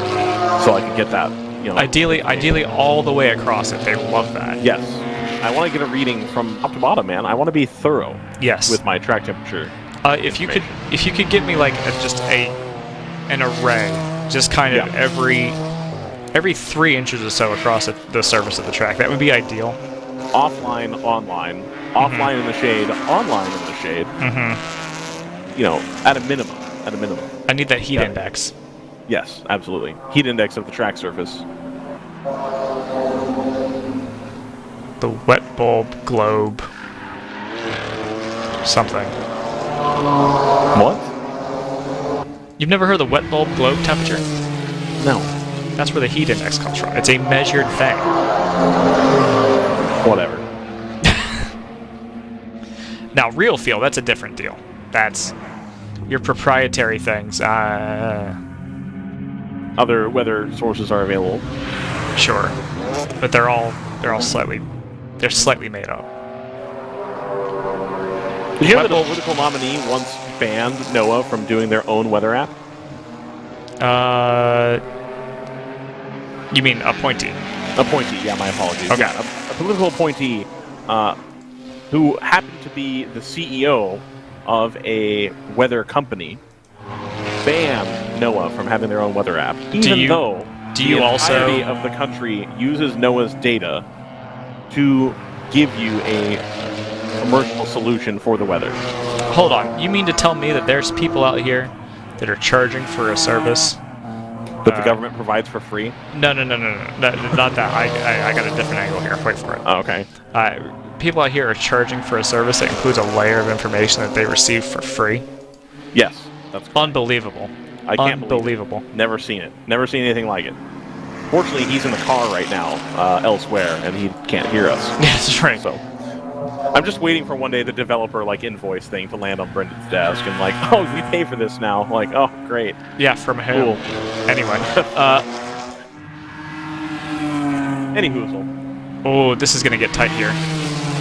Oh, I don't know about that, Jim. Oh, there we go. We're diving, ducking and diving. So the 82, they've caught up to the 82, which is not for position. Right. Great battle here. We're able to see catch trackside with the DriversEye live Incredicams. Okay. That's Condre. That's a verbal trademark. Okay. A verbal trademark. You have to respect all 4 BMWs coming through the keyhole here. Yeah, so this is going to get tricky for the 99, because they've been trying to claw... I would think that the 99 has the advantage here. Well, the 511 is going to... Well, okay, no. The 511 doesn't quite have the legs to do anything to the 99. The claw. That's right. Tells us who will come and who won't. That's from Toy Story. I've seen Toy Story. The 99's trying to go... Nope, they're just going to stay single file here, try to get through the traffic, so... That lead car there is starting to get away a little bit. That's the ebb and the flow of the traffic here. That's one of the Team ACP with Tangerine Associates cars. The 511 has not hit traffic well here, it has to be said. That's true. The 99 now free from the traffic. Oh, the whole gaggle now free from the traffic. Well, not quite the whole gaggle. I don't think that 511's gotten through the 82 yet.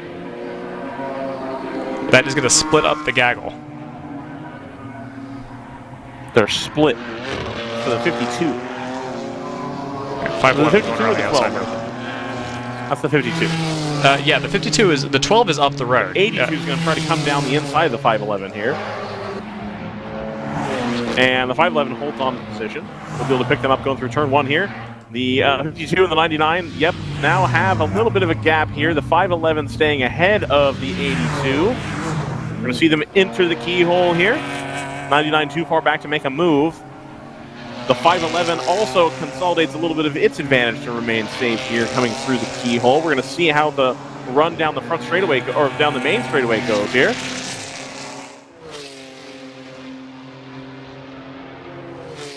'88, of course, trying desperately to catch up to this gaggle.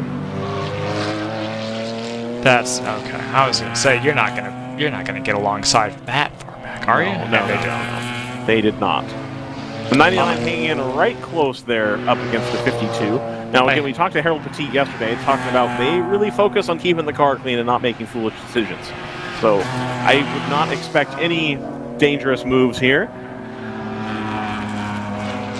Those two cars are still putting a little bit of a gap to the two cars behind, the 511 and the 82.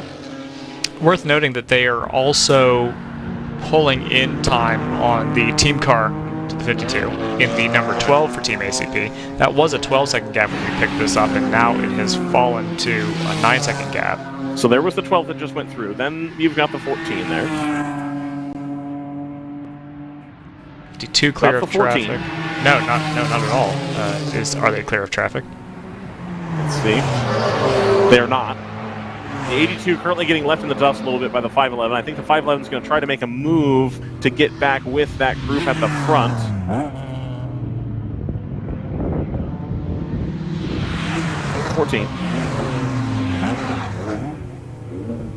And that is the 99 has made the pass stick on the 52. We're going to see if the 52 can come back at him on the big straight, but I think the number 99 is going to be able to get away. Harold Petit yesterday talking about the arrow hasn't hurt the straight line speed on his car at all, he feels like. He thinks the car is just as fast in a straight line in spite of having more front grip, and indeed, he is going to be safe going down into the right-hander after the straight. The 511 is going to start trying to take a look at the 52. They may There's catch the this, number 99, they may followed by catch the this, 52. May catch this Palomar car at an inopportune spot. I think that might happen as well. And the Palomar car is going to catch up to these other two GP3 cars. I think it could be a little bit of drama. That's going to allow the 82 to catch back up. The 511 is now harassing the 52 coming down into turn 8. He's going to get really, really close, but we're not certain. We'll have to see how it comes out through the carousel. There's a big old bump there. I thought that people were hitting a curb. I think there's just a gigantic bump in the road in the carousel here at the exit. So the choice car is going to have to wait as they've caught the traffic here. The 52 is going to try to get around the car, but the 511 is going to have to wait a little bit. This all is going to allow the number 99 to escape. So that 99 on the 52, these are for position right here. This battle that we're watching on track is the real deal. The 511 would really like to get another spot here. Still being held up by the traffic by that same Palomar car. Different class, different rules. A little bit slower on the straights than the rest of the GP1 field. 82 still hanging in there.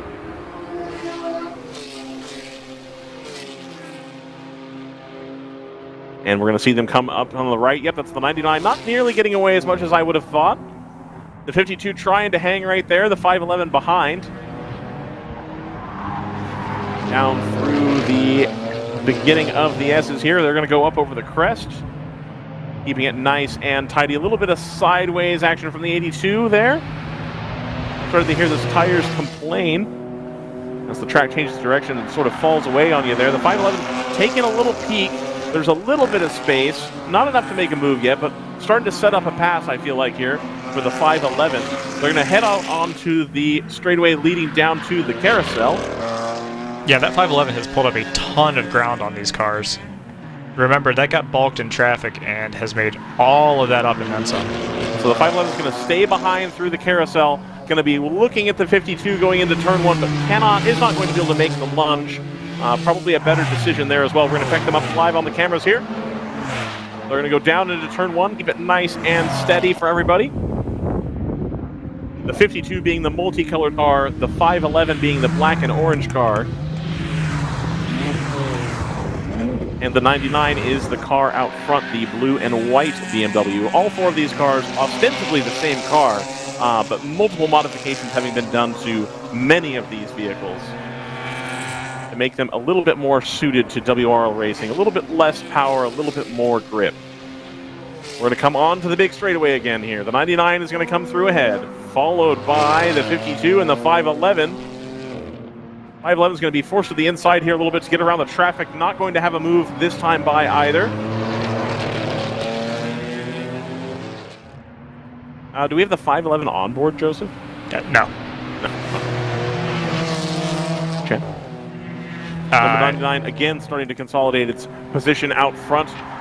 You know, you get slowed down by having these long battles with people, trying to get around, trying to make the move happen, and you lose time to the cars around you. So that 99 is going to be allowed to escape here as the 52 tries to keep the 511 behind, and the 511 is going to be compromising his line a little bit, looking for a spot to make a pass. 511 not quite close enough, coming onto the big front straightaway here. Not going to be able to make the move into turn 1. I get the impression that choice car's got a bit more downforce on it and a little less top end. I would tend to agree with that. Maybe it's running a little lighter weight. He's competitive coming into the brake zone, but cannot get the punch out of the corner to keep that small gap where it ought to be. Meanwhile, the gap between the 12 and the 99 is hanging out in that 8 to 9 second range. So the 99 hasn't been released quite as dramatically as we thought it might be. Okay.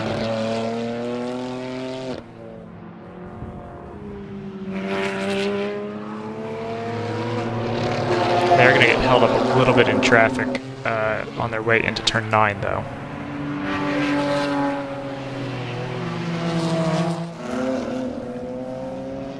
All these cars have managed to make their way through the traffic pretty effectively. It had made a difference a few laps ago, but now this group has formed back together. They're all able, on average, to get the traffic dealt with in an efficient manner.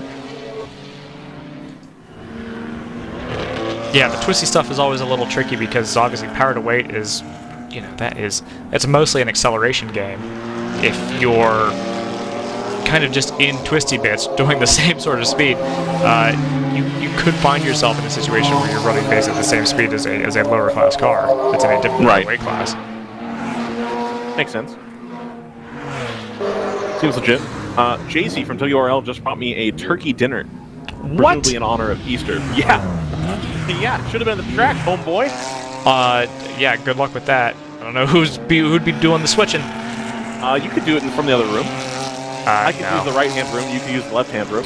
I need quite a bit of download for this. Probably. The upload here might be better. The upload might be better.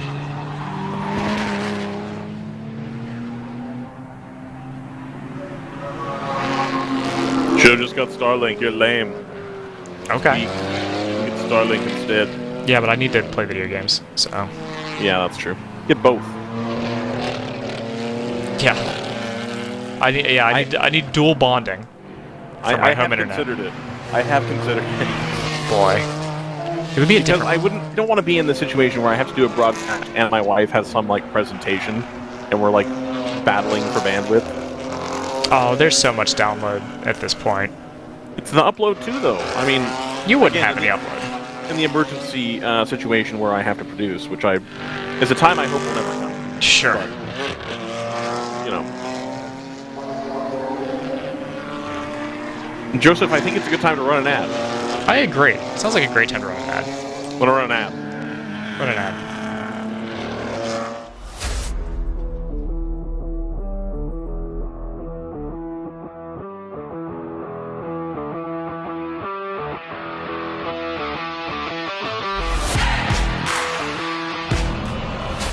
When the finish line calls,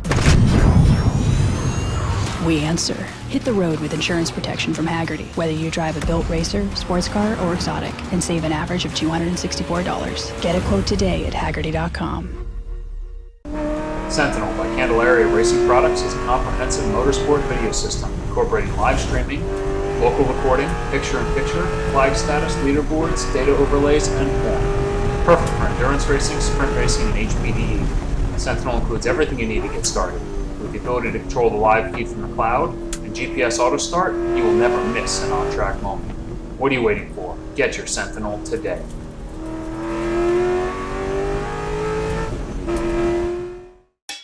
It's your Uncle Cooper.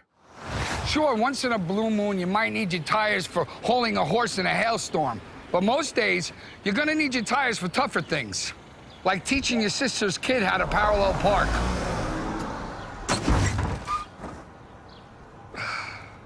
Thankfully, these Cooper Enduramaxes aren't just tough, they're everyday tough. Okay, there's a lot of improvement.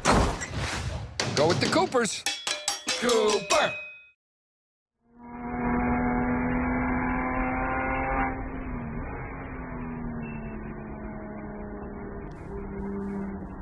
It's lightning, it's thunder.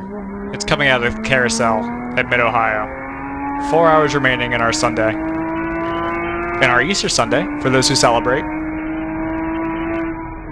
Ryan is celebrating by eating lunch. Well earned. Nicely presented, I'm told.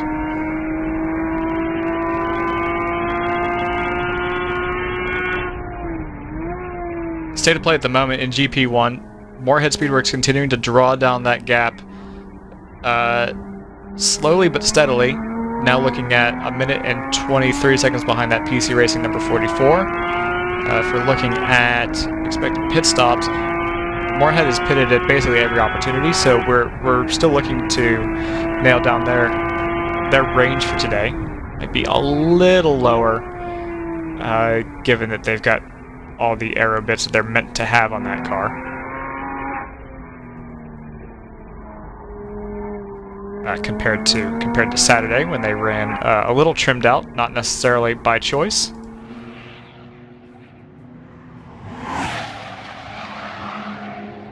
GP3 we're looking at GP3 we're looking at a 2. Yeah, we're doing a rundown. We're almost at halfway, so it's actually an opportune point to do it. 360 for Hardway Racing is just under 2 minutes behind the 55 for AOA Racing. So continuing to reverse their fortunes from Saturday. GP2, Eric Foss has leapfrogged all the way up to the lead in GP2 because the 469 has run into issues and is stuck in the pit lane. GTO Thunder Bunny retains a lap and change lead over the 127 from Pinnacle Motorsports. That appears to be basically a little over a lap on track that they've got in that car. The Hitman machine, that number 34, is trying to pull some of that back. 1 second behind that 124 and or 127, and I will try to pick that out on track so that we can find that overtake if and when it happens. Perfect. Friend of the show, Brad McCall, has just joined us. Hey. As we went to break. Hey, what's up, guys? Not a lot. We're watching racing, man. Like, that's what we do. That's our thing, right? Joseph, is that what we're here? Is we're just watching? Yeah, just watching. I don't have just watching. No insights. Just hanging out here. Yeah. So, Brad, busy weekend at the Round 3 tent here. You've got 4-ish cars here. What's up with that Mustang, man? We had 4 cars. So we did bring the Mustang, which a lot of people saw on Friday. It's pretty cool. It's a Howe chassis car based on a TA2 car. Right. And but it's totally customized. Anybody who came over and looked at it and said, that's not a V8. So it's not a V8 car. It's a Ford EcoBoost car, 2.3 liter. And we're trying something different. We're trying something different than what a lot of people were doing, trying to go big horsepower. We're going lighter weight, lower horsepower. And we think it's going to be a lot of fun, but it just didn't make it out of Friday very well. It had some engine issues based on a tune. And we decided to take it back to the shop and start from scratch. No, it's not start from scratch. We kind of redo the tuning, maybe go a little bit different direction. So the plan is still to bring that car to Road America. Okay, perfect. But I think it's going to struggle a little bit on high-speed tracks because we just don't have the power that these other cars have. But we should make up for it a lot of other places. Should be pretty slippery too, right? Yeah, it's not bad. You would think that big front end doesn't help with aero, but it's actually not terrible. It's creating some front downforce. But everybody saw we didn't have a wing on the car, and we discovered really quickly that it definitely needs a wing. Definitely needs one. Yeah. Okay, So I gotcha. was that a decision then to swap over to the 997, or was that always in the plan? The 997, we decided that in the off season that we wanted to give that a try, and you guys saw how that ended with me at Road Atlanta. That was not very fun. Glad you're feeling all right. Yeah, I'm fine. My ego was bruised a bit. But the car was awesome on Friday and Saturday. The car was really, really good. We think it's going to be an amazing package. And I knew better. I knew I shouldn't have gone out in the rain on a car we were just testing. It was so silly. And I just got a little over ambitious going into 10A, got a little deep, and I hit the brakes right when I hit that bump. And it just it snapped on me, and I ended up on the left side wall. And it damaged it enough that it's fixable, but we decided to replace it. So I did find another chassis. I bought that. We replaced it. We worked our tails off, and the car did show up late. We missed qualifying on Friday. We had it yesterday, but then discovered some issues in the morning. So yesterday turned into a test day with that car. But this morning, Erin Vogel was in the car this morning, just learning it. She's never been to Mid-Ohio before. Okay. She's never been in this car before, and and by the end of her stint, she's turning competitive laps. Yeah. I mean, we think this car is going to be awesome. Lonnie's in it right now, and I see she's out there turning 34s, trying to stay out of people's way. So I really think this car is going to be awesome. I went around this entire track today and watched it, and it just launches off of the corners. Yeah. It was really cool to watch. If it was Erin Vogel, that makes sense on board. At the beginning of the race, it was like, they're new car, still trying to figure it out, etc.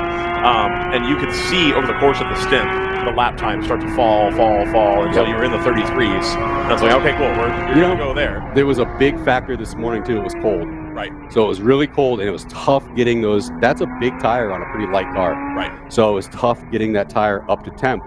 All these GT4 cars, they all have traction control. Right. So that traction control is saving you 5 times a lap. Yep. Where Erin is out there counter steering through these corners trying to save herself. Trying to get it figured out, trying to get it pointed in the right direction the whole time. Exactly. You could see once the tires started coming up to temp, she was taking chunks of time off. I mean, she's taking 2+ seconds a lap off her time until she got down to the 34s.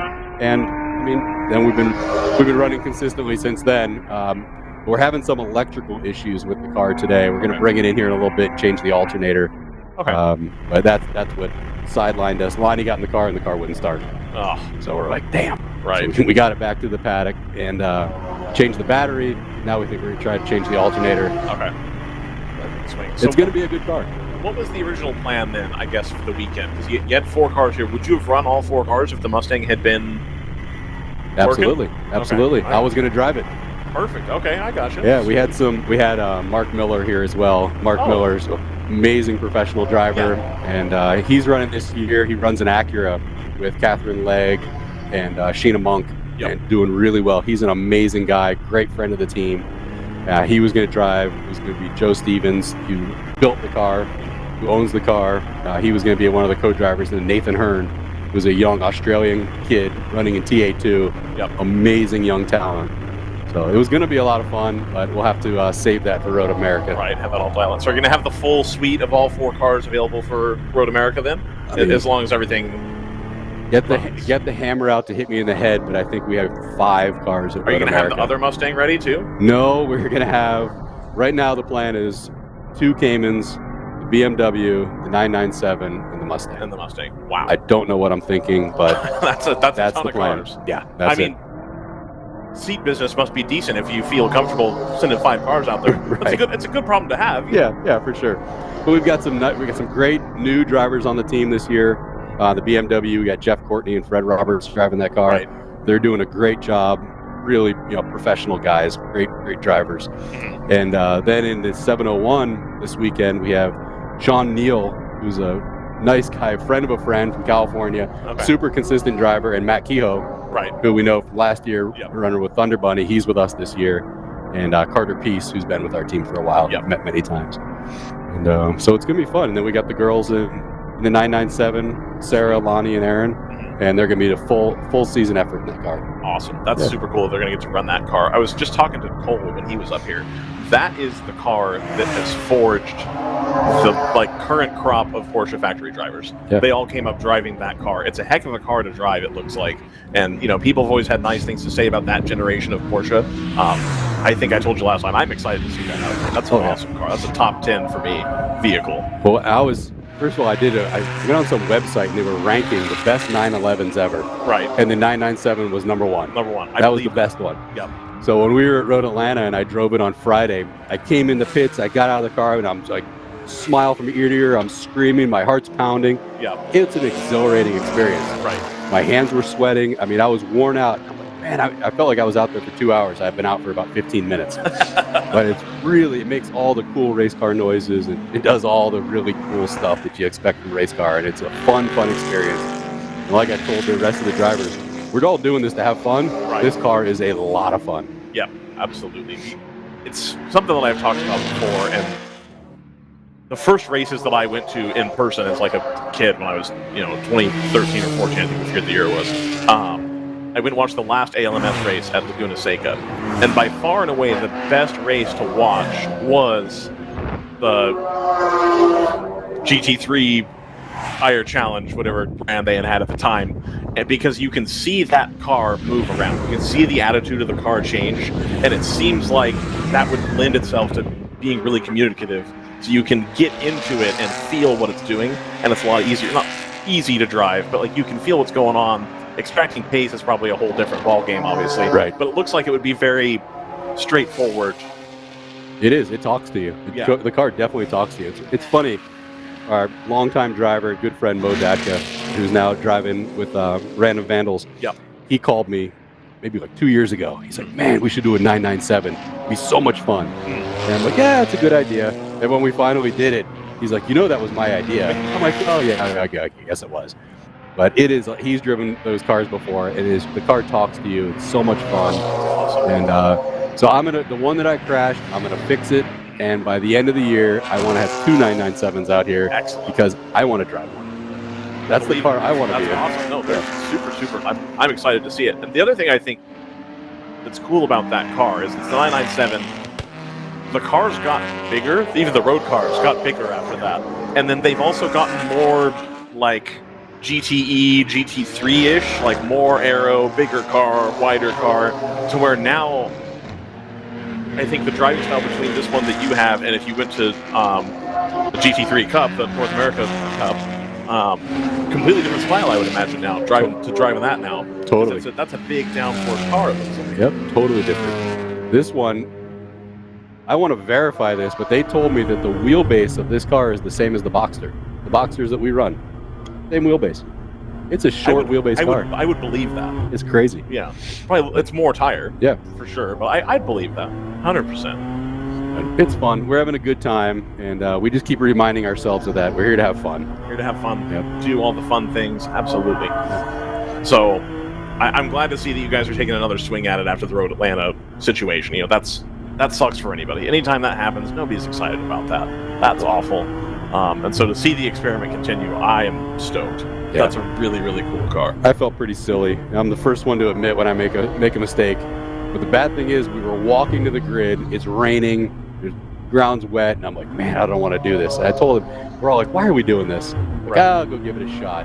That was a moving chicane at the start. I mean, people were going around me. I gave so many props to guys, really, really good drivers out there who missed me, did a great job missing me. And then I kind of settled in, and literally straight away before I wrecked, I radioed in. I said, you know, the car is actually pretty good under braking. That was the jinx. I shouldn't have said that. And but she snapped and hit the wall, and lesson learned. I gotcha. Yep. So my question is, how many points do you have in earning sharing on Cole's career at this point? I mean, he's come up from doing the GP3 and the Boxers with you guys. He's a circle track guy, you know, getting the opportunity, and now he's moving, and now he's going to be, you know, on the national stage, driving, you know, a pretty hairy car, you know, with Mo Dadka, of course. Props to him as well, pulling Cole in to, you know, be the other driver in that program. What's that like to develop a driver who's now going on to do like great things?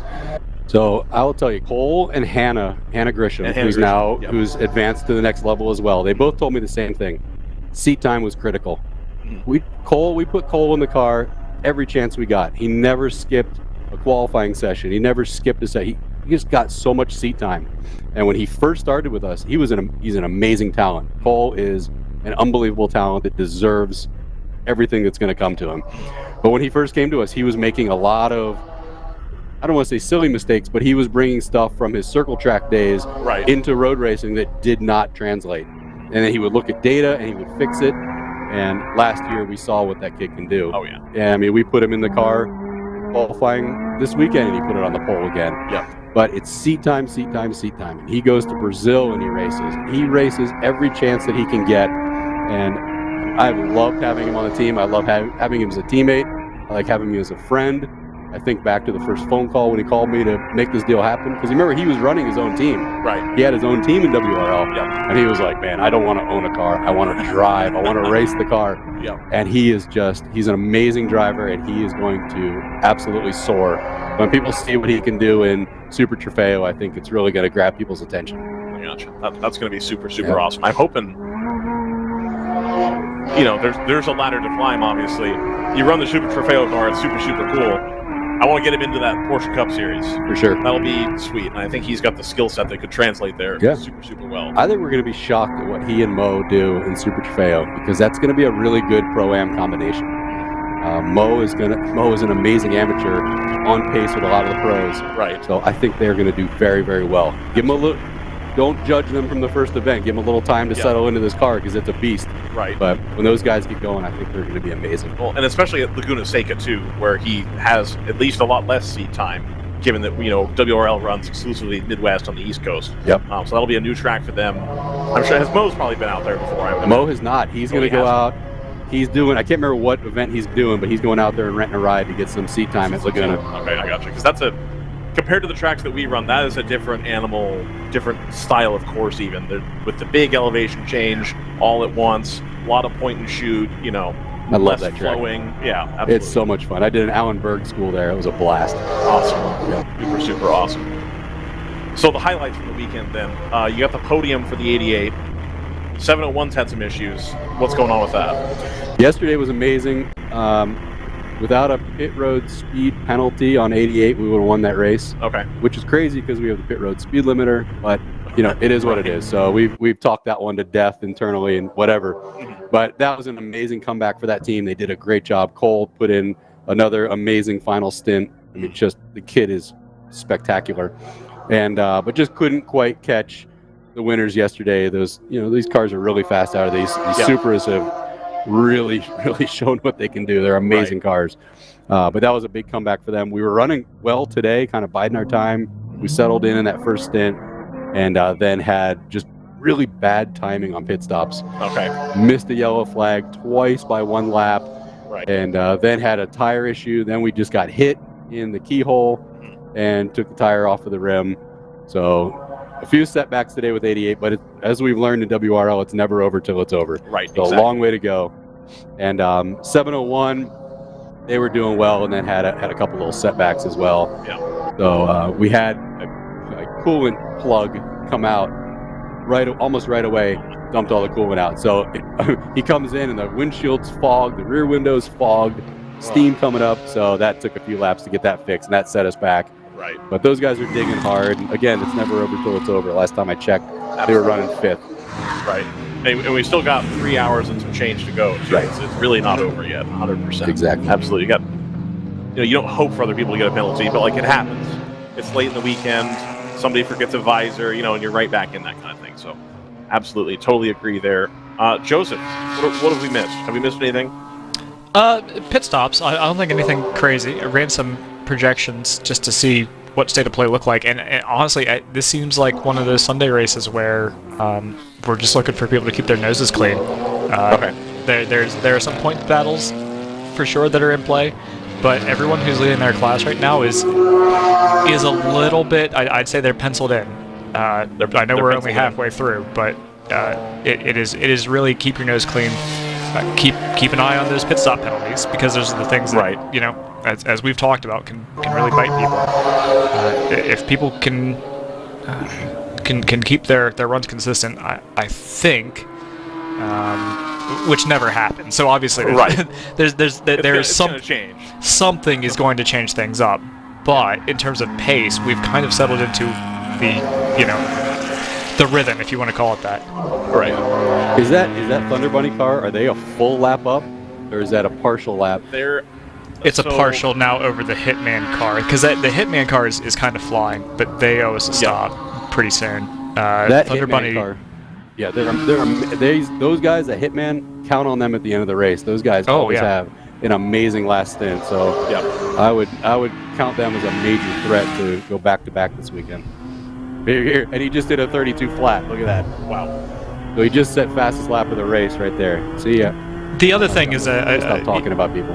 The other thing is, of course, a full course yellow can really compress things too. So as long as there's, especially in GTO, as long as there's under a lap between cars, anything is possible. There's so much luck involved out here too. Yeah. If you catch it the right way. I mean, yesterday, our 88 car, we were over 2 laps down at one point, and we caught the cautions perfectly. 2 times we caught him perfectly and we got back on the lead lap. Yep. So a lot of luck involved and just getting the right timing. I'm not going to tell all of our secrets, but just trying to set yourself up for flexibility to catch those cautions. Yep, that's key. You make your own luck, is the saying, right? Yeah, you notice Thunder Bunny, they've kind of showed their hand on what they do. I didn't really watch to see if they did it today, but you've noticed they pit almost all the time early in the race on full course cautions. Yes. The full course comes out, they come into the pits, they're creating flexibility for themselves. Yep. I had started to pick that up over the last couple races too, where it was like they're always off cycle from everybody else. They're always trying to get that early stop in. Today, I don't think they had the opportunity because that yellow came out just a lap after they had stopped. It ended up not biting them because of where the safety car fell with the 123. It ended up not being a factor for them. But yeah, we've 100% picked up on, they're constantly the first people in. 44's into the pit lane, Joseph, and they did not need to have a black flag to do it. So 34, the Hitman's in as well. 34's coming in, yep. That's on schedule for the 44. That makes sense. So, Brad, have you had a go in any of these Supras yet? I have not. I would love to drive one. Looks like a lot of fun, but no, I haven't driven one.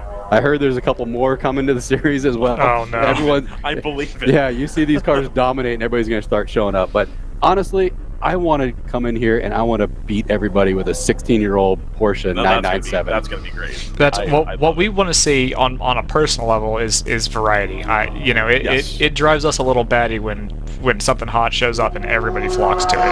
Right.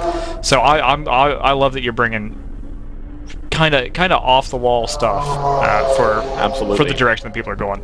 Yeah, between the 4-cylinder tube frame car and a Porsche 911 from 2008 or whatever, right. You've got the range completed there for sure. I was speaking to somebody earlier, and I was like, who would have thought that the M4, which was like the car to have for a while, because it's got the torque, you can get through the traffic. Who would have thought that if you put that motor in a sports car that's light, that suddenly that would be just the killer combination? It was like, well, it kind of makes sense. Like, I get why. Yeah. But that car is not super popular in IMSA or even in the SRO running. And it seems like Toyota's going to find a niche here to sell themselves some cars. Well, the rumor that I heard from a reliable source is that they were very fragile. When they first came into IMSA, they were real fragile, and those cars they would have a little beating and banging, which IMSA has on occasion, a little beating and banging, a little argy-bargy. And those cars were breaking very, very easily. They're having issues with them that way. So I don't know if they've made some changes to suspension, control links, whatever they're doing, but obviously we have a lot less contact here, right? So those cars are doing very, very well, and people see this slick, aerodynamic car with a BMW engine in it doing real well as we watch 2 of them go by right now. Yep. And let's see if our 997 can go past them. That'd be really sweet. That would be really cool. But it's tough. I mean, listen, the GT4 cars, it's a great formula because they just work. It's plug and play. You come in here and get it tuned for the power to weight ratio. Right. You don't really have to worry about much. Absolutely. But they are not cheap to maintain. I will tell you that. Right. Now, what also isn't cheap to maintain is the 997s. I don't need to see your tax returns. And you express it as a percentage runtime dollars on a GT4 car versus the Cup car? It's tough to say because we really haven't put the time on the 997 yet. Okay. Really tough to say. But yes, there are going to be some transmission rebuild costs involved. But we have a plan for that. We have a transmission shop at our shop. Perfect. Okay. Mark, who runs our program, is an expert at rebuilding transmissions. Sweet. So we'll do that work ourselves. So you don't have to send out and pay for everybody else's labor. That's atrocious. I've seen the refreshed gearbox price on 997s because there's a buddy of mine that works in the car industry with me, and we dabbled with the idea of splitting one as a track car because the prices had come down, and I was like, they're not going to lose a whole lot more value because it's always going to be this, and you're now into like a road car price point. And so we really looked into it and saw some that were for sale locally and looked into the engine and transmission rebuild costs, and we're like, oh, that's not gonna work. No, it's not going to be cheap. I actually listened to a bit of the broadcast yesterday, and there was a team, you were talking to somebody, and they only run on Saturday. They don't run on Sunday. Yep. And I was like, that's not a bad idea. Well, and if our drivers would buy into that, let's run on Saturday, and then just blow everybody's doors off. Yeah.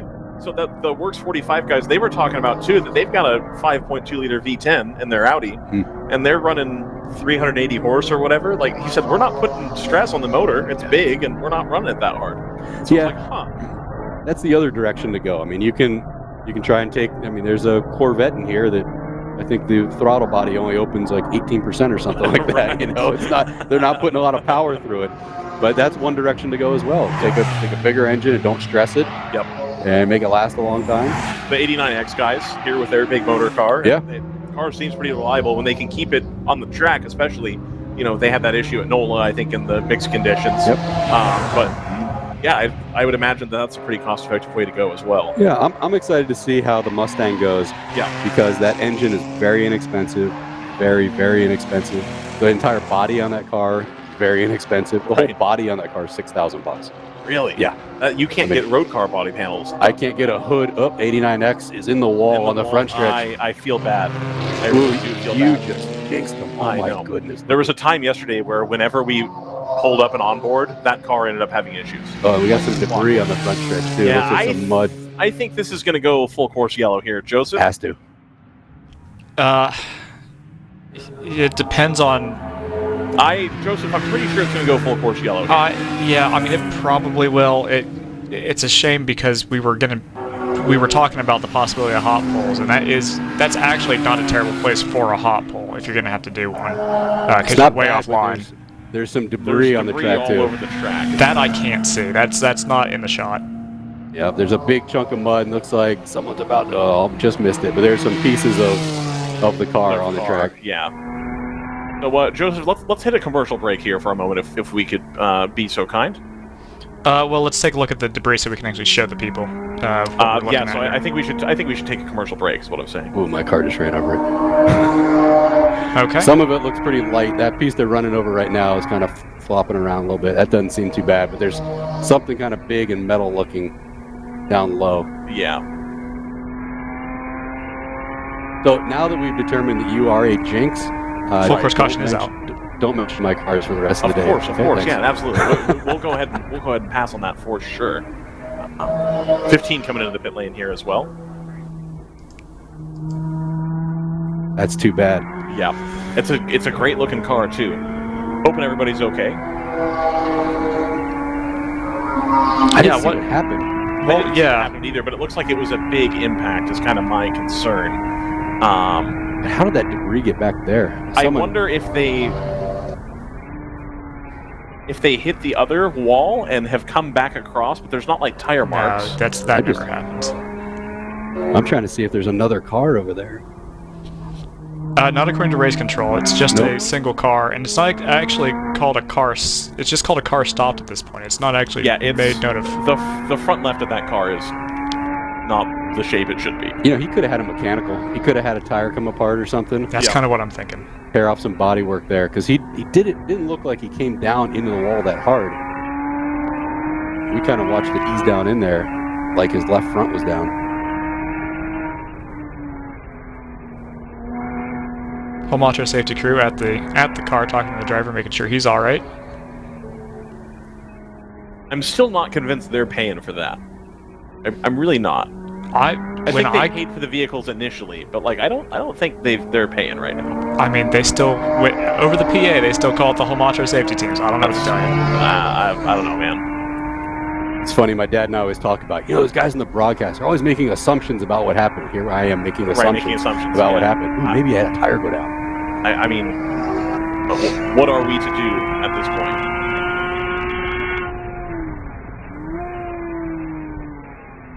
We're not making this up. We're taking random guesses. So that's different. Right? Yeah, we're just in the dark here. Right. There's no science to it. So no, but not something that you would assume would be driver error to end up there.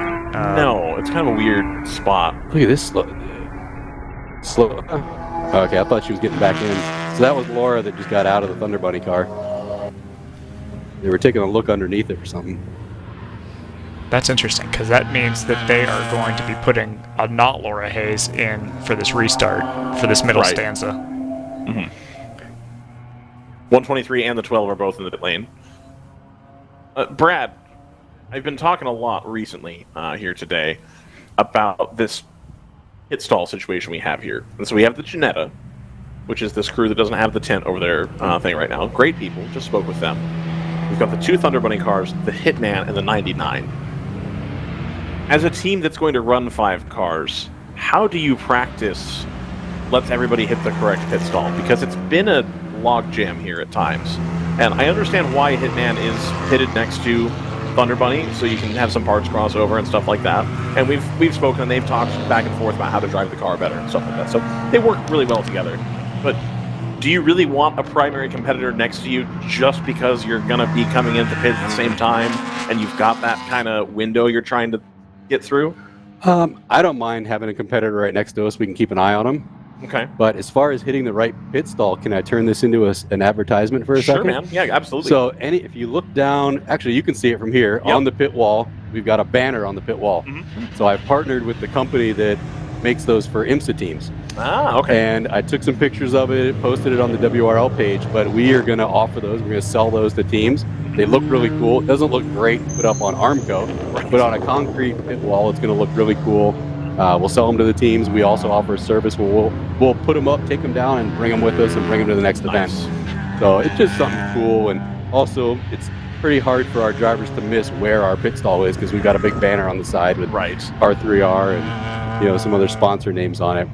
But it's tough. One of the biggest challenges that we have as a multi-car team, let's say we have 4 cars and we only have 2 pit stalls, we're bringing all 4 cars at the same time. Right. That is a massive challenge, especially at places that don't want you double stacking cars in the pits. Right. By the way, the 34 cars changing tires. 111's pitting again. Yeah, I see that. This is the double pit. Tire change. And is this just a keep track position situation, trying to play the safety car game? Somebody probably saw the safety car coming around and said, let's get back out and play the safety car. We keep an eye on that as well. Gotcha. But that is interesting that they are a full lap up on the 34 because they've both passed the timing loop. And Thunder Bunny is at 1:58.57. I don't think it's a full lap up. I think that's a quirker race here at timing because I don't have them as a full lap back, but we'll see. It could be, it is a little quirky sometimes, but the Hitman just left the pit, so they are going to be at least on the tail end of whatever Thunder Bunny's on. And they've been in that position a lot recently, them, and they were with the 12 and the Pinnacle car as well on a couple of these restarts where they've been ahead on track, but at the tail end of the lead lap, and they just haven't been able to get that rest of the lap back over the course of the race. Yeah, sometimes it's just, they try to pick up the leader, but you get there's just some bad luck sometimes. If the leader comes in or they miss the leader, they have to emergency send out the pace car. Right. And it gets put randomly in the middle of the pack. Okay, here comes that 89 car.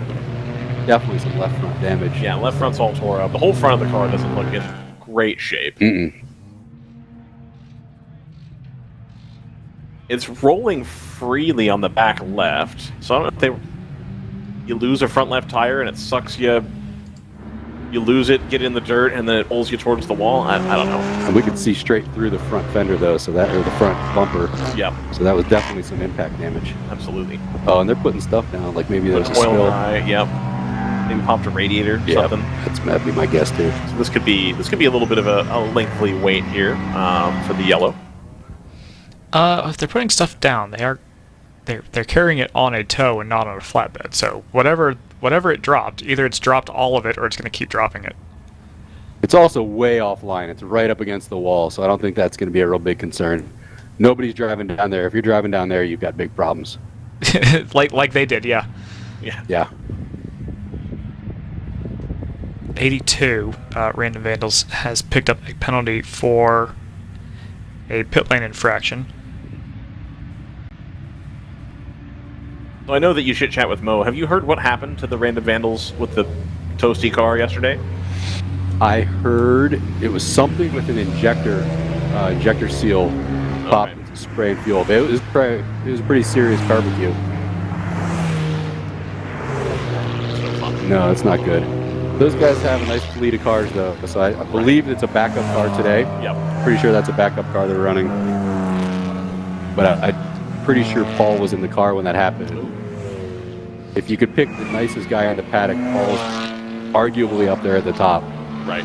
So I feel terrible that happened for him. Brad, when you do you ever have a crew come in that have experience with other series and get kind of mixed up with the pit rules here? They're a little strict. A little bit, but the 111 Thunder Bunny just came around the last corner and almost went off under double yellow. That was close. That's not going to be lip kind lap on. Oh my god! I was like, oh my god, they're going to go off and hit the safety car. But yeah, we've had some guys come in. You got to teach them the pit rules, and we actually had it happen today. We had 6 guys over the wall. They just weren't paying attention. You know, screaming. People are screaming, push the car, and everybody jumps over the wall and like, whoa, whoa, whoa. WRL has a rule about how many guys you can have over the wall. Right. But the rules here are definitely built around safety. They make sense. Everybody knows them. Everybody plays by them. So we're fine with it as long as you teach your crew guys how it works. Oh, sure. Not a gripe about the rules, but just one of those things I think trips up a lot of these teams that are coming from or are pulling from a broad range of experience. Oh, for sure. When I was teaching the guys that the team that's going to run the Mustang that we're partnered with, they're used to running in Trans Am. When I was talking to them about the rules here, they're like, "Well, that's different." But not that anybody says it doesn't make sense, it's just different. It's fine. Yeah. But a lot of guys come in from series who don't do fueling, like an SRO, GT4 America. There's no fueling in those races, so that changes the game a bit. And obviously, like Trans Am, no fueling. But we've gotten into this thing in this series where we're changing tires during races. The fast tire is not going to last the whole race, so we're now changing tires. Right. And I mean, quite honestly, we're trying to get to a point. It's not going to happen with the BMW, but we're trying to get to the point with a lighter car where we don't have to change tires. Right. It's more economical to not have to buy all those sets of tires, but if we can pick up that extra time, this series has gotten so incredibly competitive that 1 minute in the pits can make a difference between winning and being out of the top 5. Exactly. It ends up being pretty close at the end without the everybody gets a wave around, everybody get back on the lead lap sprint race thing. Exactly. And by the way, talking the wave arounds, we were just chatting with RJ yesterday, and just not joking, but talking about ideas of how you could do wave arounds. I think we all agreed in the end, let's save the wave arounds for the Pro Series. It would be a nightmare to try to do wave arounds here. Especially the per class. The per class wave round you take forever. But even the Pro Series, I don't know if you saw it at Sebring, where there's like a wave round miscommunication and an LMP3 car just cleaned out a Porsche for like no reason. It would be a disaster. Imagine how much longer this yellow would take if now they started. Okay, now we're clear. Now let's start doing wave rounds. Right. We'd be out. What are we gonna do? 3 more laps before we get it situated? Exactly. That's just not gonna work. Yeah, absolutely. That penalty to the 82, by the way, has been overturned on review. Okay, cool. Happy to hear that. Brad, did you watch the Bristol race last night? I did not. You did not. Okay. You didn't miss a whole lot. Missed a lot of cautions. You missed a lot of cautions, and you missed Joey Logano lead basically flag to flag. So it was like whatever. And he's getting like a 4-car jump off of every caution. It was like whatever. But it spurred a conversation in a jokey fashion. How do you feel about double final restarts in WRL? And then subsequently, how do you feel about a choose cone in WRL? Really going for it, huh, Ryan? I'm gonna go with no. No to both? No, thank you. No, please no. How about please no? Yeah, exactly. Brad wants World of Outlaws. He wants them 4 abreast. Right. By the way, Mark Martin sent me a text and said he's gonna bring out 2 of his 991.2s. All right. Yeah. Is he just gonna take 2 spark plugs out to get that to pass for power, or like how's that gonna work? I know Mark's joking, but yeah, we talked about the 991 also. I don't want to run that car. I don't. It's not as cool. It's pretty damn cool. Well, but it's also fragile. I mean, I don't want to. The 997. You can if I did at Road Atlanta, if I did that in a 991, you might as well just crush that car and put it in the dumpster because it's done. Okay. But the 997, we could pull that steel tub out. Right. Can't do that with a 991. So. Gotcha. Okay. I didn't even think of that. That's being an angle either. Ryan, keep an eye on the pace car here. Come race with us. What was that? Keep an eye on the pace car. Pace car, got it. Yep, I can do that. This is fun. Good time. Yeah. I want to start making stuff up. we do that already. That's just constantly. The lights are out. And lights are out. We're going to have the green here. It's going to be the green for the 940 Janetta. Going to be coming through here, followed closely by the Team ACP with Tangerine Associates BMW. That's why we have 2 Janettas up front. We have the 62 as well. 99 is going to be right up on the 12. I think that's the continuation of the battle we were watching earlier. Oh, it looks like here comes. Oh, go ahead.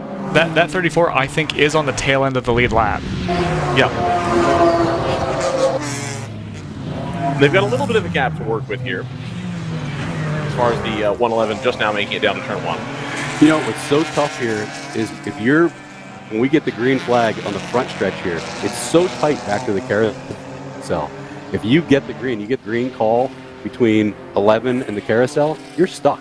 Right. There's nothing you can really do. It's like go, go, go. You're like, where am I going to go? You know, right. You got nothing to do. You just kind of follow in single file. So it gets tough here when you're in the back and you're in a hurry. And we saw some things happen yesterday. Some pileups occur back there. One happened to us.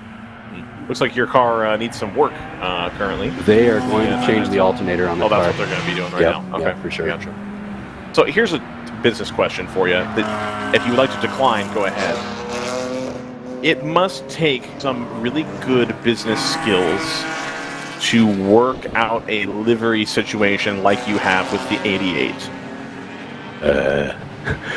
Man, it is such a beautiful day today. That's fine. Totally fine. Totally fine. It's so green outside, Ryan. Applause for that. I don't know how anybody can pull that off. That's fantastic. It's a pretty day today. Look, here come the cars back down the front stretch again. Sounds good. Oh, going a little too wide through here. Props to you on that. I'll leave it there. Props. That's impressive. It is not easy. Not easy. Okay. No. I figured. So I'm really curious. There's a couple things that are going to be happening with this 111, right? One is that we know that they've gone through a driver change. The other is that driver that got into the car is under investigation for the incident that you guys noted down at turn 13. Oh, so they may have to come to a mandatory driver change, and I believe they only have 2 drivers. Which so could effectively be. Will get some extra time. They may have to draft somebody in from the 118 crew, because otherwise, I don't think Laura can finish this race. I don't think she can finish it from here. No. Listen, I'm suited up. I have driver shoes on right now. My helmet's like right over there. I can go get it. Just let them know. Hey, I'm here. We're ready. Sorry about your luck. But that comes back to what we were talking about with safety being the forefront here, and also what we were talking about about an hour ago about how we cannot do this without safety workers. So you have to, especially in a full course yellow condition, you've got to keep your head on a swivel. You've got to be careful with that. Absolutely, that's a rough look for anybody. Absolutely. I understand that somebody's out lap, and but that has got to be communicated, and it's got to be something that's in your head. Right. Absolutely. So I missed it. What was the potential penalty? For the unsafe pass by the safety vehicles. Passing through the safety vehicles too closely or too quickly type of situation. So that's under investigation. None of that is confirmed. I think they're going to take a look at every resource that they've got available to them and decide whether or not that was unsafe or it just looked dramatic. It definitely looked dramatic because I saw it and I about came out of my chair. Like, oh, this is going to be bad. Yeah, there is that 111. The Choice 511, I think, has gone around them, not for position, but on track. Right.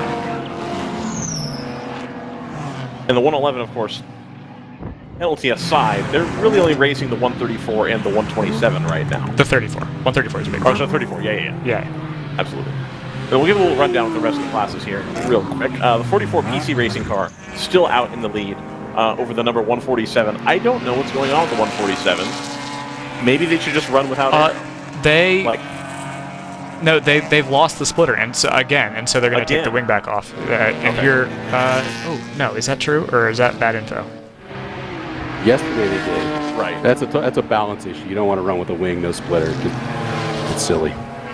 They might have redone it. I'm going off of Chad's report in a comment, so I may have misread that question mark. That may have been referring to yesterday. Right. So they're in second place, the number 64 Open Throttle Racing GP1 car. That car just steadily moving up the order. GP1, getting more and more competitive every outing, and indeed every lap. They're currently ahead of the number 14 Palomar Racing BMW, followed by the into the top 5 701 Round 3 Racing Porsche. GP2, you got the number 37 Eric Foss Racing car out in the lead. I think they owe us a pit stop though, over the number 197. Yeah, the 197 just pitted under that yellow, and the 37 did not. So we would expect the 197 to eventually inherit the lead there. Confirmation from chat that he was referring to yesterday, and it didn't happen again today.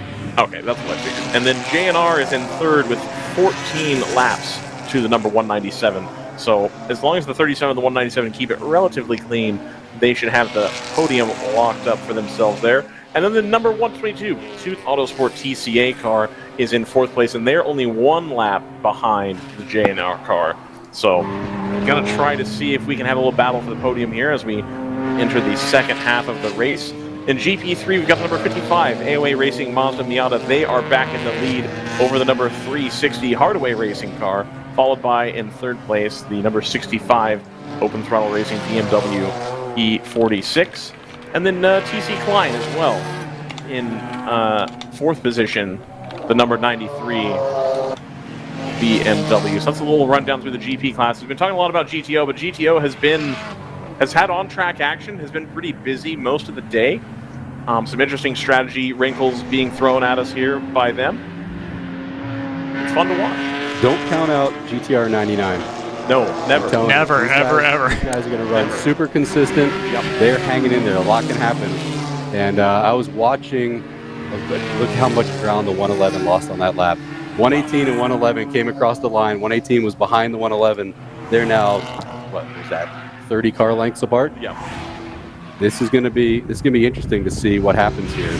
But don't count out. And also Pinnacle, those guys are real consistent. They may not run the fastest lap times. They can go a long way on fuel.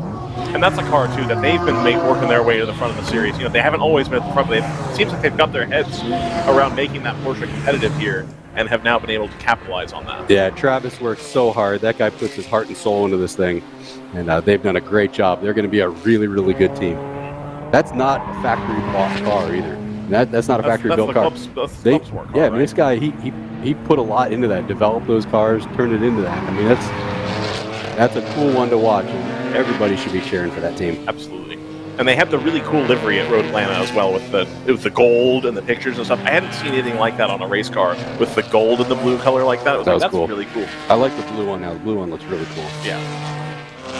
The black one they had before, it always looked like it was dirty. It had like a marbled look to it. Yeah. Also, you know that NFC car, that AMG car, I know they got Aaron Povolato in that car. They're going to be really competitive. Those guys are coming strong, too. Yep. That's a fast car. They're fast. They've always got the speed. It seems like there's two types of teams I've noticed in GTO. There's teams that have like a pretty steady, high average, good to go. And then there's teams where it's peaky, where, you know, everything's got to be working right, you got to have the right driver, etc. But that 123 has had pace, you know, all season long. They've been really, really good. The front end of GTO right now is extremely competitive. Yep. And the same with GP1 as well. They've been super, super competitive as well. This GP1 class is unbelievable. Yeah. It's amazing how fast that class has gotten. I watched the first few events of the season. They were literally 3 seconds a lap faster than last year. Yep. I mean, Moorhead was the class of the field last year on speed. A lot of teams have caught them. And we're trying to figure out how the heck are we going to catch these guys. Right. When you watch Moorhead yesterday, they pulled their splitter and wing off, and they were still faster than everybody. Yep. I mean, that car is just so well developed, so well driven. I guess everybody's figured out some formula. I guess we all looked at Moorhead's disclosure sheet and figured out, that's how they're doing it. But they have that thing nailed, and I think teams are catching up now. The front of the GP1 field is unbelievable. Now, our national championship car on the first day, I think we qualified 9th. Right. You know, that says something about where this class has gone. Absolutely. And to think of where it was even, 5 years ago when we had first started, and it was, ACP had two 235i's, and it was like, whoa. Right. That's a lot of money being thrown around, and they're very competitive at the front, and all that, and just to see it have grown in the way it has been really, really awesome. I am curious, Chad Moorhead, I know you're on the chat from time to time. Was it you that had talked about doing a new build where it wasn't Spec E46 based and you could tie the frame, or the roll bars and stuff into the chassis better to have it be more of a WRL car? Is that this car, or am I thinking of a different team entirely that was going to rebuild their car to be more WRL specific? Because that's something I've talked to a team about as well. I'm friends with the guys at North Loop, and they talk about, yeah, we keep our car pretty simple because we want to be able to get out of it. If we want to sell it, something happens, I can sell a Spec E46 car easier than I can sell GP2 or GP1 specialty car. But it's starting to look like, at least in GP1, you're not going to be able to get away with that for much longer. Yeah. Have the special built car. Well, we were talking about it this morning. Anybody building a car for WRL that's planning to sell it down the line, nobody who wants to be real competitive at the top of this field is building a car with the intention of selling it after a season or something. Like, and how many hours does that car have on it now? Like a bunch. It's significant. So this series has gotten so competitive, and there's so much money being thrown into it that people are developing these cars, and we're seeing the results of it. The GP classes have gotten really, really fast. And it's totally different. The look of the series is totally different than it was just a few years ago. Ryan, he says it'll be a new one with a number plate 148. Okay, got it. So this is still the old car. Yeah, 147 started as a JP SE46. So this isn't even the new car that's optimized. No, and they're still just wiping the floor. Well, he did say, we kind of poked and prodded by proxy to say, well, when are they just gonna suck it up and go straight to GTO? And he did say that, watch this space. I don't know if that's still a possible route for that car. Right. I'd love to see them build a GTO car. I'd love to see what they could do. Absolutely.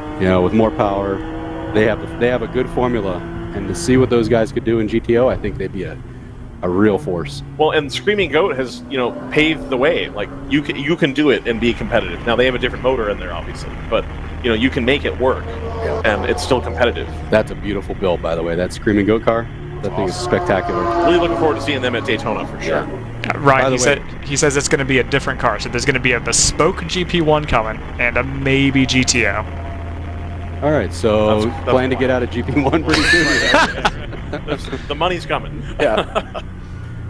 You should take a look at what Hitman's been doing these last few laps. Those guys are coming fast. Yep. The 12 has had an especially good weekend, I think, as well. Has had some decent pace for sure.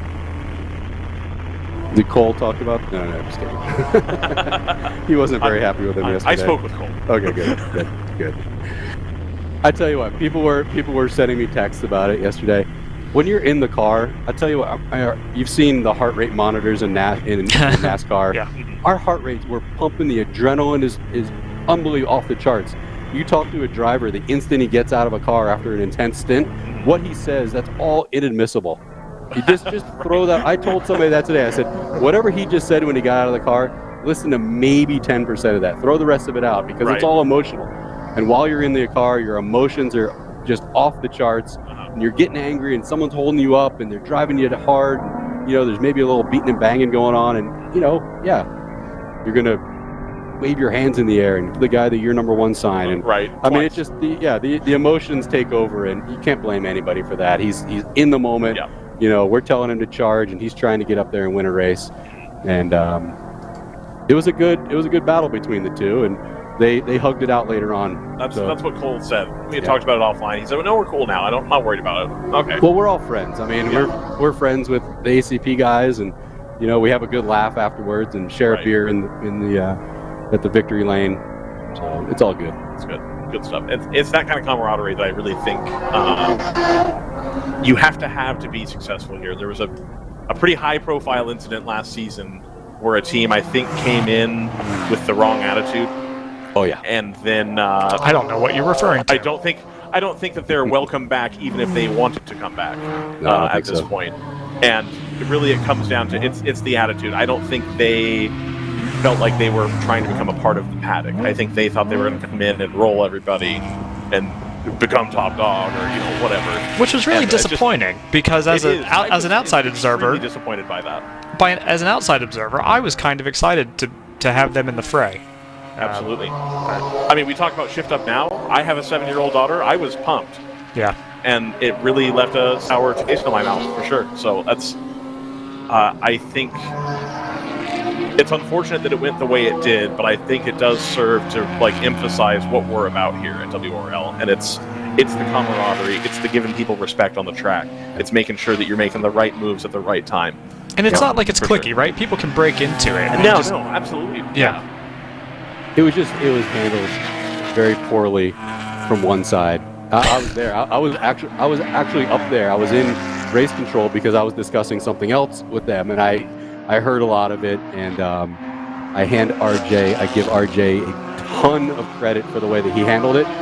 He was very mature about it. Yeah. He stepped away when he knew he needed to step away. He's an incredibly mature person for his young age. Does a great job running the series. Absolutely. And all the right decisions were made from their end that day. Absolutely. 100%. And I feel bad for the other team on the other end who were excited to have been here and had lost a car, and now, nothing to show for it. And I had spoken with them in the paddock as people. Yeah. The type of people that you want to keep here. So it's just too bad. This is why, maybe any other teams that are listening, we've set a rule with our team that we don't have when there's an issue that needs to be addressed with race control, we have team captains on our team. There are 3 of the calmer people in our paddock. And we have them go to race control to address issues. Right. So if something needs to be addressed, I'll go up and I'll go talk to Jimmy. And I'll say, hey, let's talk about it. Then if a driver needs to come talk to him, I want to wait 30 minutes. Give that driver 30 minutes after they get out of the car to calm down, then go talk. Because if you go up there right when you get out of the car, things are going to be said that you're going to regret later. Yeah. It happens all the time. I've seen it happen to other teams. I don't want that happening to us. So just make a general rule. Wait a half an hour before you send a driver up there. Yeah. Wait a half an hour before you send a driver over to somebody else's paddock, over somebody else's pit to go talk to them. Right. Let everybody calm down, review video. I can't tell you how many times somebody's come over, you did this, you did that. Then we pull up the video and they go, oh sorry. Right. You remember things differently in your head when they're happening. You're like, that guy chopped me off, or that guy did this, and you go look at the video again, and maybe it didn't happen the way that you remember it. Right. And then especially looking at somebody else's video, maybe a car that was back behind you, then you can sort of see the perspective of what went down. That can make all the difference in the world. So we're all out here looking out for each other. That's the biggest thing. We're here supposed to be protecting each other. Yep. So don't let emotions take over on the track and maybe cause a situation where somebody could get injured. Right. And then we don't want the same thing to happen in the pit and paddock either. So we're all friends. Everybody in this pit and paddock gets along with each other real well. I mean, I'm looking out the window right now and I can count dozens of friends standing over there on the other side of the wall. Right. And I just remind everybody all the time, it's supposed to be fun. Yep. Make it fun. If it's not fun, go do something else. Absolutely. By the way, the 997's back out there and keeping up with the 123, so that makes me very, very happy. Good. Glad to hear it. Yeah. Look at that. And the 88 has passed all those cars that they were running with, so those guys are digging pretty hard too. Proud of them. And Hitman is still running blazing fast laps. Hitman specifically have overcome penalties and stuff in the past, so they're going to be there whether we think they are or not right now. I don't know what Joseph's script says, but they're going to be there at the end for sure. Who is this? Hitman. Yeah, I think the thing that I kind of thought that the 111 had already done their sort of their AM stint, if you will, and the fact that they haven't changes the game a little bit. Well, they're in it now, but they hadn't when we were discussing it earlier. When we did the right. And we still have no confirmation either way on that. I wonder if they're waiting for a memory card at the next pit stop to make that determination. Okay, so they haven't. It's listed as final, so I don't feel bad about saying it. Okay. This is gonna. They're not going to pull the driver out, but they. He or she does have a blot on their copy book now. Is the way that I'll put that. Okay, got it. All right. Well, double yellow again. Looks like it's turn 2. That would be the keyhole turn, number 37. Okay. Car stop. Driver's one of the right. E46 BMWs. The gray one, as I recall. Yeah, we don't have anybody coming up to that point of the track yet. I think it's multicolored. I think that car had some problems this morning. Yep. Yeah, had a lot of problems actually. Did well to get out of it, frankly. So we're going to go back to full course caution here. 3 hours and 9 minutes remaining. Joseph, would this be a good time for an ad? This would be a good time for an ad. I want to remind everybody about the fact that this is going to really compress that lead battle that you guys were just talking about. Yes. The 34 is still on the same lot. There's a 37 off the drivers right there, so we see where that is. So this could help the 34 out tremendously. It'll be huge, and it actually could swing it all the way in their favor. Right. Especially with the pace they're able to do in that car. Absolutely. Yeah. We'll see the results of that shakeout here after the break. DriversEye Live covering the World Racing Leagues. The final day here at Mid-Ohio here in 2023. We'll be right back.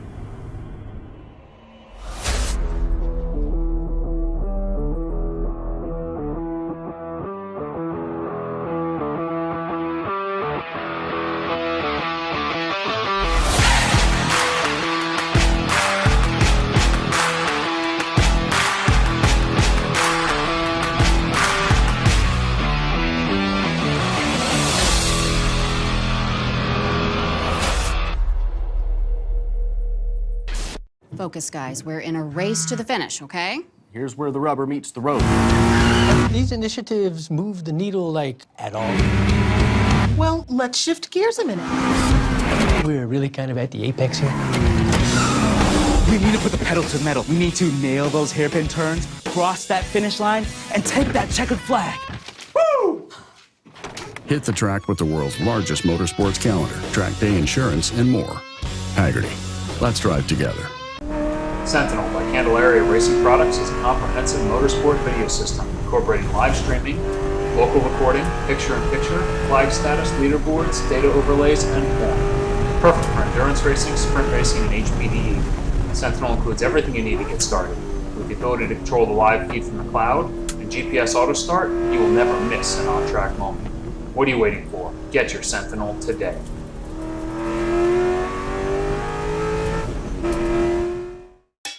It's your Uncle Cooper. Your SUV is a multi-purpose tool, like a corkscrew fish scaler. And that means your tires should be multi-purpose too. Like these Cooper rugged Treks. They're tough, but also run smooth as butter. And with dual sidewalls, it's like having a multi-tool that can look like a completely different multi-tool. Don't take that idea, by the way. I'm gonna patent it. Go with the Coopers. Cooper! WRL here at Mid-Ohio. My name is Ryan. We've got Joseph on the ones and twos and Brad McCall sitting with me right now. We're watching the pit stop cycle here under full course yellow.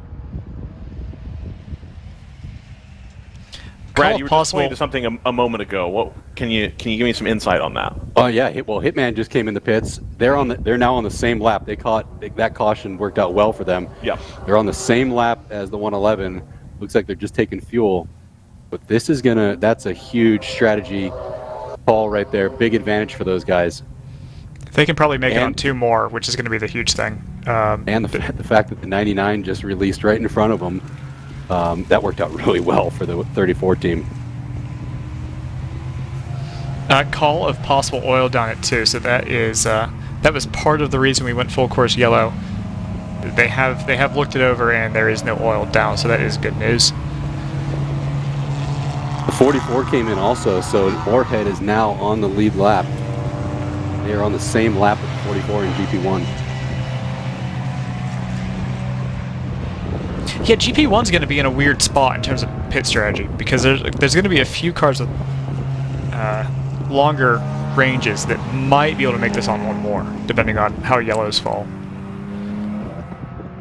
GP2 and GP3 are probably easier in terms of making it on one more, but yeah, this is a critical point for a yellow to fall here. Yeah, this is going to be interesting in GP1. I think Moorhead just lucked out pretty big.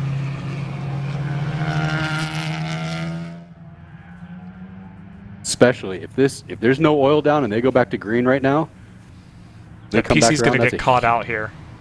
Exactly. That's a huge advantage to Moorhead. Lights are still on, but they don't typically come off until they come out of the out of Thunder Valley.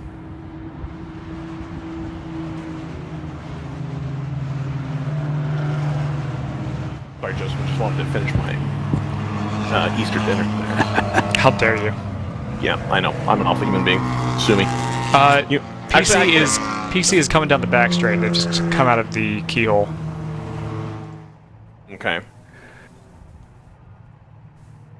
Still going to be a nice exchange, especially if this goes green here. Yep. I think it might. They've been pretty good about sending it straight back to green. Lights are still on. Lights are still on. Yep. Yep, there you go. Well, that helped PC a lot. Yep. I could tell I was looking at the flagger and the flag stand. He did not look like he was in a hurry to make any flag changes. No, not at all. I'll tell you why. Next lap. Oh, go ahead. We've still got a crew up at the top of the keyhole. Okay, gotcha.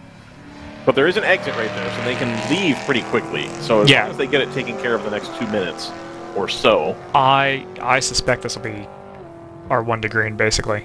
Yep. The 52 as well as the 118 coming into the pit lane. Brad, another question I want to ask you.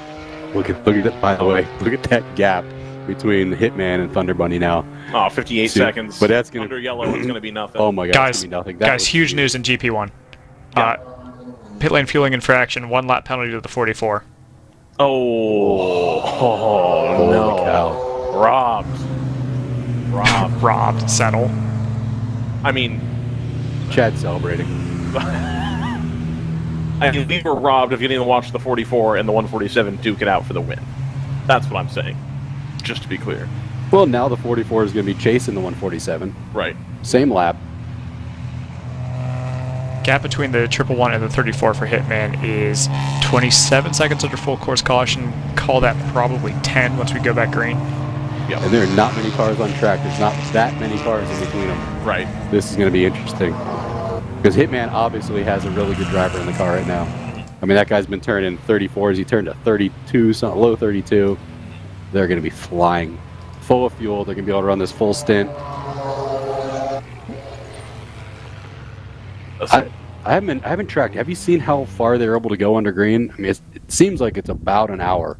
For the Hitman? Yeah, for the Toyotas. We've seen the Toyotas stretch to like an hour and 15, I think, on a couple of occasions, but it's usually about an hour. Yeah. All right, so there are 2 more stops. Yeah. But we know Thunder Bunny's going to have an extra stop because they didn't come in this time. Right. They had just not super long ago. Yeah, they're about a third of the way through their stint, so maybe they think they can still do it on... 1 more seems like a stretch unless they really lean it out. Yeah, no way 1 more. They're going to be two more, but I'm just wondering, they might have done the math. If they can make it on 2 more, then it was smart to stay out. Right. No sense in coming in. We haven't quite recovered that that 37 just yet, which I thought we had cleared that away, but that's going to have to come back. And there's no shortcut, so that's going to have to come all the way through. Oh, I see what you mean, yeah. Brad, I'm curious. You're running Porsche 911 Cayman. You've got this Howe chassis Mustang thing. You're going to have the Dark Horse Mustang and the M4. From a logistical standpoint, moving 5 cars around is tough. Very. There's no question about it. How much more difficult is it to carry spares for 3 to 4 separate types of car? Yeah, we sort of wandered from the original idea, didn't we? Yeah. We were going to run all Boxsters, have all the same spares. This would be really easy. But we did like, if we were going to run, which we sort of went away from the Boxster. And the only reason we did is just because everybody wants to kind of climb the ladder. Right. Everybody's going, I'm sort of tired of racing in my mirrors. I want to, and we had these GP1 cars. And we tried to do it last year. We tried to go all GP1 and GTO, and we actually lost one of the Caymans here last year, and that's when we had to bring the Boxster back out.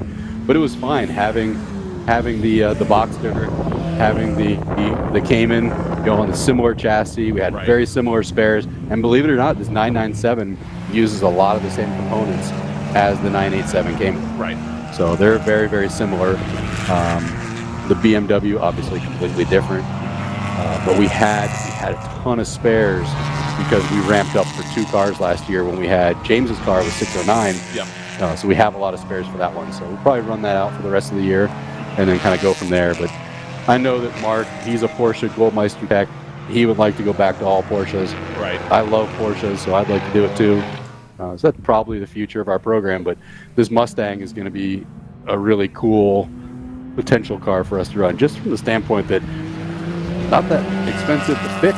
Right. You know, it's easy. I mean, we popped the hood off and there was a guy standing in the engine bay working on the engine. There's just so much room in there. It's unbelievable. So that could be the future of the program too. We'll see. Wait and see how that pans out. Do you think, I mean, Ford must have done some kind of research on it. We know that they had run a couple races here as well. With this car, there shouldn't be a reason to want to use the GT4 car, right? Yeah, I mean, if we can make it work, if it's competitive, I mean, it's so much less expensive to maintain. Now, I'll say it's probably not going to be that much cheaper to buy versus a used GT4 car, but maintenance should be a lot cheaper. By the way, pace car's coming in, lights are off. Perfect. Thunder Bunny coming to green. They're going to lead us to the green here. Hitman might have topped off because they're still on the back part of the circuit. They're coming around turn 9 now. Let's see. Still don't see them. There's the 511. Oh man, that field was strung out. There's the Hitman. There we go. So now that's not an insurmountable gap for them to make up. No way. There's not this much traffic. 3 hours to go too. Yeah, exactly. And the 99 is going to try to stay right with him as well. Oh, 99's digging hard to get back on the lead lap too. I talked to Harold Petit yesterday for a little while. He's got the cool splitter and wing. Are those things that you guys have looked into, or do you like keeping it simple and just use what BMW gives you? Yeah, keep it simple. That wing makes so much downforce. They're running it at 0 degrees or maybe negative degrees because it makes so much downforce. I just didn't see the purpose in doing that. But it definitely looks cool. That looks awesome. Well, then the new front splitter on there as well looks super cool as well. It's very cool. Very, very cool. If I could find a cheaper front splitter, that's what I would run. That thing's ridiculous. By the way, shout out to Choice Racing. They're hanging in today after a tough day yesterday. Yep. They're right up there. I mean, they could be a challenge here at the end too. I mean, look at that pack. Look at from 3rd back to, what, 7th? They're all right together. Yep. You really don't get a chance to make too many mistakes and come back from this GTO field anymore. No, not at all. But yet that's what happened yesterday, though. Yeah, but that car is insane at the moment. Right. How many times last year did JTR lose a lap or 2 laps during the race to a penalty and came back and won? A ridiculous number of times. The level of domination from that car. I'm sad to see that they're not here. But if they have that kind of pace, they will have a good time, I think, doing the program they're running now. Well, they always had a solid lineup. There was never a real dog in that lineup. They were so fast, and they didn't make mistakes on track. Yep. Great guys to interview as well. They always had a great time with them when they would come up. They were definitely confident. There was no lack of confidence there, that's for sure. I will agree with that, 100%. See car, pass car. See car, pass. That's all we're doing at VIR. You just see a car, we pass the car. That's it. That's all you have to do. You know, it's funny. When I drove the M4 last year, I didn't use my mirror very much because I never got past. The car was really dominant last year. The M4 was the car to have. Only car that passed me was a damn GTR car.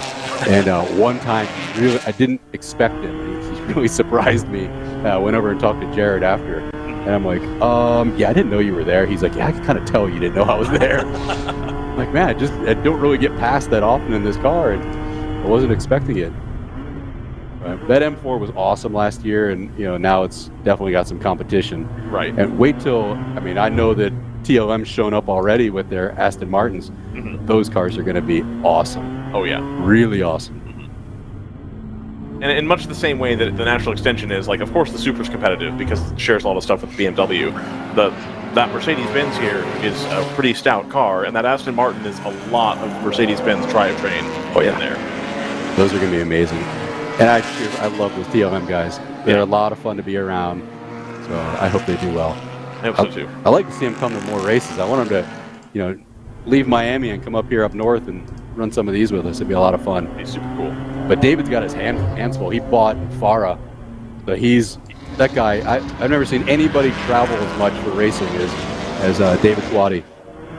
It seemed every single weekend he's at a racetrack. Right. And now he's running a race series based out of Homestead. Yeah. So he's going to be a busy guy. Who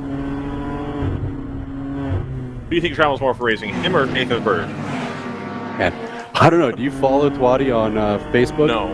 The guy is literally every single weekend he's at a racetrack. Like, when are you home? Right. Unbelievable. He's a lot of fun, though. He's a good dude. Well, like we said earlier, lots of good people in WRL. That's the best part, I think, is everybody's, for the most part, everybody's a really cool person. Happy to be here for sure. There's a couple. I'm kidding.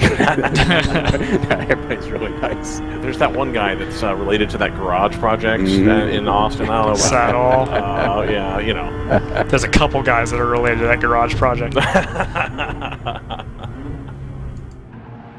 I'll tell you, I know we did the TV show, but I was hoping there was going to be a second season because we had a really cool idea to go around and not just interview my team and not just be in our paddock, but go see some of these other teams and talk to them. And that would have been, it would have been fun to get that feedback, get another side of the story from other teams. That would have been really cool. And if we had done it last year, there was so much drama in the series last year. That would have been the best. It would have been an amazing series. If they just promoted it better, and if they, I'll tell you, if Netflix had bought that thing, it would have been a huge hit. Huge. Drive to Imbibe. What was that? Drive to Imbibe, they would have called it. Yeah, there we go. I had trouble trying to track it down to watch it. Yeah, it's on Hagerty.com. Now it is, and I've seen it now, but like when it came out, I was like, I don't have whatever. I think it just came out on Motor Trend on TV initially, right? That's right. I couldn't access it from wherever. And there was zero promotion. Yeah. There were no commercials promoting it, nothing. Right. That was like basically word of mouth. Yep. Hey, go watch our show. Everybody who watched it loved it. Absolutely.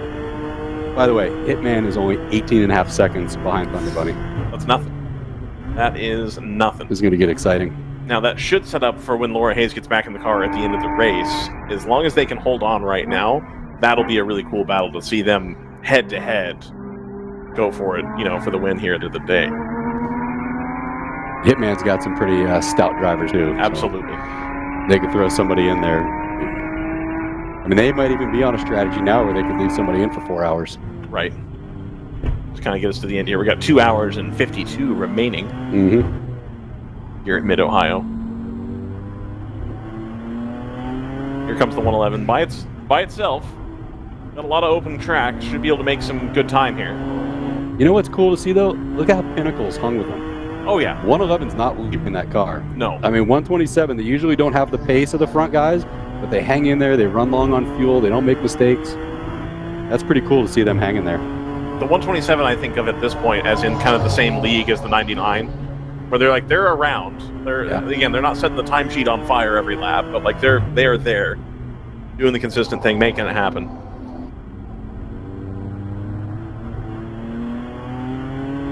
I'm going to try to track down that GTR 99 because they are a second behind that Choice 511. Good call. And they may, I haven't been watching the gap, but they may either pick up or drop, or be dropped by the 123. So that's just something I want to keep an eye on. Okay. That's a good call. There was a couple big messes of cars here a while ago. It's kind of stringing out a little bit, but a lot of those cars were in big packs, and that probably threw off some lap times.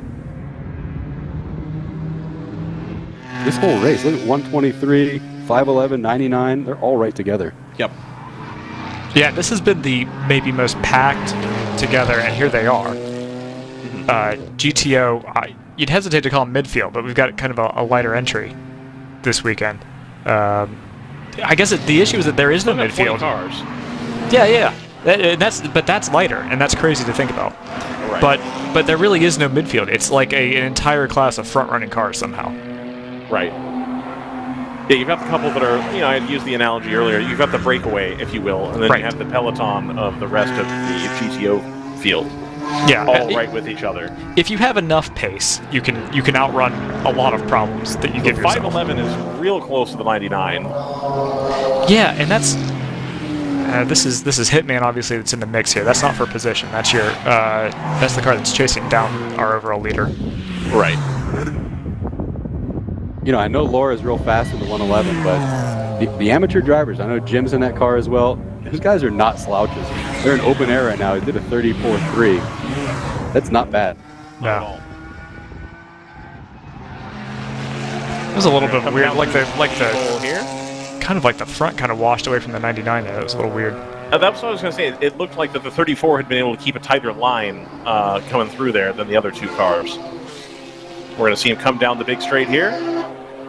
They're just starting to harass that Mercedes-Benz up front there. That is the Mercedes, right? Yeah. Yeah. 1, 2, 3. Yep. They're going to go try to set up a pass here, going into the right-hander, perhaps? I think so. This is going to buy the 111 a little bit of time. Yep. But well. there's quite a lot of time left. So that might end up being academic. All four cars, of course, coming across here underneath the Total Courts Bridge. Depending on who's sponsoring the weekend. I think it's the same brand, Joseph. No, I know, but if you remember, the other side of that bridge has exactly nothing on it, so... Well, it has the remnants of something on it. Yeah, it says Budweiser, and it's clearly from, like, the IMSA GT days. Yes, absolutely. It's not a current Budweiser. 99 got by choice. Yep. The choice hanging in there. Dude, Hitman has to be so... It's frustrating, I tell you. Hitman's only 16 seconds behind Thunder Bunny, and he's stuck behind a car that's a lap down to him. That's so frustrating. Right. And that AMG is really, really fast and well driven. So it's probably costing Hitman maybe a second and a half a lap. That is... It's very, very frustrating. I don't know if we have in-car on that one, but he's probably animated in the driver's seat right now.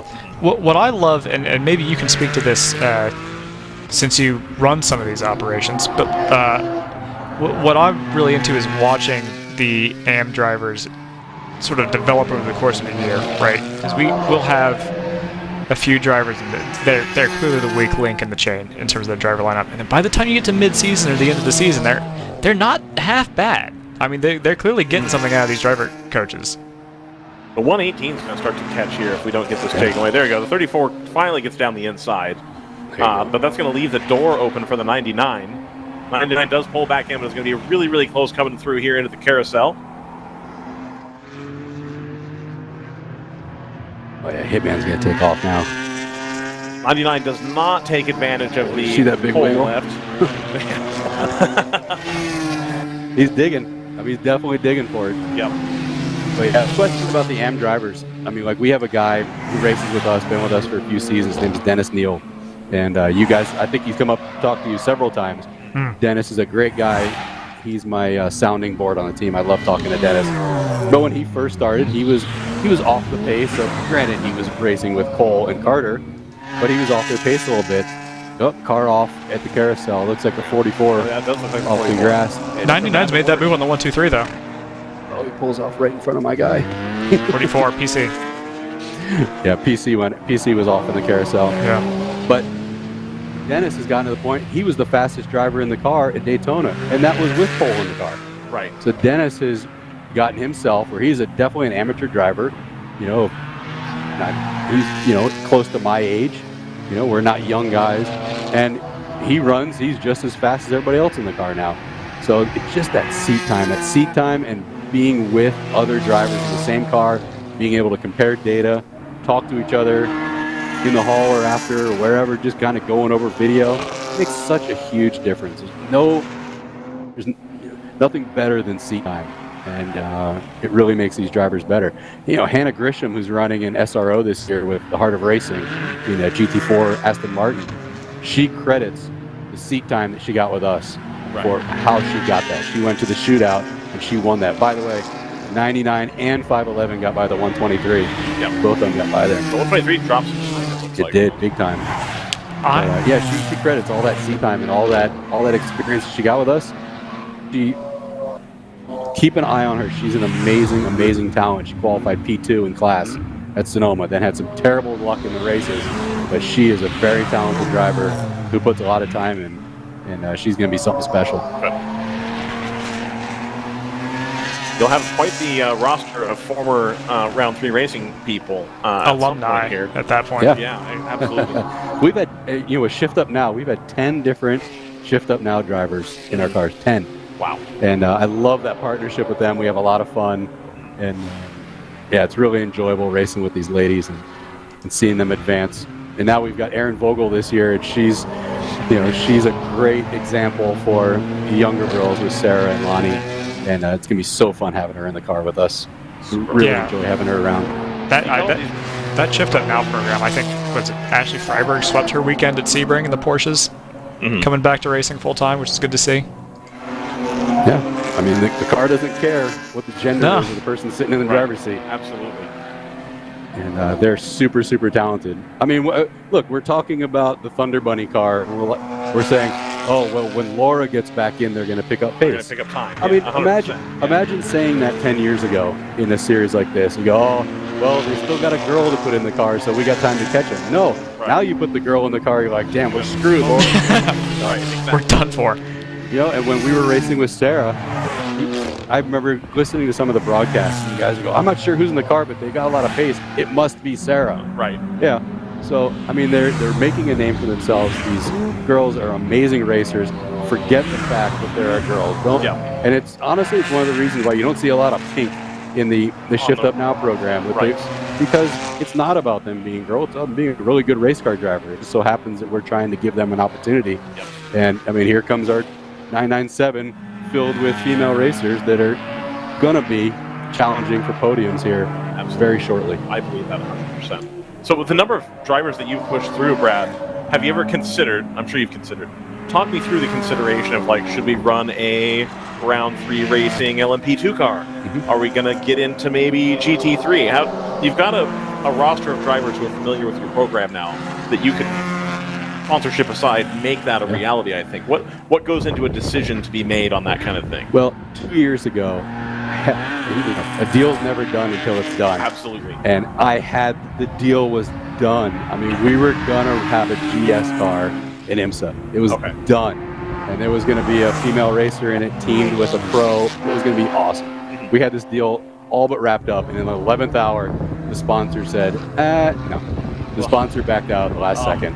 And the whole thing crumbled. Right. I mean, we had to let go of all these other deals we had arranged for it. And, okay, it happens. It's part of racing, and we accepted that. But, yeah, we thought about doing it, and I'd like to do it. But, I also run a business. I have a full-time business. I have a family at home. I have 3 daughters. And I got other stuff to do. And, my dad and I worked together in our regular business as well.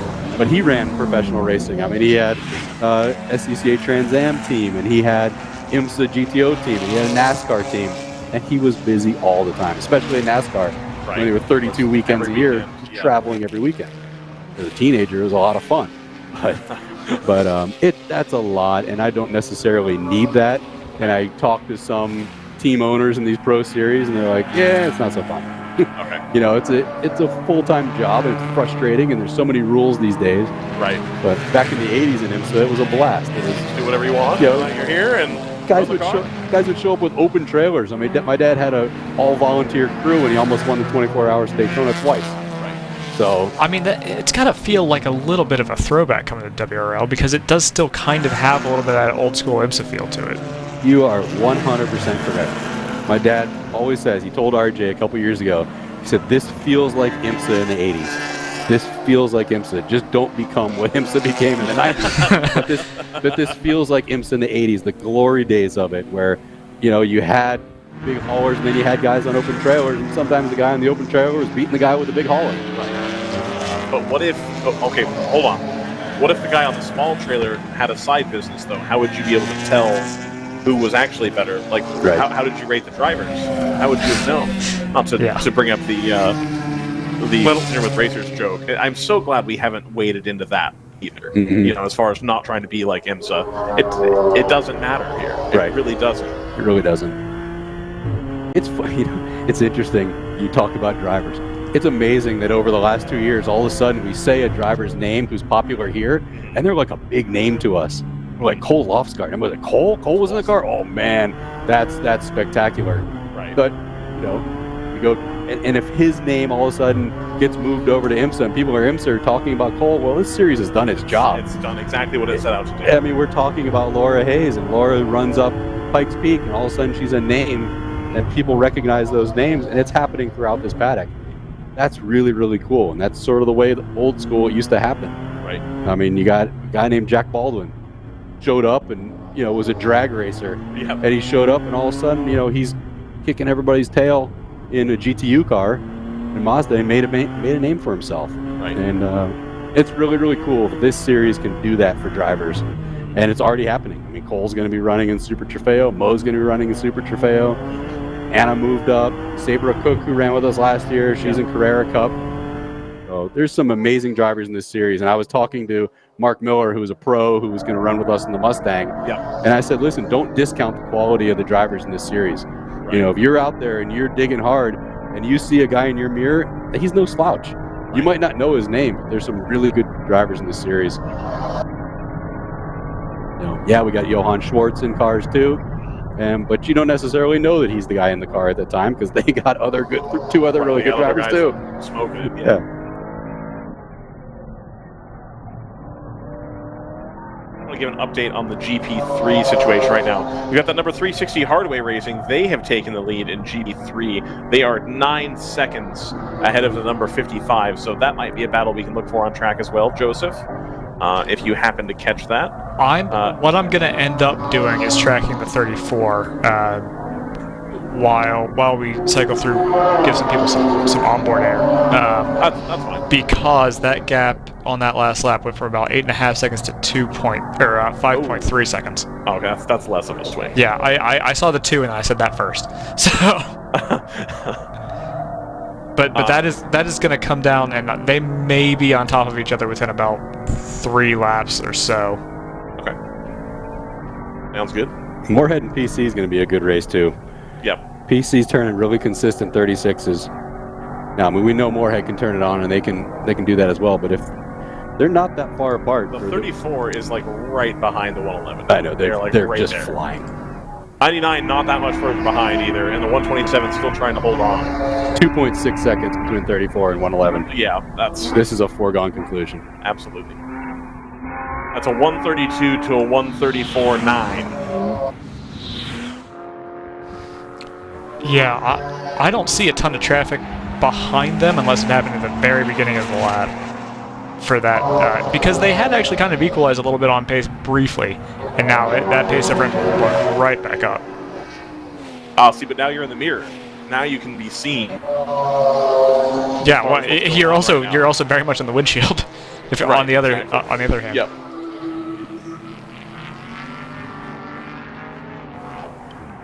Yeah, here they are. I mean, making their way through on here. top of each other. That's the 111 leading the 34 here.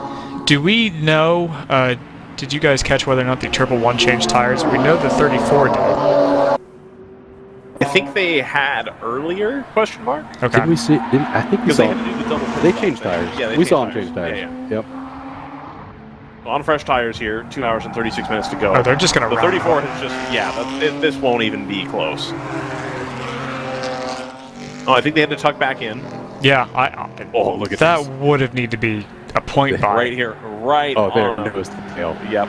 We'll see that on the view screen here shortly, but the 34 is going to be right on the 111. I don't know if they're going to try going into turn 1, but I think on the back straight, it's going to get done. Ooh. 99's in clear air. They just laid down a big lap too. They're a full lap back, which is going to be tough. Safety car doesn't help them in that spot, but you see them here. Right, but they're fighting with Pinnacle as well, who have held on pretty well. So that's a battle in and of itself for the last step on the podium. And then you've also got, let's see, Choice Racing as part of that gaggle as well, right behind the Pinnacle car. So side by side here. Hitman on the outside line. That can turn into the inside line if they hold it around 4. Yep. And actually, they've already done it.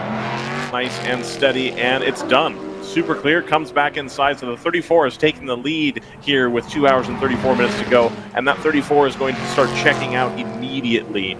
The 111 just does not have the pace right now to hold on to the 34.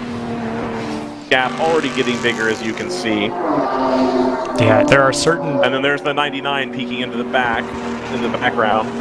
They're not on the same lap as these two cars, but the 127 should be right behind them, Joseph. Yeah, there are certain parts of this track, certain changes of direction, where if someone's using the entirety of the track, it means that they might be struggling a little bit on tires. You're kind of seeing that with the 111. 34 is... 34 is pulling a gap already on it. Yeah. Now, what I think we saw, Joseph, if we can hang on this camera, or hang on this one. Let's hang on one camera. You see the Choice Racing car, I think, had closed way up on Pinnacle, and indeed they have. The Choice Racing car has made the move on the 127 here. You can see them coming into shot right now, the black BMW followed by the blue Porsche. The AMG is going to get him too. Yep. 123 is going to get Pinnacle right now. So the 127, having fought really hard to hold on to this pack and starting a little bit of ground, might be a tire situation. It is a little bit warmer outside. In fact, Brad, if you give me one moment, I'm going to go do a quick surface temperature check just for funsies. These other two cars, the 118 and the 62, that's not for position, although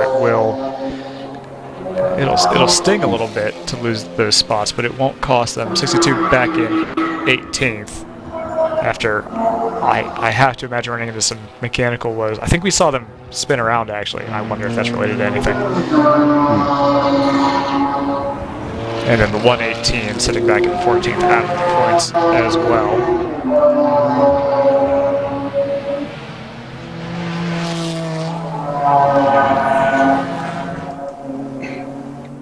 Still going fast though. Yeah, the car's got a lot of pace. I'm not sure what happened to it. They lost time to some kind of mechanical early. Yeah, they just had some bad luck this weekend. Yeah, I don't know. Is that the first time we've seen that second Supra for Thunder Bunny? I think so. I haven't seen it before. Okay, so if this is a little bit of a shakedown round for them, it's not too crazy. And I mean, they were running 1, 2, 3. The Supras were early on in Saturday. So I don't know how you feel as a GTO, but that looks ominous. Yeah, those cars are they're going to be a challenge, a real challenge. We'll see. I mean, what does that look like for you guys? I mean, is that just we're going to dig deeper into our data and see what we can do, or do you try to firm up the things you already have, just be more consistent and hope it falls your way? We'll take page 1 out of the racing playbook, and that's to whine and complain about BOP to the sanctioning body. Whatever works. Yeah, come on, RJ, they're too fast. You got to do something. Pretty please. Why can't we keep up? GTR's flying, by the way. Yeah, they're on the tail of that 111. I'm not looking at the pace differential between them and the 34 though. How is that? I think they're pulling in a little bit, but yeah, it's hard to tell. They're probably about even, but if the 34 starts pulling a big gap,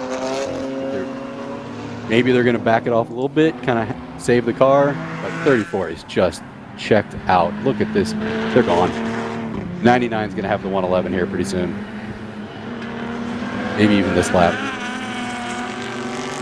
I think it'll be quite soon, in fact. Yeah. So, Brad, do you check surface temperatures? Is that part of your... We do. Absolutely. We checked it just a little while ago, and today's definitely hotter than yesterday. Yep. For sure. So we had 68 last time I checked, and now I have 88. So it's gone up 20 degrees. What does that represent in terms of PSI on the tire or that makes that nature? Makes a big difference. So yesterday, I think our peak track temp we had was 78. Okay. So it's definitely hotter today, and that was part of the problem we had on the BMW.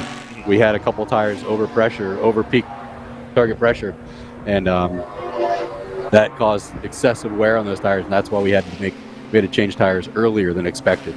Right. Side by side into turn 4.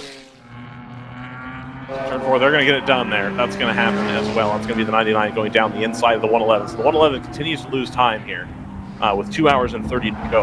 You're now in the window to where they could put their pro driver back in, but they have to wait to make that work with their fuel strategy as well. So it's not a simple solution at this point. Yeah, so that's not for position, obviously, but that does free the 99 up to fight to get back on the lead lap, which is going to be big for their strategy. If yellow falls, difference. Yeah. Yep. I wanted to speculate that part of Pinnacle dropping off in performance could be that. Yeah, that's true. Part of Pinnacle's drop-off in performance could be related to the ambient temperature as well as the track surface temperature going up significantly, and the tires starting to move away from them. Because it's not. I don't think they don't look a whole lot slower than they were before, but just the ultimate pace isn't there anymore. From my vantage point, so the air temperature shouldn't be much warmer, but I know it's a lot less hazy, cloudy in the sky. It is.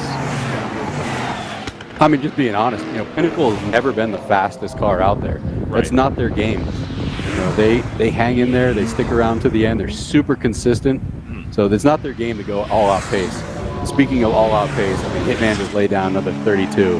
It's going to be really tough for that GTR 99 to catch up there and get a lap back.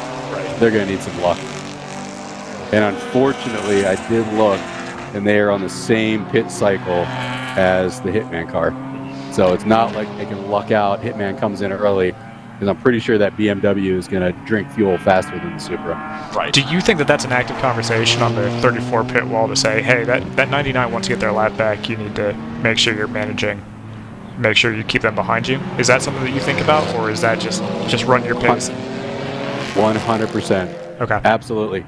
So listen, here's one of our challengers. Never ever in this series count out a car that's a lap down. They know they're coming. Those guys they're on it, so they're telling them, hey, the 99's back there. Yeah, I did time their gap before me to see what the gap is between. I mean, the 34 is just flying, but 99, whoa. 99 just keeps kicking it sideways over that bump in the carousel. They're basically maintaining an 8% or 8-second gap between those cars. Not insurmountable, but it's one thing for 99 to catch that car. It's going to be another thing for him to pass him. Yeah. I sound like an announcer from one of the other cars. You can. I mean, it's one of the oldest tropes in the book, really. But it's true. I mean, that's a reason they keep saying it. Yeah.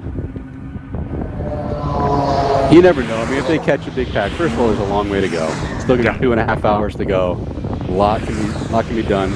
You don't want to dig too hard. I mean, GTR digs super hard here, burns their tires up. Yeah, that's a challenge. I mean, I know that team runs Yokohamas, and the Yokohamas are, really affected by heat. So, you don't want to cook those tires when they got nothing left at the end. Right. And it's just going to get hotter from here to the end of the race as well. So you really want to be careful. I agree. I mean, if we're gonna, I can try to manufacture some drama. We're gonna want to do that.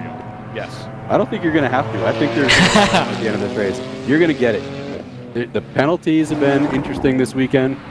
There's still some opportunities for penalties to happen. So we'll see. On a personal level, I'm happy to see our 997 out there turning good laps on a test, basically what became a test day, and she's running 34s. In a car she's just learning. That's a real positive for me. And you can see the consistency as the lap time comes down on the chart as well, where it's pretty steady, it starts off slow, and then gets better and better and better. So, is it safe to assume? Sure. Is it safe to assume that that's basically factory electronics, like as in basically none? No, we added ABS. Okay. We have Bosch ABS in it, and then we add a paddle shift system. We have a KMP paddle shifter, and that's basically to preserve the transmission. Got it. Because it does the auto blipping for you, flat foot shift, up shifting, and then does the auto blip. So that's to preserve the transmission. Yeah, that makes a lot of sense. The car's going to be really good.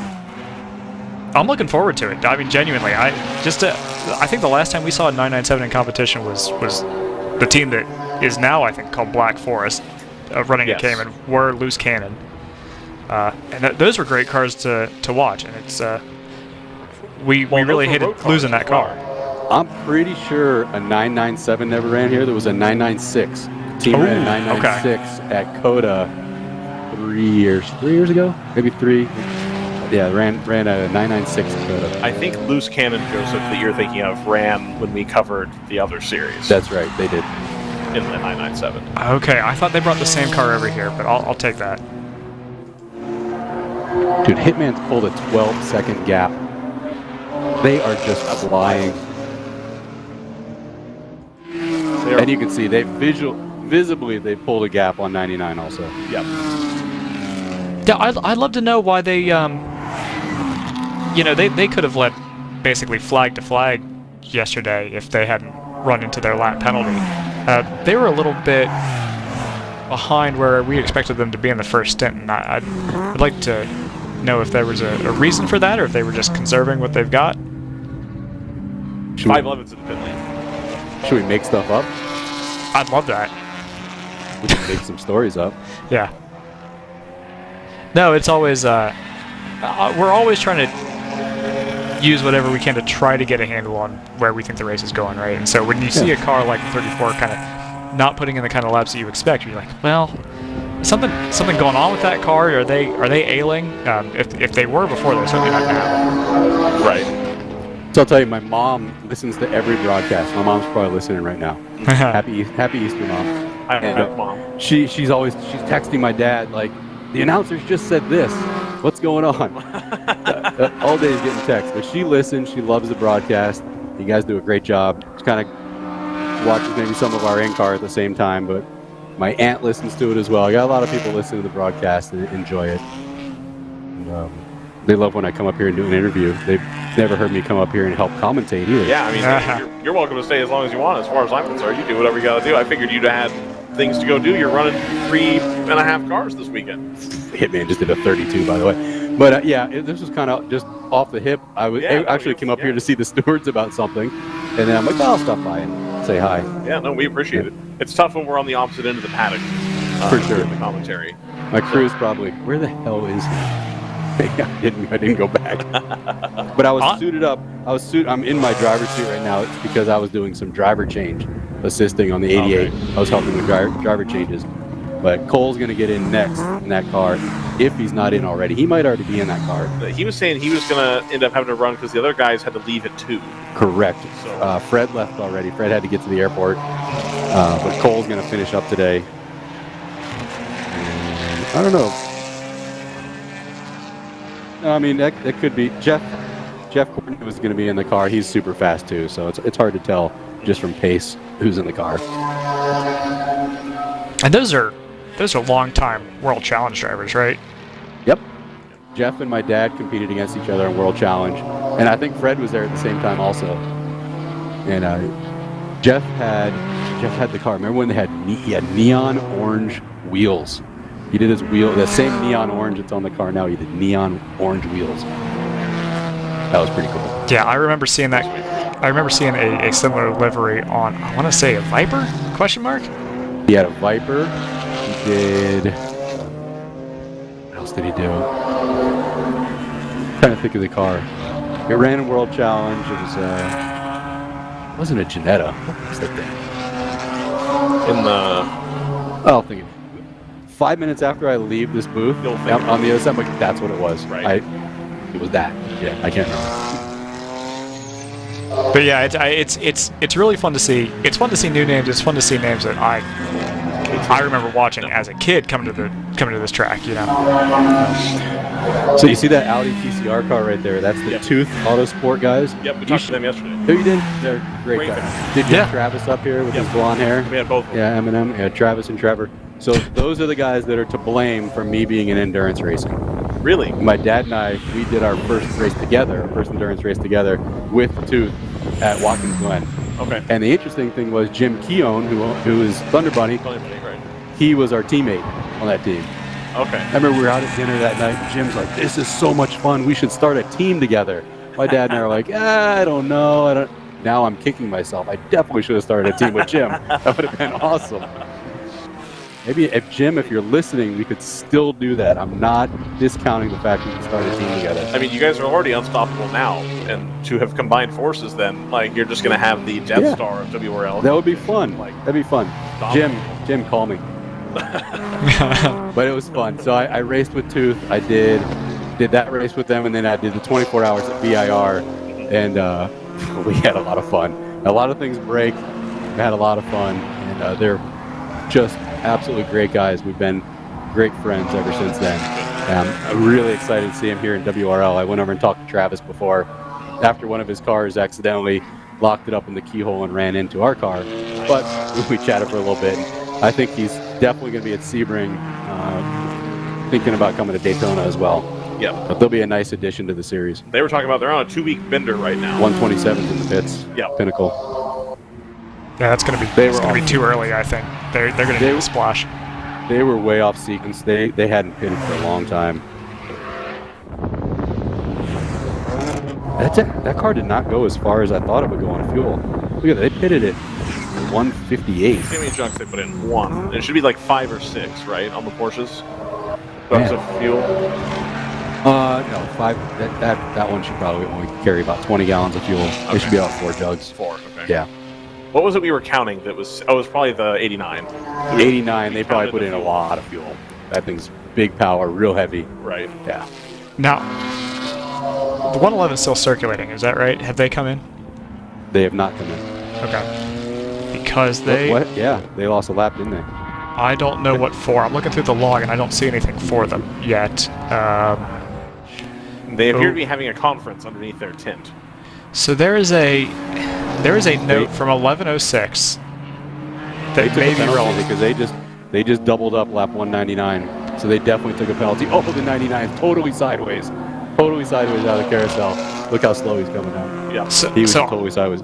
I think that's the penalty that's been given out from 1106 this morning for a passing under yellow. I don't know who the other car was, but I think that's put them down a lap, and so it's given. Well, I guess it's moved them behind the 99. Oh, was that the safety car situation? No, it's a different deal. Oh, okay, gotcha. Oh, you're right, because that one was final-ish. Final-ish, yeah, okay. Yeah, this is under the full course caution. So final-ish. Final-ish, yeah. Yeah. Final adjacent. Yeah. There's been a little controversy before about final, not final. Yeah, we know. That was half our fault. that was on us. It was made worse by me making a lighthearted joke about it that I think people took too seriously. That definitely was a pass under yellow from 1106. That's got to be it. Ouch. And it looks like they're getting ready for their driver change right now, too. See Laura walking around with her helmet on. But yeah. So that's gonna be a real challenge. I think they can make it. It's gonna be marginal. Let's run the thing. That puts them firmly in this battle with GTR and the 123 and the 12 and the 127 to some extent for second. So Hitman now, I don't know. I don't want to say can cruise, but like they can cruise. Probably doesn't need to be hammering the car super hard. No, 100% now. They need to back off. Although we just turned another 32, you can still turn fast laps and back off, but they need to save the tires. Right. They need to just maintain here. They've got such a huge lead, but something going on here with the 123. They were real slow through the carousel. Real slow. They're not contact with the 18. Oh, that was a while ago. That's not news. I did see a note there. They were looking for blocking. 123 for blocking. Okay. Yeah, they were looking for blocking, and then about 2 laps later, note of contact with another GTO. That's a good one. GP1 only 36-second gap there between Moorhead and PC. So I wonder if Thunder Bunny think they are close to being able to make it on this and one more. I wonder if it is a little bit of back time to say, like, hey, can we throw Laura in the car as early as possible and try to make up, at least get second back. I don't know if they can claw the lead back, but second is probably still in play. I think so too. I'd want to go 15 more minutes. I wouldn't come in now. She looks more ready than 15 minutes. I know. I would want to go 15 more minutes. But they know better. They know what their fuel burn is better than I do. Right. But that's what we were doing yesterday. I mean, we were doing the math. I think and then you figure how many jugs of fuel do you need to put in, and doing the math to figure out exactly what can we make. And you also got to consider the driver too. Laura's going to burn more fuel possibly if she's digging real hard than maybe some of the other drivers. That happens with us. Cole burns more fuel. Lonnie is the one freakish driver on our team who can go really fast and conserve fuel. She's always been like that. She's your Scott Dixon. Does not burn fuel. It's amazing how she doesn't burn fuel. It's very impressive. So I've got the with our rough math, I've got the 111s being extremely marginal to make it on 2 more. That's what I would say too. Including this one coming up, by the way.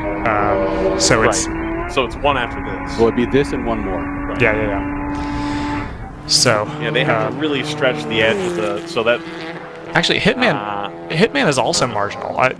To be fair, this will be skewed a little bit if any of these teams have not made basically full pull. If they've pitted every caution and they haven't actually made a green flag pit stop, that'll be thrown off. Well, we've seen him do an hour and 15. Hitman's going to make it, by the way. So? Yeah, they pitted on, what, 173? They're on 205 now. They can probably go, I'm guessing they can, yeah, they're going to make it. It really is just Thunder Bunny. We have to see when they come out, because if they stretch their fuel window to basically to the max both times, then they can make it. So we really need to get as many more laps out of this as we can. The only thing we can be sure of at this point is no one's going to short fill. Correct. There's going to be full tanks up and down the field. Oh, Thunder Bunny's in. There we go. There they are. That's aggressive. And so we've got 2 hours and 13 left. You need to run an hour and 6-ish minute stints. Yep, she's getting in. Hoping for a yellow here. Well, don't make any mistakes. But a yellow win, Ryan, is kind of the thing, because if you get it at the wrong time, you kind of need to do 2 stops anyway. One of them can be shorter, but you're still going to need to take 2 full tanks. Right.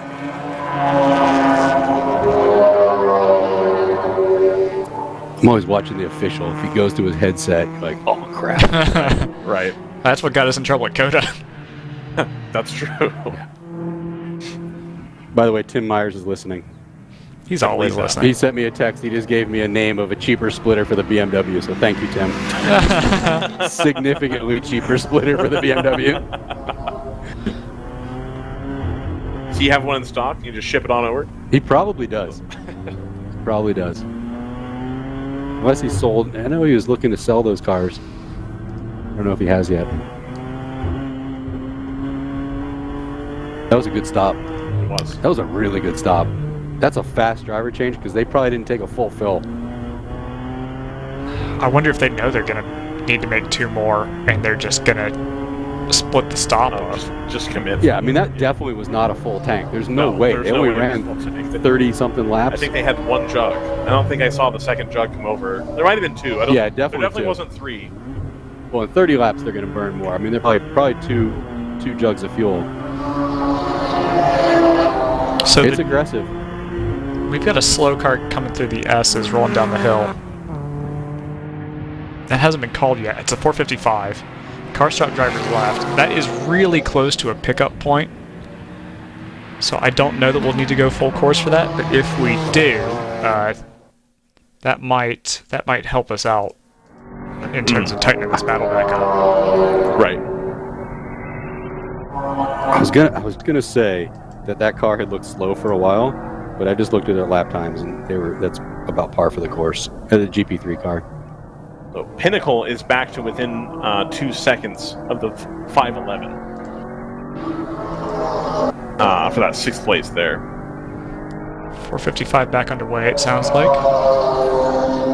Yeah, I see them on another camera. So that car is back up to speed. See, GP1, the 44 is 34 seconds behind the Moorhead Speedworks BMW, the number 147. So a little bit of a gap there. Last lap they had about a 1 second in hand. PC Racing did. So that gap coming down. Of course, you've got traffic, things like that playing into it. But a 136 versus 137 is a pretty good pace in GP1. PC Racing's going to click across again. They're a second faster again, the 136 there. So they're doing what they need to do to make that catch.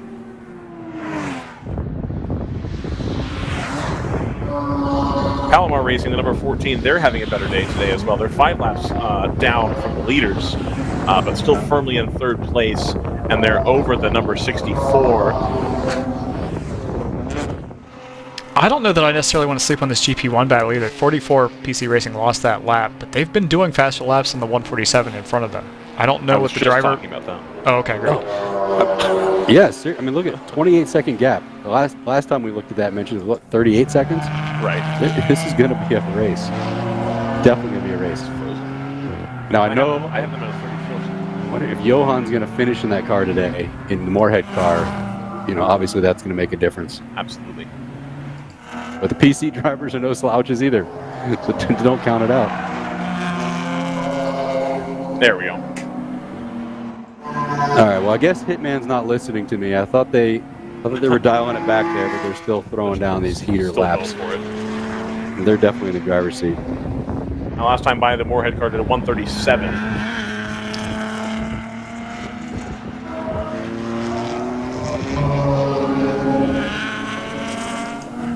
PC Racing throwing down a 35 here. Here they come through again. We'll see what this lap is.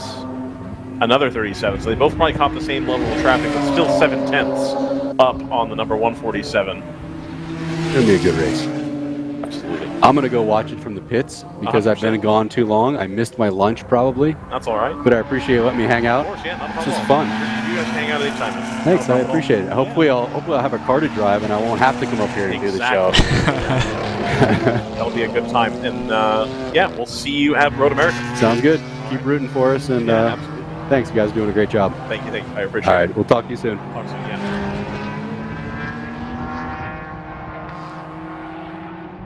We've got a couple of pending penalties, and I'm going to wait for those to shake out before I say anything about them. But if you're watching the race control log, you know exactly what I'm talking about. All right. Sounds good.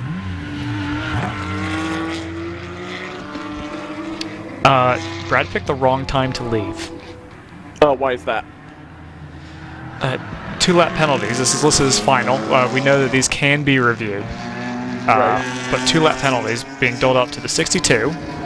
Okay. Dexter Racing, P17 in GTO. Yep. And the 3-4 for Hitman Racing, P1 in overall in GTO. 2-lap penalties for passing under yellow for that car that was stopped at the top of the hill in the S's. I see. That is going to completely upend this race. Absolutely. I don't really know what to say about that. That is, if you recall, one of the thoughts that I had was, oh, we are in the point of the race where as long as everybody keeps clean and doesn't make any errors, it should be a pretty straightforward run to the finish. But that has not occurred. But it never occurs. Right. I don't know why I would even propose it. Never seen anything like it. I've seen something like it many a time, and it's just happened. Again, these are safety-informed rules, right? These are not things that are done capriciously. They're not things that are done arbitrarily. We'll just make it harder just for fun. No, you never see that. In Ryan's race series, however. Yeah, Calvin Ball. Yeah. But that's going to change everything. Again. Yeah. This changes everything again. It changes everything again. I don't know what to say about that. GP1 so far, that is a race on pace as things stand. Mm-hmm. The crazy thing about this, I think it's probably still advantage to the 111 versus the 99. If we assume that Hitman is going to need some luck to come back from this, or some video evidence to be able to overturn it. Right. I don't want to discount that as a possibility. It has happened before, especially with passing the yellow penalties. But it's going to be interesting to see how the 99 and 111 battle kind of works out, I guess. Because the 99 is due in 6 laps. They are probably more likely to make it on 2. I think the 111 can make it, but I think it's going to be awfully close. They may. Again, if you bring in the permutation of a yellow coming out, that kind of shuffles things anyway. So asking for a yellow to give you help with 2 full stints to go is a little bit like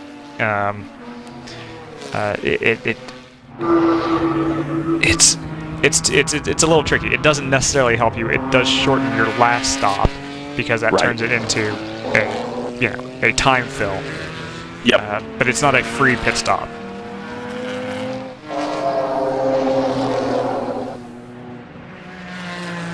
Well, indeed, it's a whole new race. TM. Yeah. We still have to wait and see. Okay, so it's just updated on my timing to where we've had that. So the 99 is in the lead. The 123 still owes us a stop, right?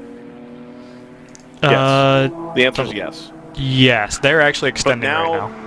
But I was going to say, now they're in the window to make it with one more, whereas we think the 111 needs 2. I think they're in the window for one more, and they had outrun the 111 on fuel economy earlier today.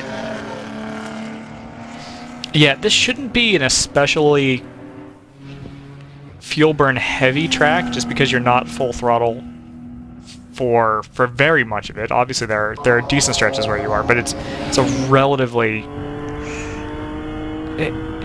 in my mind, it's a relatively light course on fuel burn. So we have seen tracks where some of the GTOs can't quite make it to an hour. I don't think this is going to be one of those. Right.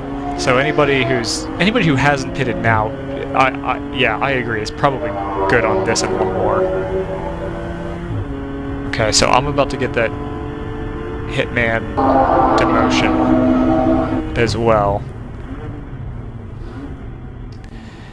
Yeah, you hate to see races determined on penalties, of course, but remember the 111 has had one as well. The 99 and 123 have kept their noses clean, and that's what you want to reward. Right. And we talked about it yesterday, and Harold Petit talked about it as well, that they don't want to set the timesheet on fire. They want to stay consistent and do what they need to do.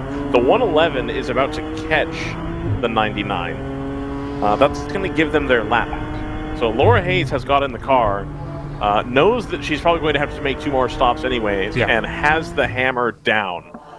Oh, and again, like you were just talking about, hoping for a yellow seems a little on the silly side, but still going to be able to hopefully get that lap back, and then if they do catch a yellow, she's going to be right back on it. Yeah, it's a good point. There's 2 dimensions. There's the pit stop angle, and then there's also the if you are on the tail end of a lap relative to the overall, then you kind of get that pass around. It's not a pass around, but it's a pass around, So, Joseph, while we wait for these pit stops, is this a good time to do one of the last ads, if not the last ad? We absolutely can do an ad. That seems like a great thing to do. You keep paying me, I'm going to keep running them. I'm going to run an ad.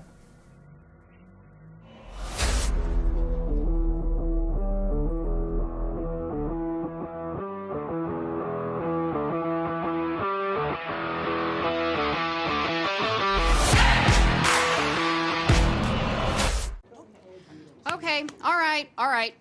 Hard stop at 6 today. We need alignment by then, people. Here's where the rubber meets the road. Have these initiatives moved the needle, like, at all? Well, let's shift gears a minute. We're really kind of at the apex here. Well, we gotta stay agile. I said we fast track the pit. Can we circle back? Keep everyone in the loop. Focus, guys. We're in a race to the finish, all right? We need to put the pedal to the metal. We need to nail those hairpin turns, cross that finish line, and take that checkered flag. Yes, Josh. Yes! Start your engines! Woo! Ready to hit the track? We've got you covered with the world's largest motorsports calendar, track day insurance, and more. Hagerty. Let's drive together. Sentinel by Candelaria Racing Products is a comprehensive motorsport video system incorporating live streaming, local recording, picture-in-picture, flag status, leaderboards, data overlays, and more. Perfect for endurance racing, sprint racing, and HPDE. Sentinel includes everything you need to get started. With the ability to control the live feed from the cloud and GPS auto start, you will never miss an on-track moment. What are you waiting for? Get your Sentinel today.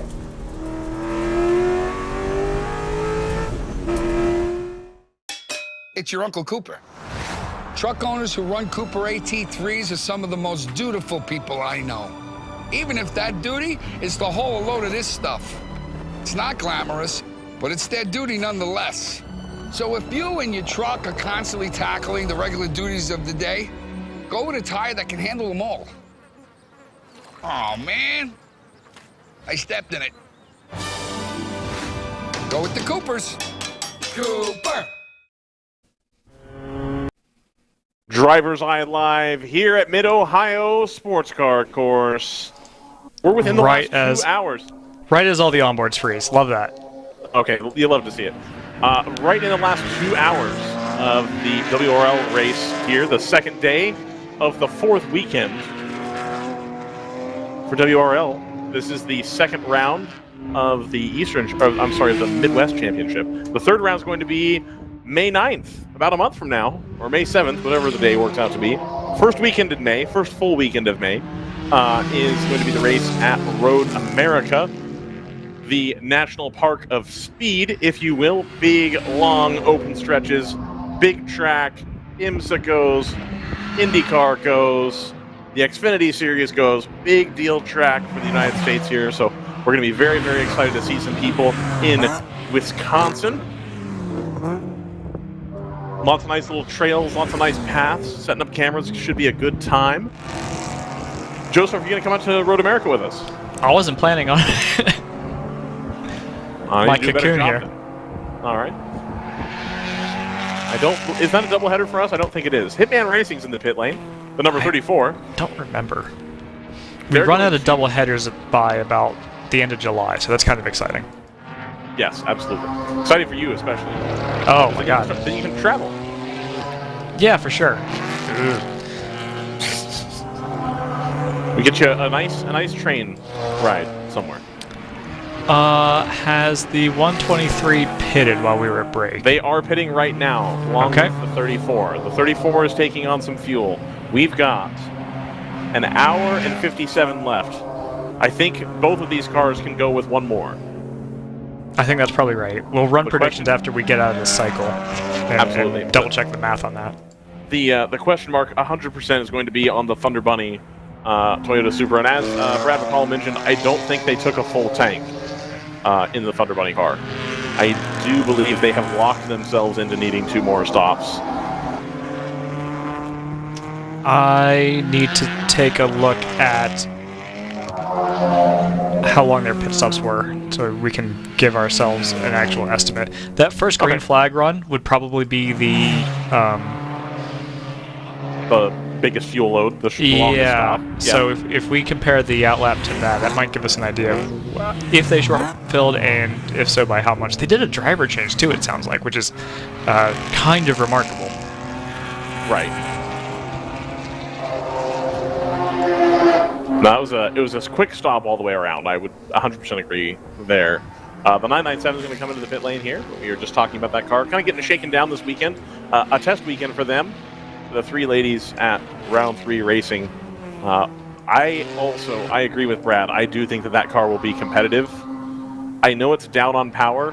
I get the feeling that car is going to punch through the air a lot better at Road America. I remember when Grand Am used to run there in the old days. The Porsches were always down on power. And keep in mind, the Porsche that they ran in Grand Am was basically this car with a different gearbox at the time. A little bit different bumper, but not by a lot. And that car was lightning quick at Road America most of the time when they would go there. Even though the M3 at the time and the Camaro and those sorts of cars, the RX-8, they had a little bit more power, but that Porsche really was just a better shape to cut through the air there and was always very, very competitive. So I feel good about that car. Punch it in, Road America. I think we'll see round 3 racing in the 997 on the podium there. Yeah, I think that would be. I think that'd be a real treat. It's. I don't know if I knew that they were carrying ABS, if I'm honest. Which is, I totally understand why you do it. Right. But no traction control still, importantly. Yes. No, it is. It's sort of a electronic mishmash between the new and the old.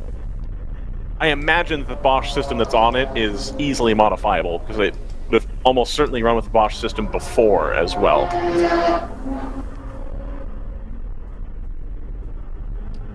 Yeah, I should have asked if it was the same system that was on the car at Road Atlanta, but I can't decide if I think that would have been too insensitive or not. Yeah, that's probably a good call. That wasn't the angle that I was going for. I know, but like you want to stray away from that for sure. Yeah, because if it's a system that they have worked with a lot, then kind of you have a better feel for for what the dials are and what that.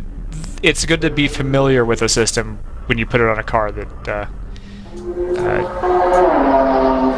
you may be relatively green to. I'm sure they've raced it before. Not that exact chassis, but whenever you're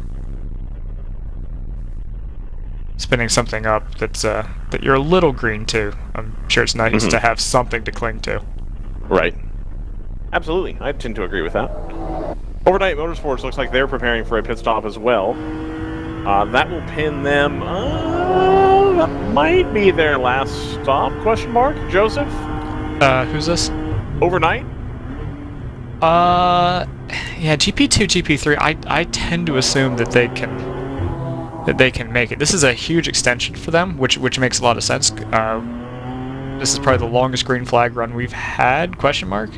I think so. I'd agree with that. And it's only an hour, actually. It's been a little bit of a pockmarked race. Yeah. No, that's actually it's not quite right. We had a run at from about 10 to 11. That might have been our longest run.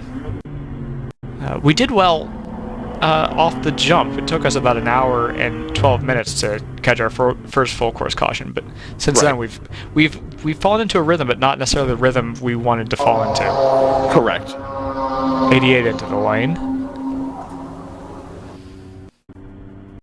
They're pitting out of P10, which is will pay 2 points, and I think they're going to stay there. They've got enough of a gap over the 9.4 for 9.4.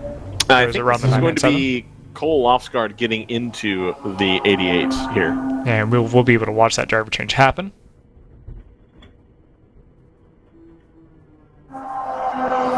Seat insert comes out. At least seat insert A comes out. Seat insert B go in. Nope, just one Cole Lofsgaard.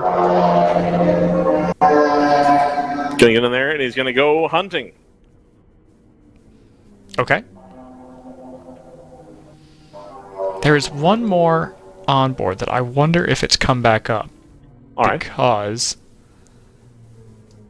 of reasons. I also wonder. Reasons. Vest.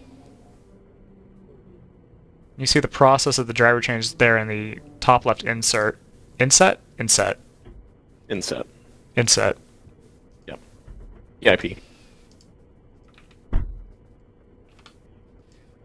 Going to tap to complete check-in here. How's the weather inside the booth there, Ryan? Has it warmed up for you? It is warmer than it was earlier. It's still not to other people's liking, but I am fired up. It's the right temperature. Interesting. Okay. There are actually a couple of onboards that I wouldn't be upset if they came back online, and I don't know that they have. Which means I am upset. I'm extremely upset. He's beside himself. I'm beside myself. Apoplectic. Ho ho ho ho. Whoa. Whoa. Whoa, whoa! Trouble! Saddle.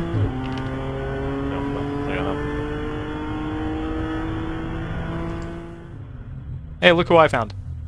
Who'd you find? Who you got? The 99! The on board, the leader in GTO, other than the fact that they've pitted, so...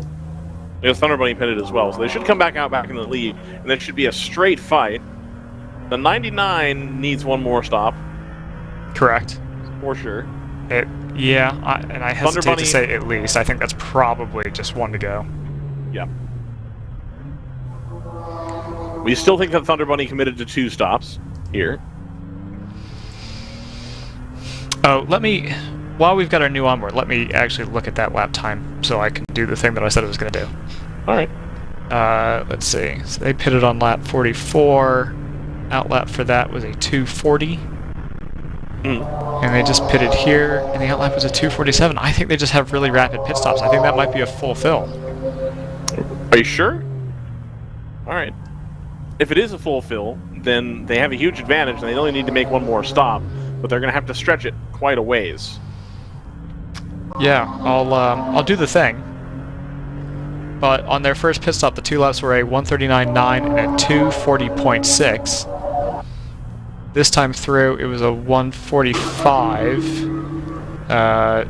followed by a 247. So both of those laps are slower than... the in-lap obviously is not super relevant, but the out-lap being 7 seconds slower. I don't... Right. There was no yellow flag to slow that down. I don't think local or full course. So I think that is just a properly fast stop from the 111. Maybe a small tank. Something They've disclosure. got the same tank size as the Hitman car. Yeah. Well, I think I don't know if I know exactly how identical those two are on spec. It should be pretty darn close, would be my assumption. I agree, but I kind of have a memory of them hitting different fuel numbers at was it NOLA maybe? Obviously, yeah, I remember that. I mean, Hitman had more time with that car though than Thunder Bunny had at that point. Yeah, Hitman had it for a few rounds. Yeah, that's true. The 34 actually. RJ, bring me the disclosure sheets if you have a second. Yeah, we're just gonna read those verbatim on air. The weight is... So an interesting thing, the 34, their pit stop was a good half minute slower that last time through. I don't know that I have another green flag stop to compare. Well, no, I do. Their first one, if it was a green flag stop, which it looks like it was, around the same time as the 111, also about a 247. So this was just kind of a slower stop for them, maybe a little hung up on the driver change. But that's pretty representative. That 247 looks like it's pretty representative of a full fill. So yeah. I don't know if that adds or takes away from any intrigue, but it answers some questions for me. Right.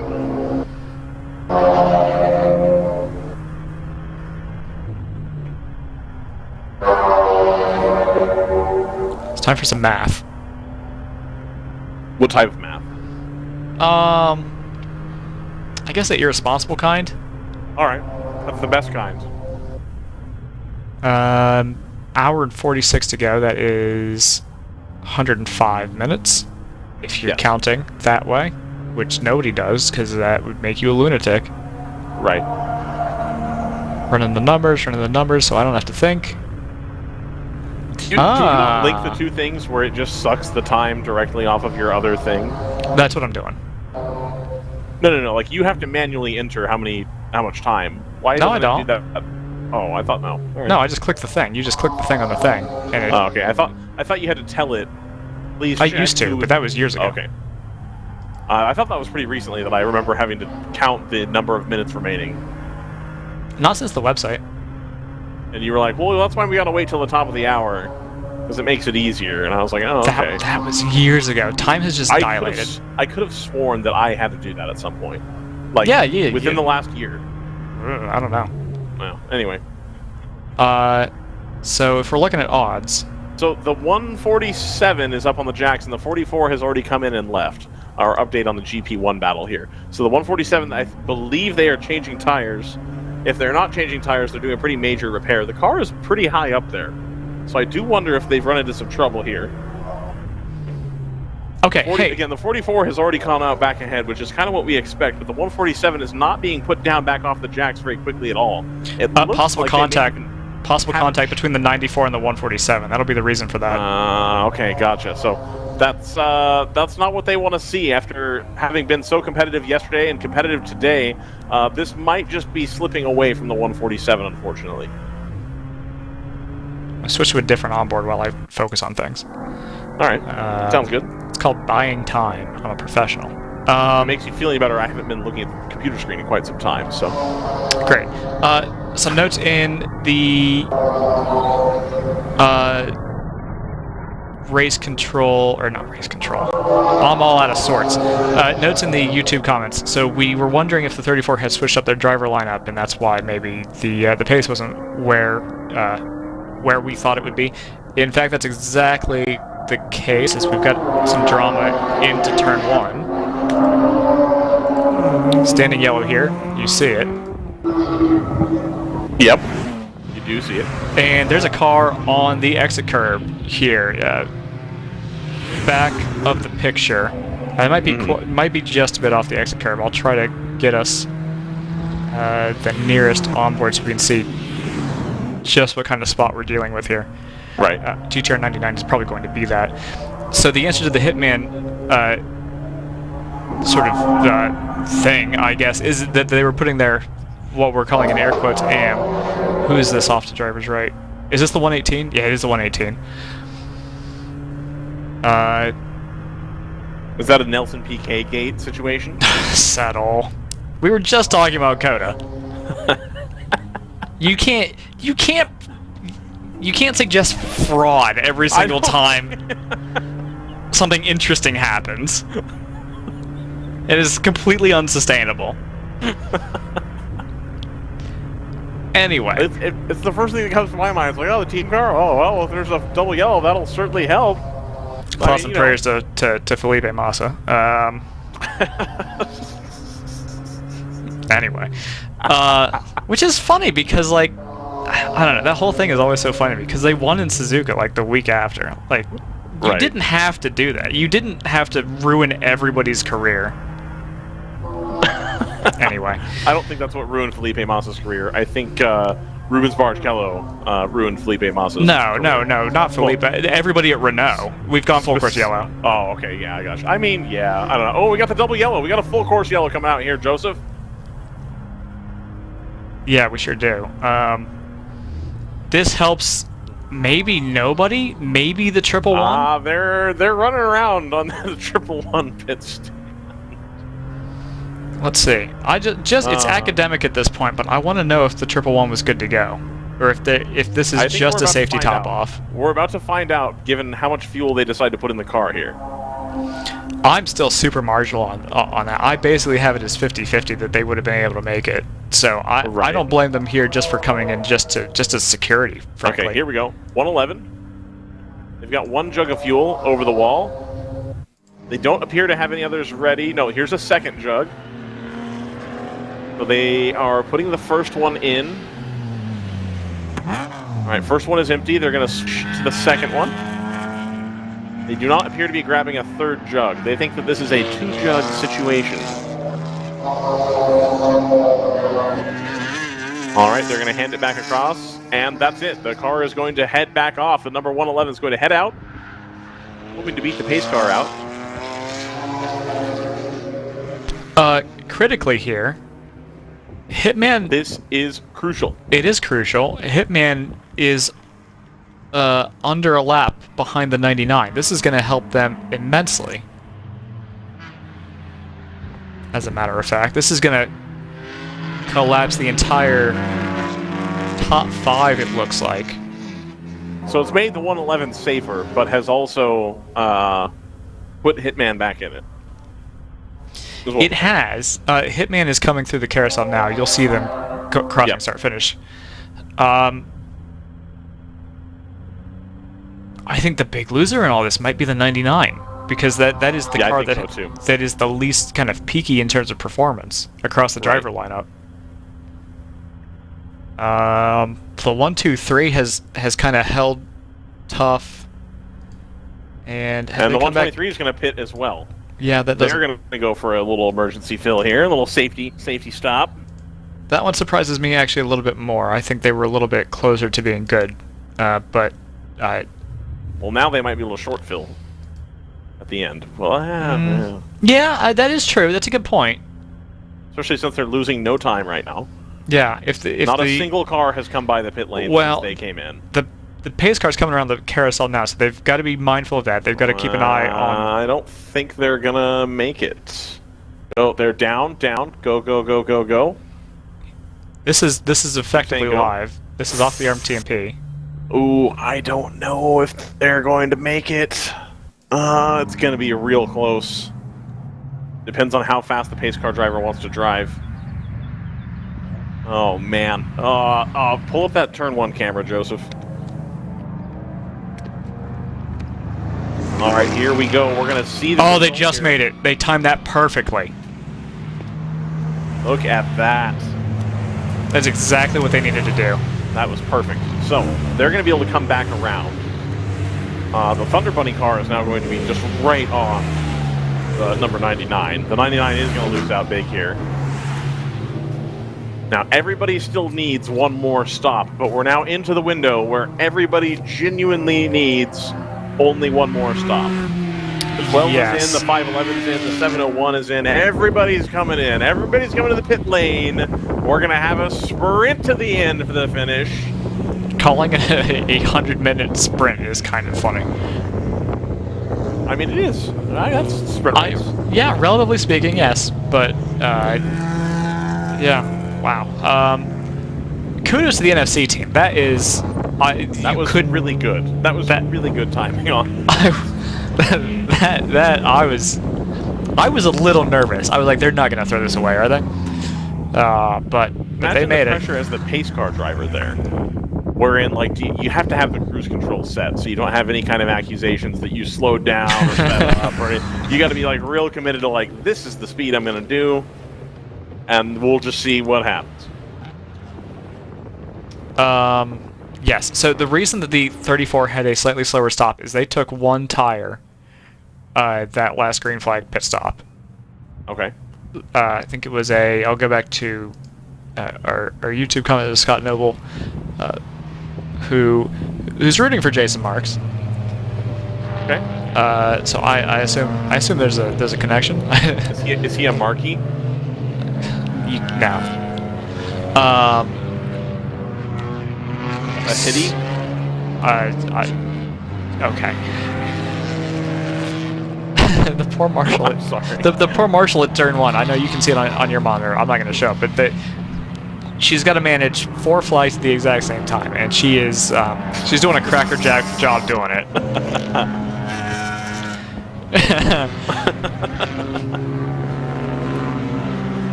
Literally could not do it without marshals. Absolutely, that is 100% the case. So yeah, left rear tire. Left rear tire on the 34, which that's obviously your drive tire coming out of every single corner. Right. Not quite every, but it feels like it around this track. AM Driver was the second car. Wow, I'm all over the place. AM Driver, instead of being the second driver in, was the first driver in for the 34. So that's why they were a little okay. Yeah, little different pace than we were expecting. All right. So now they basically had their 2 pros, if you like, in for the second and third stints, and that's why they've been so rapid, basically since like hour 2 or 3. Right.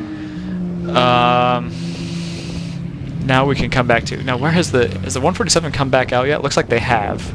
Yes. Have they lost a full lap? 2, as a matter of fact. So that is. Oof. That's going to blow the GP1 battle, basically. Closed, open, whichever analogy you like. This is going to shut the door. I like that one. The shut window it down. The window shut is it down. The window is closing for the 147 to make that way. Shout out to the 14 for Palomar Racing, by the way. Yeah, they've been having a great day. Yeah, the number 7's had a few issues, and they're back there, but still in a points-paying position. All you've got to do is, actually at this point, I think everyone who's running is going to pick up points in GP1, which is good if you're trying to take things to COTA. Trying to take things to the next level. Yes. This late in this fall. But Palomar in a podium position at the moment, 7 laps behind the GP1 leader, which is we've established is PC Racing, that number 14 or 44 rather. Yeah. Overnight Motorsports has, I would say at this point, is winning the battle of attrition in GP2. Yes, they are. JNR, who had an issue with that car earlier today and are 16 laps off the lead, are in second place. Yes. And Tooth is only 10 seconds behind them. So that's the old TCA car versus the new TCA car. So that could be an interesting battle to watch here. Looks like we're going to be going back to green here shortly, Joseph. Green flag is in the hand of the man at the flag stand. Yeah, it looks like we've cleared away that incident. So it's great to see. We have recovered. We have recovered. The 118, I'm not sure where it is. Actually, it's coming out of the... or going into, rather, the keyhole now. So the pace car is in. And I see but there you go. There is the 99. There was a huge gap between the pace car and the 99. But the number 99 GTR W is going to come across the start-finish straight. The 147 is there. The 111. So the 111 is going to have a lot of work to do. The 44 is liable to put another lap on the 147 here. That gap, not very big at all. GP3. The 360 Tim Hardaway Racing car is currently in the lead. They made a pit stop under yellow as well. They're ahead of the number 55 AOA Racing Mazda MX-5. And then in third place is the number 93 TC Klein Racing BMW, followed in fourth by the number 65 Open Throttle Racing BMW. That car had shown well all weekend, currently looking at fourth position, so I don't know if they're going to be in contention for a podium or not, but they have run well all weekend. Only 10 seconds behind, so there's two classes now where we're only 10 seconds away from a podium change in third position. We've still got a surface flag out, as we saw on that restart. I think that is due to gravel that will have been dragged on track at the exit of turn 1. I don't think there's any... certainly shouldn't be any fluid or oil down, because that 118 is still circulating.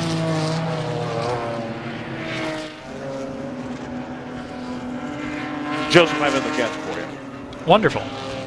I've got Van with Ginger Racing. How's it going, man? It's going great. We're having a good day. Excellent, excellent. So you're running 6th right now. Talk me through your day.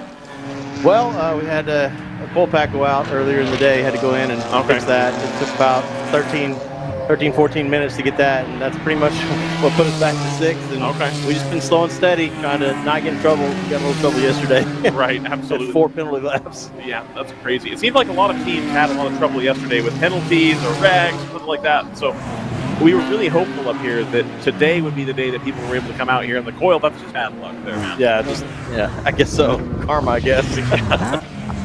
So you guys are always super, super consistent, but we've been talking recently with a lot of people. The front of the GP1 field right now is insanity. What's that been like for you guys? It's tough. I mean, those cars are really, really fast, and they're clearly 2, 3, 4 seconds faster than us. I mean, yesterday I think our fastest lap time was a full second off their time, and that was just one lap where we had a really good lap. Right, I gotcha. Are there any plans in the works to make some changes to try and get that pace back, or are you guys pretty happy with where you are? We just made some changes for this race, so we weren't too happy. I mean, we qualified horribly, but during the race we showed that we had the speed to at least be close. Right. Hey, Ryan, I'm going to cut in here real quick. Go ahead. There was a 34 and 111 are right on top of each other already here, and the pass has already been made. 34 Hitman up to P2. Okay. And that should settle out for the moment. So, please go ahead. Yeah. Okay. Oh well. Yeah. Anyways, we come into this. I think in 2019 was our first season, and we just raced lemons before. We didn't really know what we were doing. We didn't know what we were getting into. And now obviously everything has progressed. I mean, the cost to be competitive, you have to buy better tires, better brakes, and we're learning all that. We're still learning on improving our driving skills too. So hopefully we'll be able to battle a little bit closer in the future. I gotcha. What kind of cars did you guys run at lemons? We have a 5 Series E34. Nice. We call it Chucky. It's a 1989 535i. Okay, right. I gotcha. Yeah. Had you guys run that in AER as well? No. So there's somebody else in AER that also runs a E34 5 Series race car, and I hear it, and I'm always like, what? The 5 Series used to be a lot smaller than it is today, of course. So yeah, this one's still a pretty big car. Okay, but we got the weight down to about 3,000 pounds. So that's pretty good. Yeah, we're impressed with that, and awesome. you know, it has a 21-gallon stock tank that we ran for many years, and then we finally switched to a fuel cell to get just a couple more. So okay, I got you. We've done well with it. We really enjoyed it. We won a couple of national championships in Lemons. Not that means anything. Right. But one year we won every race we entered, so that was excellent. good. That's pretty good. Yeah. And we figured, hey, let's go do it at WRL. We'll dominate there too. Oh. Not rough. Absolutely rough. Right. 100%. Are you guys going to be at Road America next month? That's a good question. We've you know, financially, I don't know. We'll see. It's been tough to even get here, and we've had shortage of drivers and things like that. Okay. I want to give you guys a little history on the team. Yeah, go ahead. Originally, we started off with one car, and then that car got totaled in 2020 at Barber. And so we built the car that we have now and added another car at the same time, which is the number 47 car with one of our teammates who then started Birmingham Road and Race. Road and Race, right. And so he kind of took that car with him, and now he runs with them. We're still good friends, and we kind of try to work together on parts and things like that. Hey, what works? What doesn't? Right. So we're still in close contact with them, and so they're kind of doing their own thing, and we're kind of doing ours. We're trying to find out when anybody has time to continue racing, which race are we doing, and all that stuff. It's kind of up in the air, but it's been good. It always seems like the logistics are like a huge battle, especially when you don't have the giant sponsors or you're not selling the $15,000 seats and, you know, all that stuff. Oh, yeah. We're just trying to get the time off to, you know, if you're having to pull a car out from, you know, the southeast basically to up here, you're looking at, you got to leave Wednesday or Thursday, and you're going to be getting here right on time Friday. Like, okay, now we got to get going. And then you got to tow all the way back now this evening as well. So we you know, there's 3 drivers here, and one of our guys is a little bit under the weather, so he's not even driving this weekend. But we split expenses. That's the only way we can do it. Right. And so, but each one of us is going to cost us about $3,000 or a little bit more even. Right. For this race, it's so it'd be great if we could get a tire sponsor. That'd be great. Something right, exactly. Gas sponsor, diesel sponsor, anything. They just give you the Love's card. Yeah, you're good to go. That would be awesome. So, have you ever considered moving down to GP2? You've got the E46 BMW. The team that's real close to me, North Loop, they're very competitive with their E46. Harrison's really competitive with their E46. Is that something that's ever come to mind? Yes, it has. We've talked about it, but at the same time, you know, every time we think about, well, we should move down to an easier class, then we'll podium. You know, we've won a race before. So, you know, we feel like we're just missing a few things. Okay. We could just tweak it a little bit. Right, you get back to the front, be good to go. Yeah, I mean, I think we're close. We just got to get a little better. Okay. A little better at driving, a little better with managing the car, parts, things like that. It's really what I like about WRL is that you're able to compete on a budget, more or less, with some really elite teams. You know, I'm sure if you guys wanted to go run Champ Car, for example, the competition there is going to be a lot less stiff than it is here. I don't want to say you'd go walk all over everybody, because it's still definitely not. There's still good teams there, really fast teams there. Yeah. But it's just the level of preparation, the level of, you know, attention to detail, and your pit stop's got to be nailed, and everything's got to be dialed in just so. Yeah. I really like that it's still accessible to you guys. Yeah. As much as, you know, the costs are unfortunate, obviously, you know, and that gets harder and harder every year. But, you know, everything gets more expensive as life goes on, it seems like. Yeah, it does. And, you know, we're reevaluating all the time, like, hey, you know, how much longer can we keep doing this? And we'll see. We'll see how well we do here. We'll talk about it after this race and see if we're going to go to Road America. We're signed up. Okay.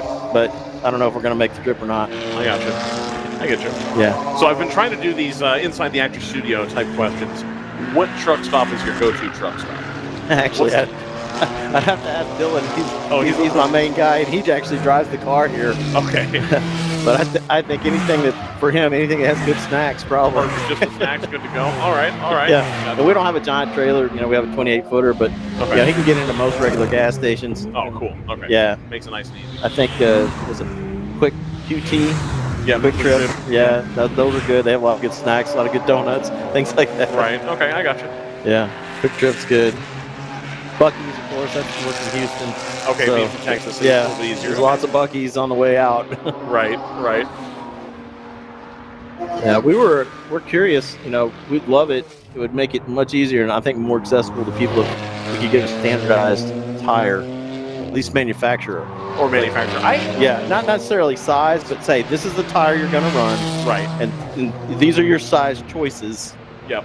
And we get some sort of discount if we just buy. Everybody has to buy all the tires. That would be great. I think, I don't know, personally, as somebody that's just here watching, I think it's cool that this is still, it's one of the only series in the country, really, where the tire is open. And so I can see where the cost level comes into play, where if you're trying to buy Yokohamas and they're $400 a piece or whatever, and they're just insanity, I get that. But I'm not a team owner. You know, it is what it is. I understand that the hand coupe is a little bit on the cheaper side, and that's what the other series run, and they're a little bit more stiff compounds. They last a little bit longer. But I can understand, just like a purist endurance racing standpoint, you know, from a strategy side, it's like, well, if I'm going to commit to the softer tire and I think I can make that strategy work, I'd like seeing the interplay in that. Up until this season, we ran nothing but hand cooks.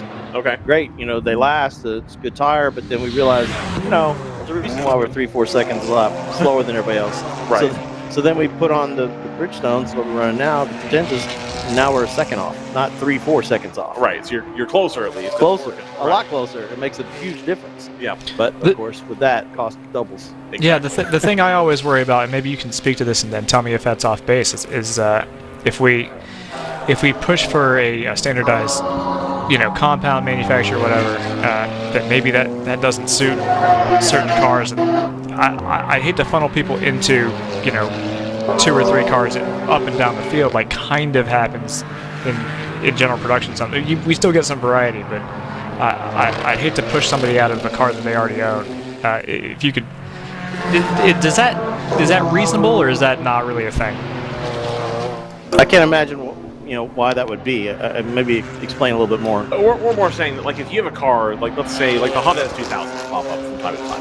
Not often. Yeah. But it could be that they really, really like running on tire A, and the car works, and they're competitive, and whatever. And if we mandate that you have to buy from tire supplier B, and you go to put tire B on the S2000, and it's like, wow, this is not working at all, you're then going to discourage that person from participating because they don't have their preferred tire.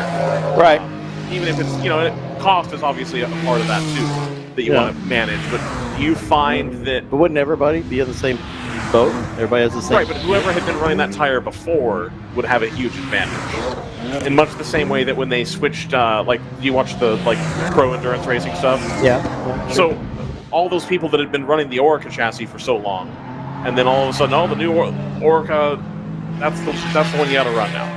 And so the people who had already been running the Michelins, had already been running the Orica, are already miles ahead of people running the Riley and the Ligier and all that stuff. Yeah. And so it really discouraged competition, and it funneled everybody into one car. But now we're talking GP1, GP2, GP3, where if the tire that gets selected doesn't work for your car, you can't just go out and buy a different car. Yeah, I understand that. I just feel like, you know, the tire, if everybody has the same tire, then I don't see how it would work that much differently from car to car. But I'm, you know, maybe I don't know. I don't know. I mean, that's what we're asking. Well, it was in IMSA on the GT side. It was a weight distribution issue, right? So some cars that were front engine needed a different tire than cars that were rear engine. Some of that might come down to tire size, and maybe that works itself out. I don't know. Right. I truly don't know. I wouldn't be super heartbroken if GP3 and GP2 went to a standardized tire. By the way, Race for the Lead is nose to tail. Oh, excellent. We can watch that on board here as well. I can kind of see that. Oh, and it's going to be done into turn 1 here. Hitman's going to take it. They're going to retake the lead after a 2-lap penalty. Yep, wow, there they go again.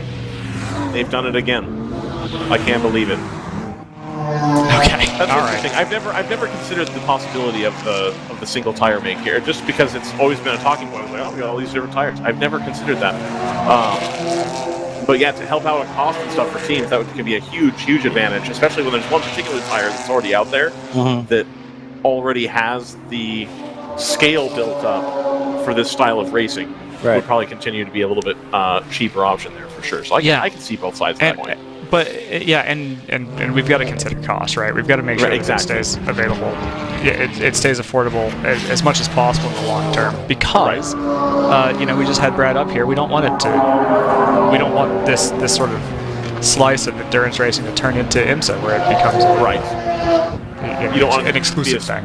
Correct. And I'm entertained by guys like Ginger Racing. I like seeing you guys in the race. If you guys left because it had got too expensive, I think that would be a net negative for the series overall. Yeah, agreed. Or any of the other teams out there exactly that are similar to what we are. Right. We're struggling, trying to get to each race and trying to figure out, okay, what can we do? Let's not take food off the table, but let's get that look from my wife every now and then. Oh, really?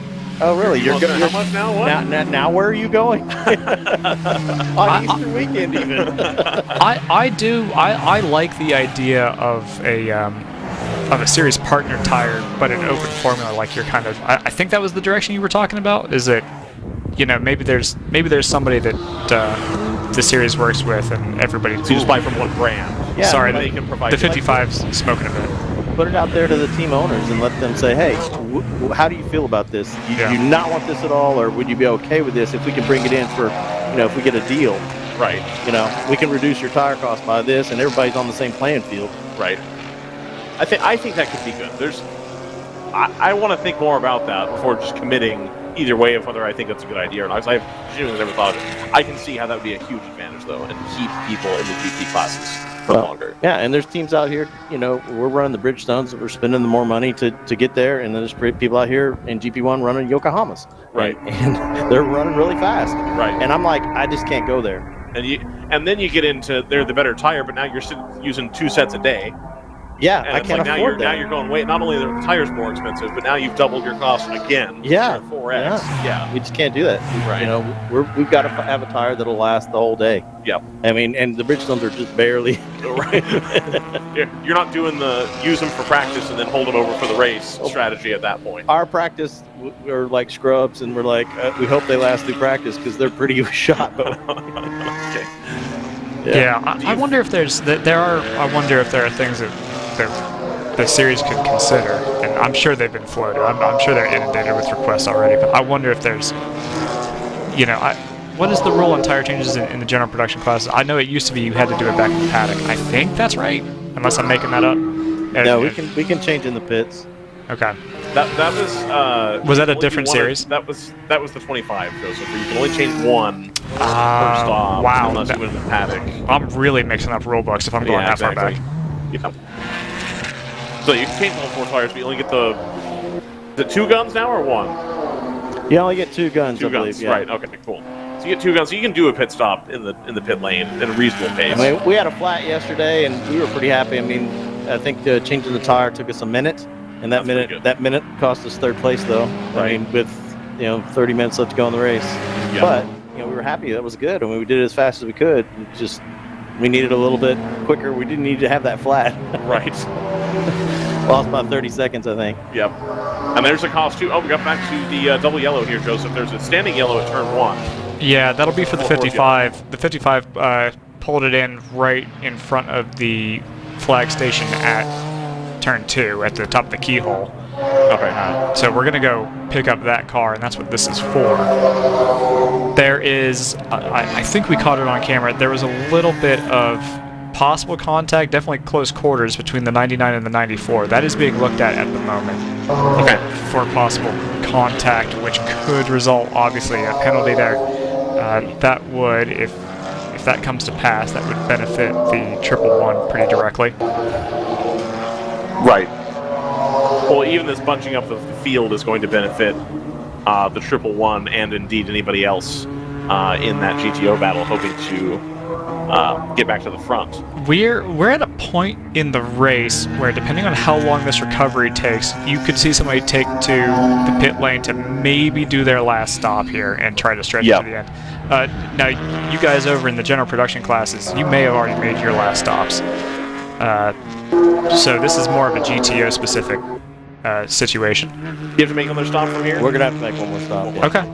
So you this would be it. Stint, or are you at like a 90-minute type of situation? No, we're like a 90. 90, and okay. That's good. I mean, we're pushing it to get 90. Okay, so. Gotcha. So from here, though, if you stop now, you're good to go. We should be good to go. Yeah, okay, cool. We're just looking for probably a double yellow pace car to come out to try to... Well, we're there. We're at the double yellow. We got it. We'll see if they come in. Here he comes now. He didn't come in that time. You know what? I don't mind that for you guys, because if you pit now, you're running the risk of with the leader down at turn 4, you might be close to losing that lap. So I get the decision to not come in that time by. Well, we're kind of like, as long as we're running quick and if you had anything slow us down, we're just going to stay out there. Okay. Yeah, that works too. Yeah, it's always fun to hear the difference, right? You know, some people optimize everything to the nth degree, regardless of whether or not it ends up actually helping them. And then there's groups that are just like, you know what, we've got a strategy that's a lot more straightforward. We're just going to run it till it runs dry. Run the car until it's empty and then come in. Right. That's kind of whenever that may be. that often is us too. We don't have a fuel gauge in our car. Oh, we're like, run it till it burps.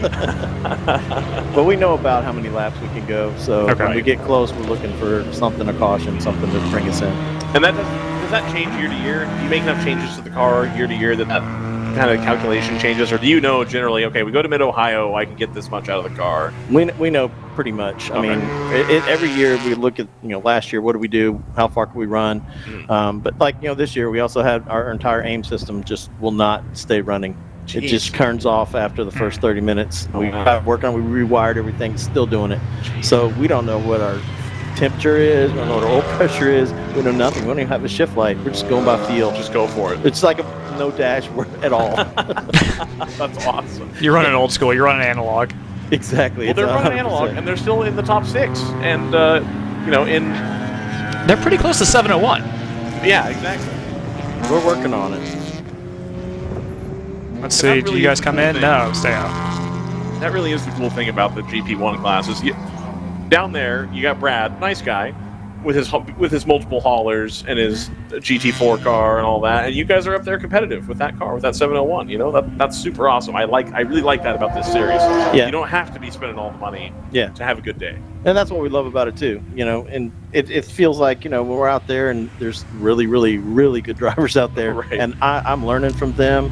I actually drove Peter Chang's car at Barber, and I was in the lead for like the first 45 minutes of the race, and there's all these super fast guys that are pro drivers and stuff behind me, and I'm freaking out the whole time. Right, like what am I doing? Finally, I'm like, I can't take it anymore, and so I let like 3 of them go, and I'm like, let me just try to learn, and I did, and it was great. Following around. I followed them around. I picked up where they were fast, and then I turned, both days second fastest lap time, which was amazing for me. But of course, in Peter Chang's car is an amazing car, right? Absolutely amazing car. Yep.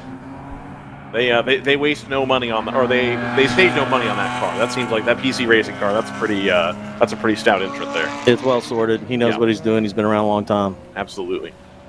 Yeah, I mean, you got PC Racing, and then you got the guy who sells everybody all the parts for the E46 in the other car. It's like, oh wow, all right, got some competition there for sure. Yeah.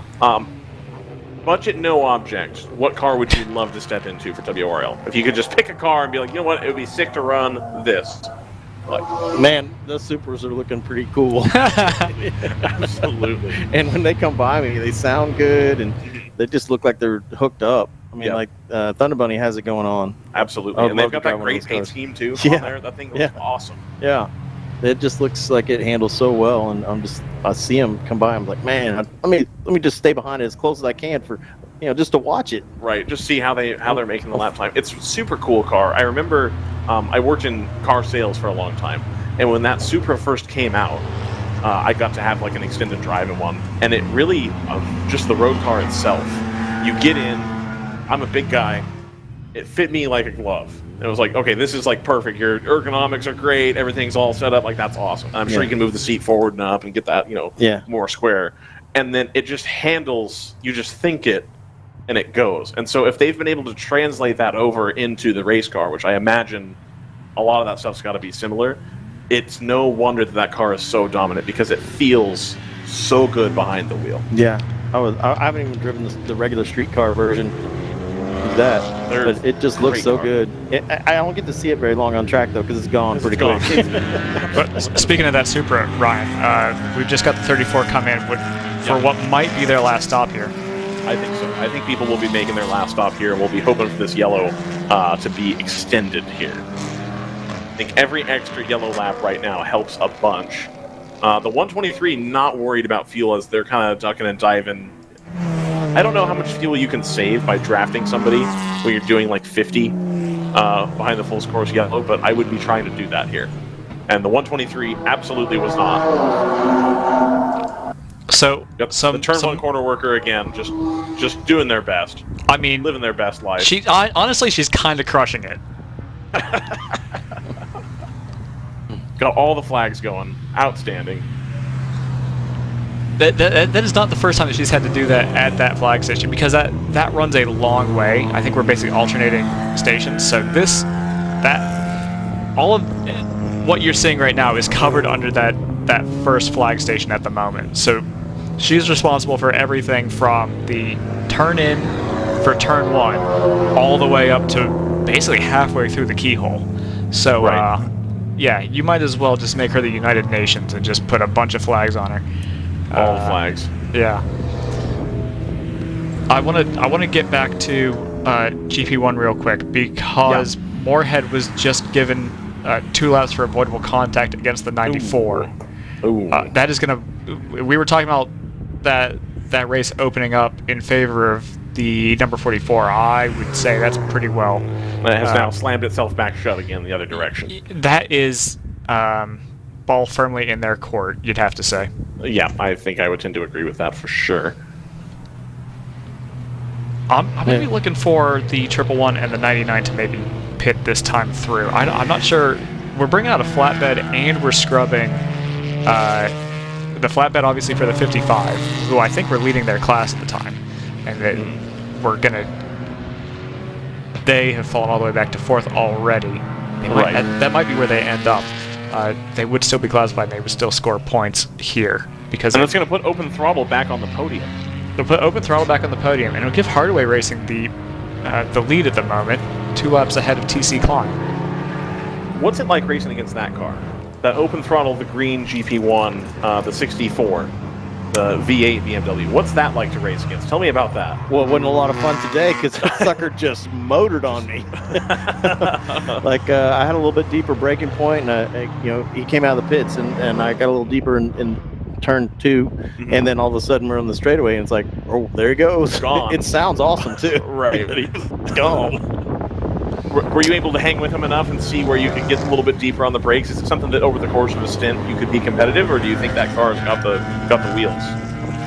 Yeah, I think we were faster than them yesterday, and yeah, I think we could have. I didn't even sure what happened today, whether I got her back around them. I don't think I did though. And we're coming into pit now. Yep. See how this goes. But yeah, the car sounds really, really good, and it looks pretty good too. I can't really remember what happened. It's all a blur. Right. After a while, we're double stinting too. So. Yeah. What have the conditions been like? I mean, is it cold in the car? Is it hot in the car? I know it's a little chilly out, but I know it can get pretty hot in the cockpit. Yeah, it was nice. I mean, we have a chill out system in our car. It's something new to us and saved a little bit of weight, but it wasn't chilling enough for me. I was putting my hand out the window. We gotta get a little cookie out there. Okay, I felt like I was roasting a little bit. I was glad to get out. They go, okay, so do you want to do another stint? I'm like, no, I want out. Gotta be careful on the pit lane there. The 99 just barely gets out ahead of the 46. That was a little on the close side there. 44 also coming back out. They were talking at that Road Atlanta, they had the GTO only event. Yes. And they had both of those. The GP1 car, I think they took ballast out and went up to the GTO with that one. Correct. And then they had their regular GTO car as well. And the pro drivers and all the regular GTO entrants were talking about if that car has the lead on the restart, which it happened a couple times where they did, they're like, we can't get past them because they get the jump and then it's the straight and like we can't catch them. Yeah. And so they said, it takes a couple laps to figure out how am I going to be able to set this up well enough to be able to get by and not have them come right back at me on the straight. So where to pick your spot? Yeah, absolutely. Earlier today I had a great battle with Palomar. They're pitted right next to, and they're kind of new to the series, and the guy was just like, nope, you're not going to pass me on the inside, and he would pull over every turn and just like, I got the inside line, you're not going to have it. And honestly, anybody else I can see how they would get really mad, but I'm like, okay, you're forcing me to try to pass you on the outside. I had to figure out how to do it. It took me like 5 laps. Right. Finally I got it, and it was great, and I was like, more power to you. That's racing. You're not supposed to give it to me. Yeah, you can't make it easy. Yeah, don't make it easy on me. Yeah.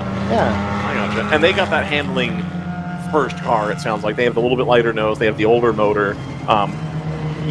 Were you able to get along them on the straights reasonably well, or are you guys pretty evenly matched? No, they were a little quicker on the straights. Really? It was just all under braking. Our car just brakes really well. Okay, I gotcha. So we were able to catch them under braking. That's the only chance I had. Okay, I gotcha. Yeah, Ryan. they were driving great. Yeah. Quick programming note, we're going to switch over. We've got an 8-hour limit on Facebook videos, so we're going to switch over to our second feed shortly. Brendan's going to handle that for us extremely remotely. Awesome. But we're going to do that, so if you are one of the people watching on Facebook, we're going to switch over to part 2. Perfect. And we'll take our opportunity here to do that. Thank you, Joseph. We can continue to talk through that. No worries. Oh, yeah, not a problem. Oh, we're a lap back of round 3. Oh, 2 laps back. We should, maybe 1 lap after this. So maybe we can make it up somehow. Who knows? But they run pretty consistent, pretty good. I mean, we've still got an hour, and they had some car troubles earlier. Yeah, they we had did to pull too, that car out a little bit. So you never know. Anything can happen. Absolutely, it's endurance racing. That's why we do it, right? That's right. Look at that. On the fly, the recovery vehicle's through. She just throws it aside. Boom. Good to go. That is experience right there. Has the double yellow out with the safety flag. I can't believe it. Look at that. I'm into it. Hitman took on full fuel only. I don't know if we... Did you happen to spot if the 111 took the opportunity to change tires? I don't believe they did. Okay. So that should be a relatively straight fight. I'm not sure. I'll need to double check here. They are, looks like maybe 10 cars ahead of the 111, our Hitman. So okay, it's going to be. I think it's is that the 52 that's leading this train that will take us back to green. Yep.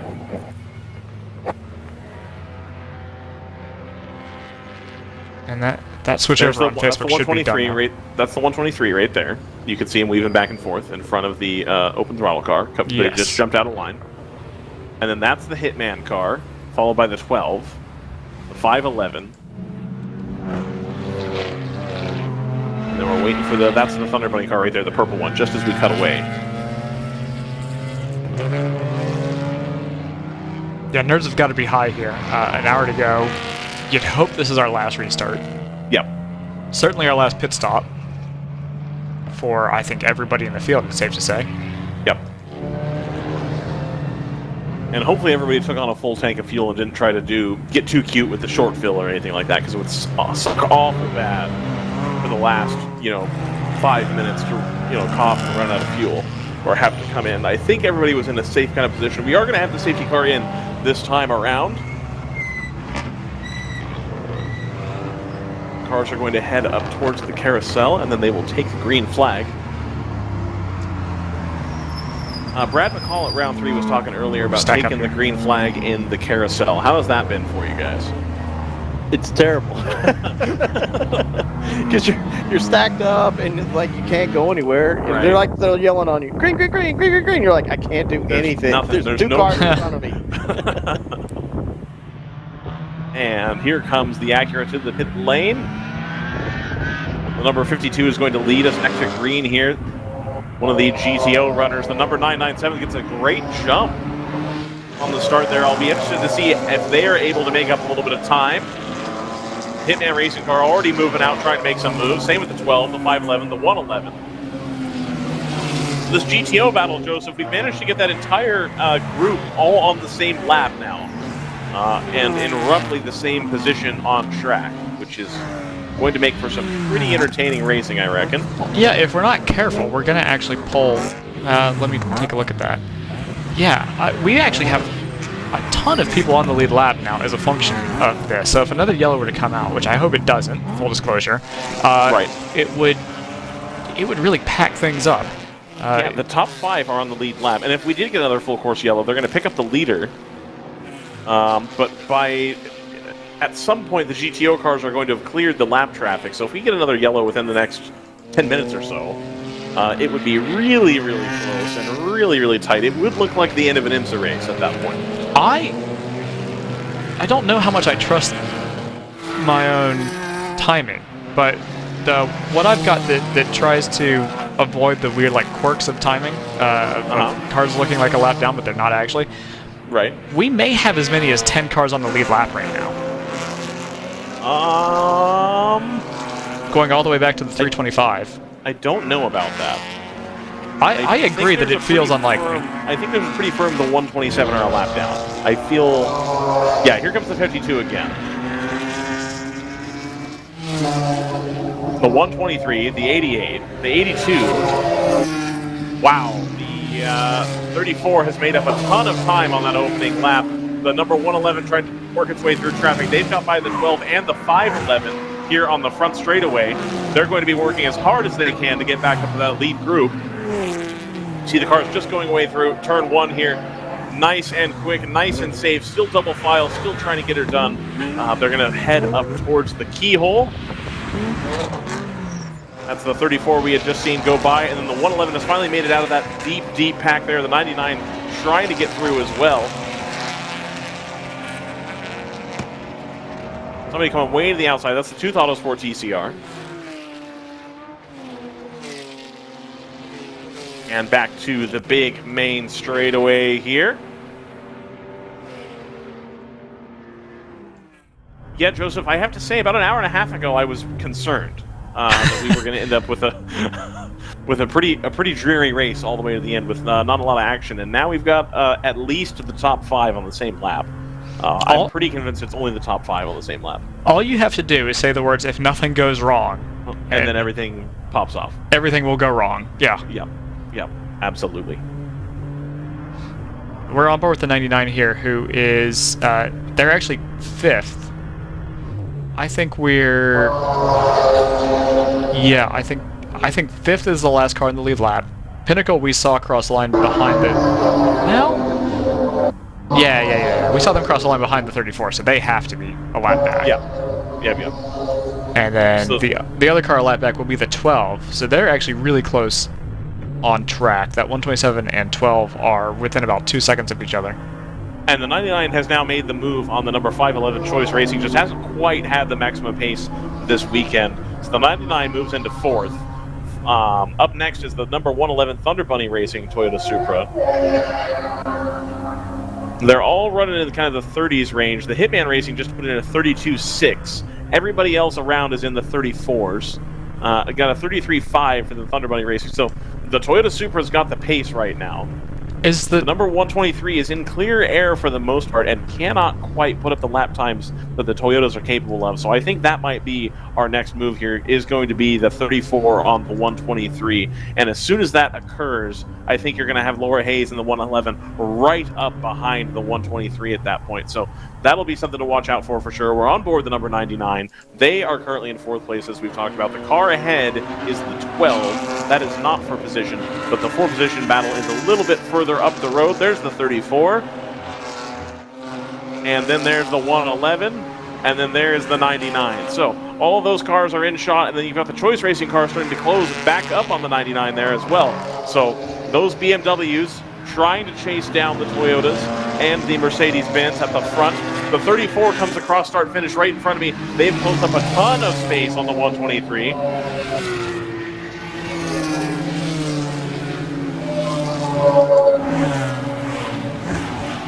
They're only a second behind now, so they took another 9/10 out of the leader there. The number 111 Thunder Bunny Racing car, they're now back to 5 seconds. They were anywhere from 4 to 6 lately, so probably trying to work through some traffic there for Laura Hayes, but really needs to start putting in those lap times if she's going to stay in touch with the 34 and the 123. The GTR 99 only 1.1 seconds behind, so Laura Hayes probably having to defend from the 99. It's got the bigger wing, the bigger front splitter, probably works a little bit better in traffic as far as being able to hold on to some of that downforce that you may lose behind some other cars. Yeah, I don't know if you've made this point yet. It looks like the 52 is actually pulling away from our overall leader here. Interesting. That's what it looks like to me. Obviously, they led us to the green flag, but that feels like that gap is actually drawing out a little bit. Here is the 123, and so the weird quirk right now is the 123 has the number 88 tucked right behind it. Kind of working as a blocker. Battle for position, and the 88 is currently making life very difficult indeed for the 34. The 34 is going to have to deal with both of those cars if it wants to get back to the lead. That's only going to help Laura Hayes, who is mired in some traffic back there. So here's the 54. That is not the leader. There we go. Now we're on board the 88. Great call, Joseph. I'm so good at this. And this is pretty close to live here as they come through. The 88's right on the rear bumper of the 123. That's the 123 right ahead. Gonna break down into turn 1. Takes a little bit of curb. Gonna stay right there. You can see in the rear view mirror on the top right, the 34 still trying to stick right with him. Now the 34 is going to be getting the double draft here. It's got 2 cars ahead of it. It should be able to pull around here on the main straight, but we'll have to wait and see. Good exit by the 123 there. They were able to really get the power down. That's going to make it extremely difficult. It almost looks like they put a little bit of a gap on the 34 on the straights. The 88's going to come by. Yeah, they sure are. The 88's going to try to come down the inside. I think they're going to be able to get it done. Brakes a little bit late. Cole Lofsgaard, great driver, gets the move done. That's going to put the 88 now back to only 1 lap down.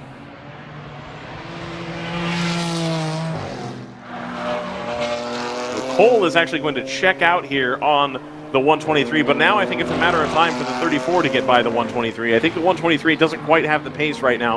The 34 is going to have a look. Not quite there. Yeah, the question for me is how aggressively do you defend if you're the 123? Because you are the lead. I mean, it feels inevitable, but you can't not do it. You can't do it for 53 minutes, though, Joseph. You can't. You can try. I don't know, man. We talked about trying to respect each other and respect the cars, etc. I really don't know if you can make your car this wide for 53 minutes. I just don't think you can do it. Now they didn't play a very defensive line on the 88. It doesn't look like they're going to play very stout defense on the way into the keyhole, but it also doesn't look like. The thing is, as you noted last lap, that Mercedes has got some pretty decent legs on it, so it's going to be a matter of the 34, which I'm guessing is Jason Marks based off of chat, being able to pick their spot. The 34 really is going to have. Oh, here it is. I think. Are they going to try to get it done here? Side by side on the way into 4.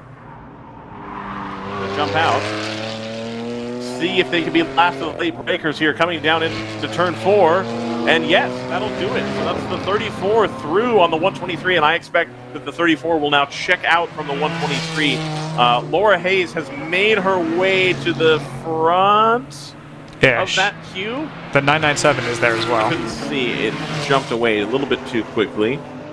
Laura Hayes there second in the queue, has to get by the 997. That's no easy feat, so she has made her way through the traffic, but now is going to have to make a move on the round 3 racing car in order to go in hot pursuit of the 34, which has now taken the lead. The 123 is going to be down in second. Now, the 34, they can be here, but it seems like Cole in the 88 really wants to keep the track position that he currently has. So, at this point, the best the 34 is going to be able to do, I think, is going to be to catch up to the 88.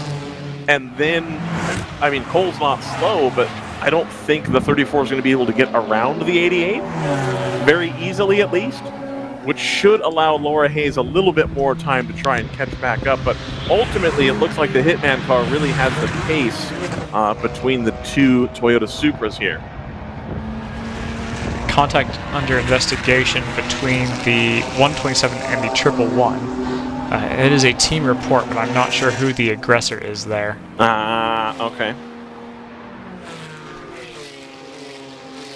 Which would explain why Laura Hayes was having a hard time getting through and losing a little bit of time in that backpack if there was a little bit of argy-bargy, if you will. Yeah, so those are 2 GTO cars. The 127, obviously, the Pinnacle Cayman. Yep. But the 111, as you noted, was the one trying to get by on the 127. So, yeah, watch this space. Could be a penalty pending for either the 111 or the 99. Remember, that's an incident that is still under investigation. It's still kind of headed hanging over our heads. Right. If But those while, two while cars, we're waiting, we've got a hell of a battle on track to watch. So that's the best way to have to wait. yes, I mean they could absolutely resolve with no penalties at all. In which case, this is extremely relevant. Alrighty, so Van, if you have the lead in GP1 and you've got the PC racing car bearing down on you, do you block them for 50? Not block, obviously. Do you make it difficult for 50 minutes, or do you let them go? PC racing? Yeah, 100%. As hard as I possibly can. And he's from Houston. Yeah, you want to make it hard on anybody. Right. Don't give it away. Make them work for it. They made me work for it, and I'm battling for right. Make sure they know you're there. Yeah. He had something to say about it. Exactly. Yeah, the 123. They did have something to say about it. It's. We'll see. We're inside the last hour. Nothing is determined because you still have to do the 50 minutes. And you still have to go to tech too. I mean, that is true. On everything, you got to go to tech. So, fortunately, I think everybody that's in the top 5 has had a tech issue at one point or another and has subsequently fixed it and made the repair. So I hope that doesn't end up being a problem.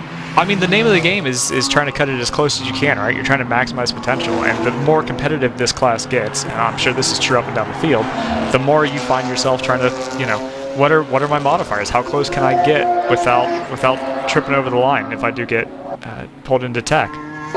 Right. Yeah, that 111 drawing closer and closer to the 123 as we kind of expected it would. Feels like a little bit of a repeat of this morning, except for the fact that now the 34 is half a mile up the road.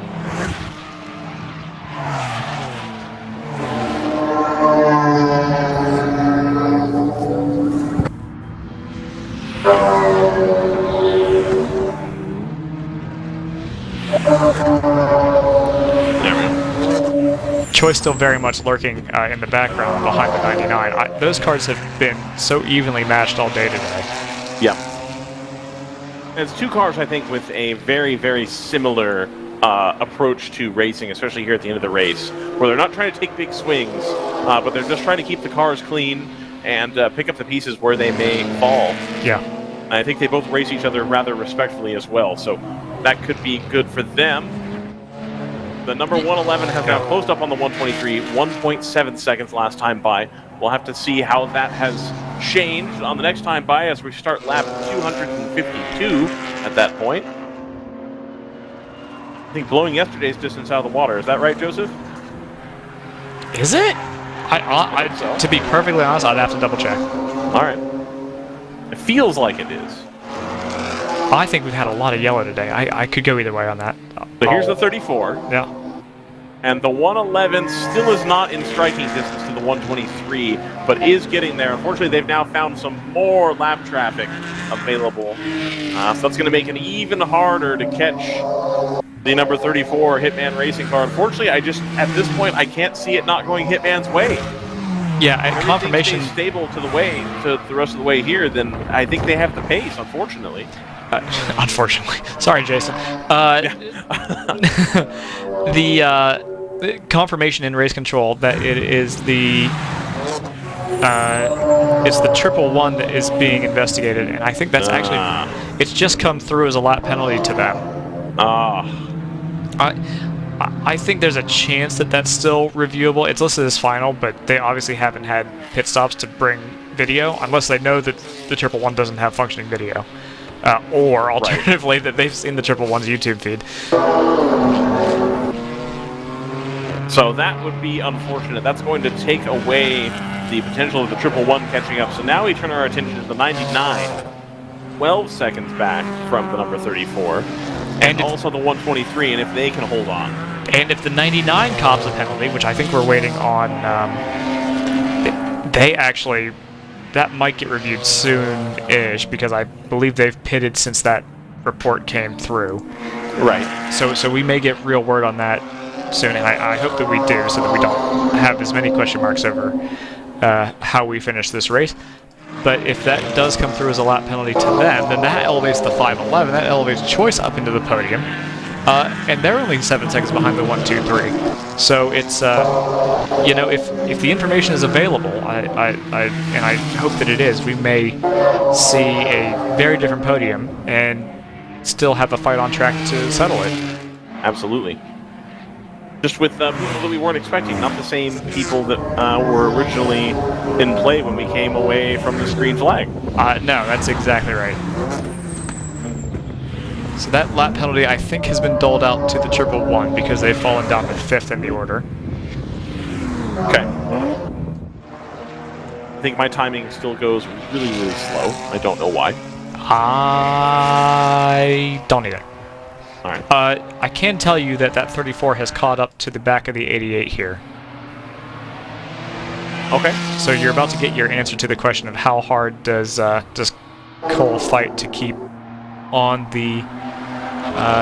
is it the lead lap? I think it's 2 laps back. Well, now, trying to... depending on how the laps shake out, they're racing Thunder Bunny, are they not? I think that's probably right. No, they're almost another lap down. They're on the same lap. Got it. Okay. But they're about to go a lap down. They would be on the same lap as 99. No, it's same deal. Disregard. Yeah, same deal. Yeah. Well, I don't know.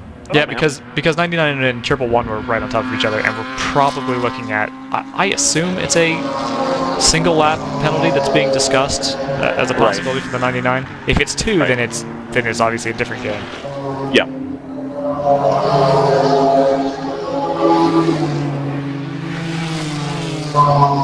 NFC, have NFC pitted because they tripped the pit loop that last time by? I'll be honest, Joseph, I've been trying to look at timing and the screen, so I have not seen that. I think they have. The 123 is back down in the turn 7, 8, 9 complex. Okay. I think they've come in for some kind of splash. I don't know if it's... Well, we were discussing whether they were marginal or not, and it could be that since, you know, Hitman got around them so handily, they may have decided, okay, well, we think the 99 is going to get penalties. You know, we can be striking distance choice, maybe. Let's just go ahead and make sure that we're safe here to the end. Yeah. Type of situation. Well, okay. 123, and then just like their lap time just massively dropped off. Yep, there comes the 123. Yeah, if it's a big drop-off, that may well have been an in-lap then, and that might be legitimate. That may have been a pit stop that I wasn't expecting, I don't think. I don't think I was either. I think they were... I mean, the 111 was very aggressive. I think they were the next most aggressive, and we thought that they were pretty home free at the 123. But evidently they wanted to make extra sure that they could go the whole distance here. That's a really fast stop from them. I wonder if that's checking on some kind of mechanical. It almost feels like a drive-through, but obviously we don't give out drive-throughs here because it's the idea is reversible and stiff penalties.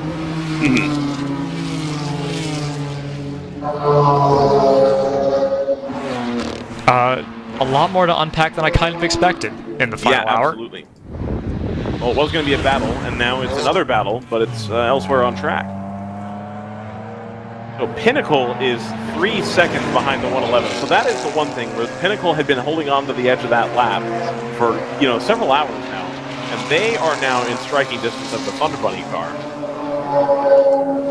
So effectively, that penalty that the Thunder Bunny car got for hitting, I mean, presumably, the 127, has now meant that the Thunder Bunny car is racing the 127 on track. They're 3.7 seconds ahead. Remember, Pinnacle does not have the ultimate pace over the 111, but, you know, it's still a pretty quick car and pretty steady, safe pair of hands. Yeah, I think we might have actually seen the 111 complete the pass for track position on the... Whoa, is the 99... Do they save it? No, I don't think they do. They did not come out on the other side. Yep, that's going around for sure. So, the 99... very much not going to be able to catch the 34 now. I think it's going to make this short work for the 511. If they're not careful, it's going to be short work for the 123 as well. Who's behind us on track? Nobody in GTO, I don't think. I think that... that Mazda? Is that the 325? I believe so.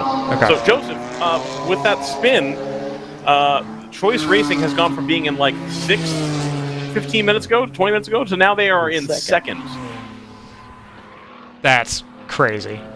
So that's how fast this has changed. It wasn't just the spin. It was 123 taking that pit stop, which I still don't fully understand, if I'm honest. Yeah, I don't really get that either. But we've basically inverted second through fifth in the last 10 minutes. Yeah, we have. Like complete inversion. It's occurred. Yeah, it's like it's like a very inverted thing. Automatic Racing will be back at Road America with 8 normally aspirated cylinders. So good to hear. Sweet. David Russell chiming in and presumably watching and listening in. Excellent. Thank you, David. We'll be happy to see you there. Can you imagine if we had the automatic racing car at this tangle here as well? Just the insanity that everybody, I mean, for a time at least, everybody was on the same lap. Just total madness. Just the caliber of teams that we have had. I think every single car in this GTO field has been in the top 5 for at least a point this weekend. I mean, that is insane. Absolutely. The 89 might be the only one because they had trouble so early. Right. But yeah, the level of competition in that class is, and it feels like an undersubscribed field, and there's still 20 cars in it. I mean, it's still, it's still a full Formula 1 field. Right. The PC racing car is now in 11th overall. Worth noting here.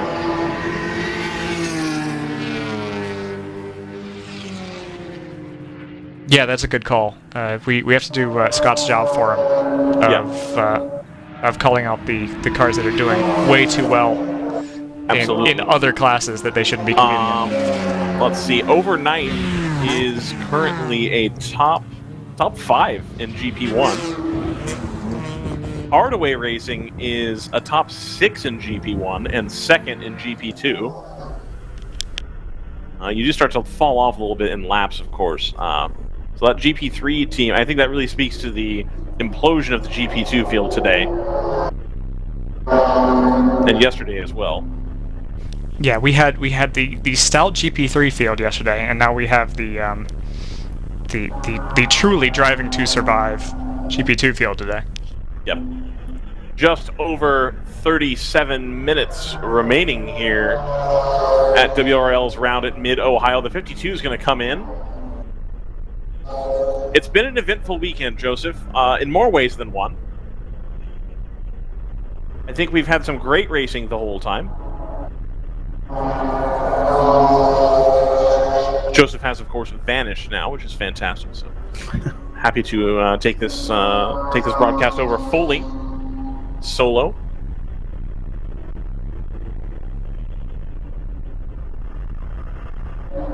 He did send me a message. So that was on me, of course. So we're currently on board the number 65 Open Throttle Racing GP3 car. That is spec E46 adjacent vehicle. To be fair, I did forget that you said you were not really watching the monitor at this point. Correct. Well, I mean, even so, I have the screens up and not the chat. I have to like go into the chat, so I should have paid more attention to that, obviously. How are we looking in GP2 and GP3? To be fair, half the field that started the race are still running. We just have we have very persistent crews over in GP2.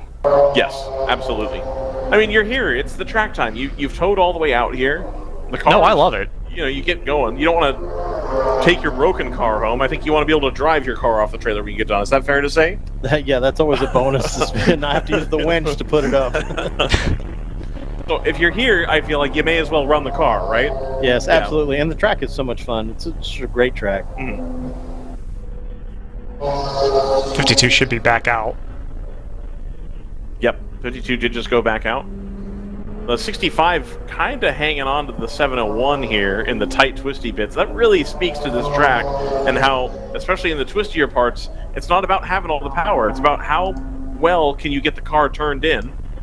701, of course, being held up by a GP2 car. But again, the Open Throttle Racing GP3 BMW. Really holding pace with that GP2. It's a TCA Civic up there ahead. What ended up happening with that battle, Joseph? We had a TCA versus TCA battle shaping up here. There's now a 2-lap gap there, so that's unfortunate. Is this 178 and 122? Yeah. Yeah, I gotta confess, I haven't been... I didn't realize anybody in GP2 was that close, to be honest. No, they were close because this Eric Foss car has fallen down more. They ran into trouble, it looks like. And so for a time, it was the 122 and the 178 were on the same lap and going to be battling it out for third. And they're now battling for second, but now 2 laps down. Yeah, I see that. I feel like that is anybody's ball game, but maybe not for the reasons you'd like. Right. Just because I think those cars have been... tell me if I'm wrong, but I feel like this can be a really tricky track mechanically. I feel like we've talked about there's a lot of places you can run wide, put a wheel in the dirt, and really do some damage to a corner. Yep, absolutely. We had heard from some of the other guys about the puddle at turn 2. How has that developed over the weekend? I didn't really notice it today. Of course, a little loose there. Palomar coming through. Oh, okay. But yeah, it was on practice day. You know, one of my teammates, Stevie, said, "Hey, watch that puddle coming out of 2." And I said, "Okay." And so as I was going out, there was a car on the inside, so I go, "I'm gonna go outside and I'll go through the puddle. But I'll be gentle." Whoop, off track, off track, just like that. Just like that. And of course, last year when we raced, when it was raining and snowing and everything else, I mean, I drove the entire race in 5th gear with traction control on. Oh, okay. This track is the loosest, the slipperiest track I've ever been on. Jeez. But then yesterday, you just had to watch it. You couldn't go outside of anybody there coming out of 2. Okay. And then once it dried up at the end of the day, it was fine. It was a good line. Okay, cool. Perfect. But you have to be very precise in almost all the turns here. If you get off, it's not good. So you said you had traction control on. Do you have the stock traction control unit all hooked up on there? Last year we did. Nice. And coming here, I was like, let me talk to the tuner. See if he can put it back on.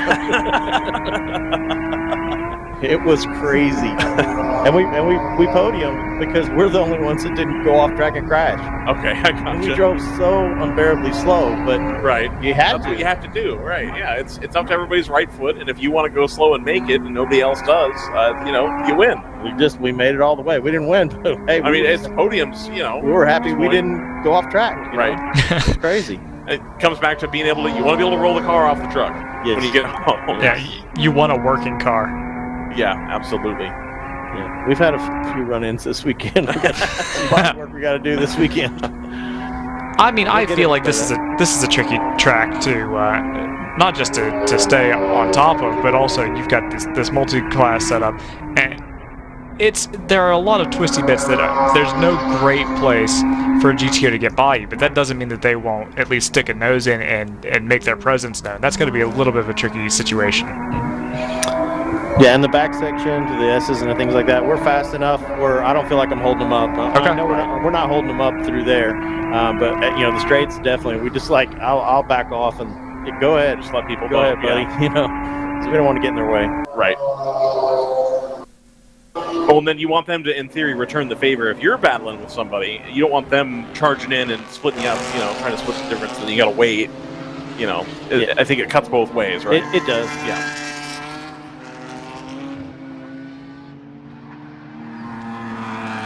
About 30 minutes to go here, Joseph, at Mid-Ohio.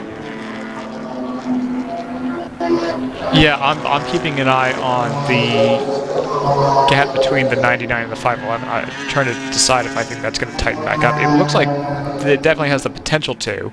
GTR running consistent 33s other than that spin.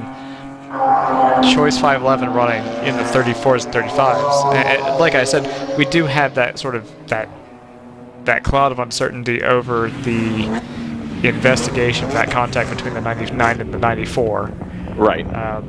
But if that doesn't come to pass, this is obviously a battle for position, and I haven't been keeping great tabs on it, but we should keep an eye on, I assume it'd be the 99 and the 111. that would be looking at a... I mean, my timing's doing the thing where it's frozen again, so I don't know. Well, so they're not super close together on track, which means I need to track down where the 99 actually ended up. Is that them coming into shot here now? Yes, it is. So if they do end up picking up that penalty, they're still racing for a position regardless, right? If they pick it up, they're trying to race the 111 to get back on top of them. They're actually also racing the 12, who's 5 seconds behind the 111. So that there's no oh, we might get a penalty, pack it in. It's either we might get a penalty, so let's try to hold on to 5th, or we might not get a penalty, so let's try and go for that second step on the podium again. Right. And then you've got the 111, they can still look at the 123 to make the pass, and then if the 99, gets that penalty, they're right there with you too. So the 111 still could be on for a podium here, potentially. The 147 makes another pit stop. That's got to be on land. Who is this? Sorry? The 147 Warhead Speedworks. Oh, okay. The orange and black BMW. Okay, they have Chad Moorhead. They have a gap over the 64. You said the 147 was in? That's what it says on timing. Oh, so this... That's curious. I just saw them go into the keyhole. Yeah, I don't know, man. I think Race Hero's on the fritz here, so I think it was a lap before. They're back out. All right. Yeah, I agree with that. Yeah, that makes a lot of sense. Okay. Yep, there we go. So they must have some kind of nagging issue because they have come in. It just keeps on keeping on, right? So they were noted for dropping fluid early in the race, and I just wonder if maybe there's something that they're having to top off. Joseph, the 88 is in, which is a top 10 contender for us. It is, yes. And that's going to put them in the clutches of the number 82 here, as well as the 325. The onboard's a little on the fritz, so I'm trying to refresh them. The 123's in. That's definitely a problem. A little bit of an issue. I wonder if they're starting to have an issue here as well. Yeah, they have to be. I didn't expect them in the first time, let alone twice in the last hour. Yeah. Right. So now we do need to wait and see what happens with that 99 penalty, because that's going to become relevant for the 111.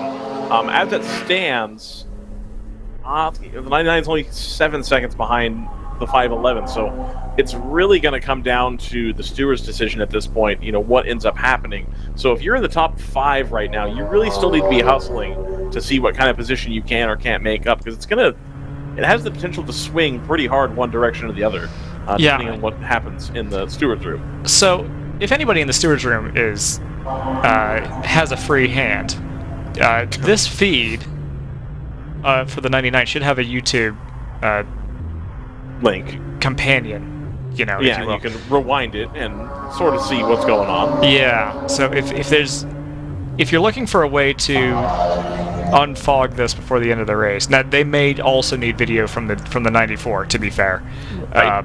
But if that's going to give them enough to clear or confirm that penalty, then we'll see. Right. Yeah, that's they'll do what they need to do with the information that they have. Well, Joseph, should we do a final ad and then go commercial free for the final 20 minutes of the race? Yeah, all you keyboard warriors out there. I'm sorry, Mike Joy. So Van from Picture Racing, thank you for coming up and spending time Hey, with us. thanks. Really Yeah, appreciate I it. see my guys are starting to put up, and that's the reality of racing. Got to go help put up. I got you. Thank you. Have a safe drive back. Join us Hey, anytime. thanks a lot. Here's a little swag for you. Thank you. Oh, I'm going to use that. Thank you so much. All right. See you guys later. I'll see you. So once again, this is DriverSide Live here, WRL at Mid-Ohio. We will be right back for 20 minutes plus of some some checkered flag action towards the end. Thank you.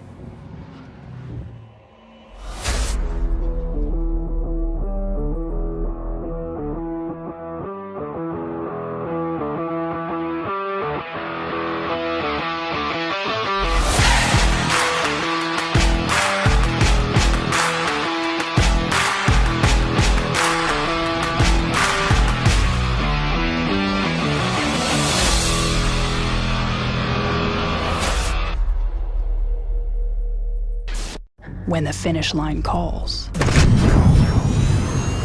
We answer. Hit the road with insurance protection from Hagerty, whether you drive a built racer, sports car, or exotic, and save an average of $264. Get a quote today at Hagerty.com. Sentinel by Candelaria Racing Products is a comprehensive motorsport video system incorporating live streaming, local recording, picture-in-picture, flag status, leaderboards, data overlays, and more. Perfect for endurance racing, sprint racing, and HPDE. Sentinel includes everything you need to get started. With the ability to control the live feed from the cloud and GPS auto start, you will never miss an on-track moment. What are you waiting for? Get your Sentinel today.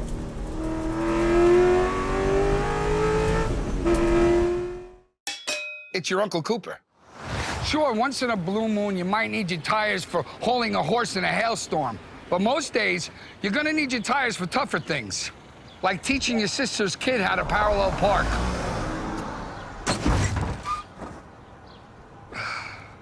Thankfully, these Cooper Enduramaxes aren't just tough, they're everyday tough. Okay, there's a lot of improvement. Go with the Coopers. Cooper! And welcome back to Mid-Ohio. We're inside the last 24 minutes of our second 8-hour race of the weekend. This one on an Easter Sunday. Hope you all are having a good Easter Sunday, as long as you celebrate it. And if you don't celebrate, then I hope you're having a good Sunday. So, on board the 701. At the moment, they're fifth. I think that's about where they're going to end. I'll double check that when we get new data through. I think that is about where this car is going to wind up. Yeah, one lap behind the number 14 for Palomar Racing, and which is a great showing for that car. They had a pretty rough go of things yesterday, but only sitting 18 seconds outside of the podium places in GP1. So, and we know that they had a long old drive out here. So well done to them. GP2 is very close to being buttoned up. Overnight has something like a 17-minute lead over the 178 for J&R No Lift Racing. So they are very close to clinching that spot for the day. J&R is not in as comfortable a spot in terms of P3. They've only got a 2-lap advantage over the 122, although that's about to turn into a 3-lap advantage with the 1-lap penalty that they've just picked up. So, not quite as comfortable. Actually, that is being shown now as a 30-minute gap. If there's a yellow flag in that, that might be expanding that a little more than is correct. But so that may well be GP2 sorted, at least for the win. The 44 has just gone missing for me. I don't love that. Have they come into the pits? They weren't due if they did come in, and they've only got about 8 minutes advantage over the 147 from Moorhead. So they can't afford a serious issue, if they've got one. Is this that car now? I think it may be. So maybe that is a last-second splash for the 44, just to get them across the start-finish. That's a little bit of a surprise for me. That tells me that maybe that was a little bit of a checkup stop. I don't think that they needed fuel to get to the end. Either way, back out on track now for the moment, so let's keep fingers crossed that we don't have a mechanical that changes the result in GP1. Over in GTO, the gap is dropping a little bit here. This car is a chasing car that we're on board with now. The 99 for GTR is 6 seconds behind the 511. That's a spot that, remember, they gave up when they lost the rear of the car coming over the crest at turn 9. Right around here, just a little bit too much front brake, not enough rear brake, and the car went around and they gave up that second spot. Still in a podium position for the moment, but they do have an incident under investigation between them and the number 9-4, as it turns out, also at that turn 9. So That has been, ironically, a difficult corner in this last go of things for the 9-9. TC Klein, the local team, if you like. The local boy. Yes, is sitting about a lap and a half behind the 360 for Hardway Racing. I have no idea what reference you're making, by the way. That's the commentators for the Bunta Eve Classic in roughly 40 years before the Battle of Yavin. Okay. That's the Phantom Menace. I've never seen the Star War. So, yeah. Hardway Racing. So it's listed as Hardway Racing, but the tent says Hardaway Racing. I demand answers. Art of Away Racing. Sure.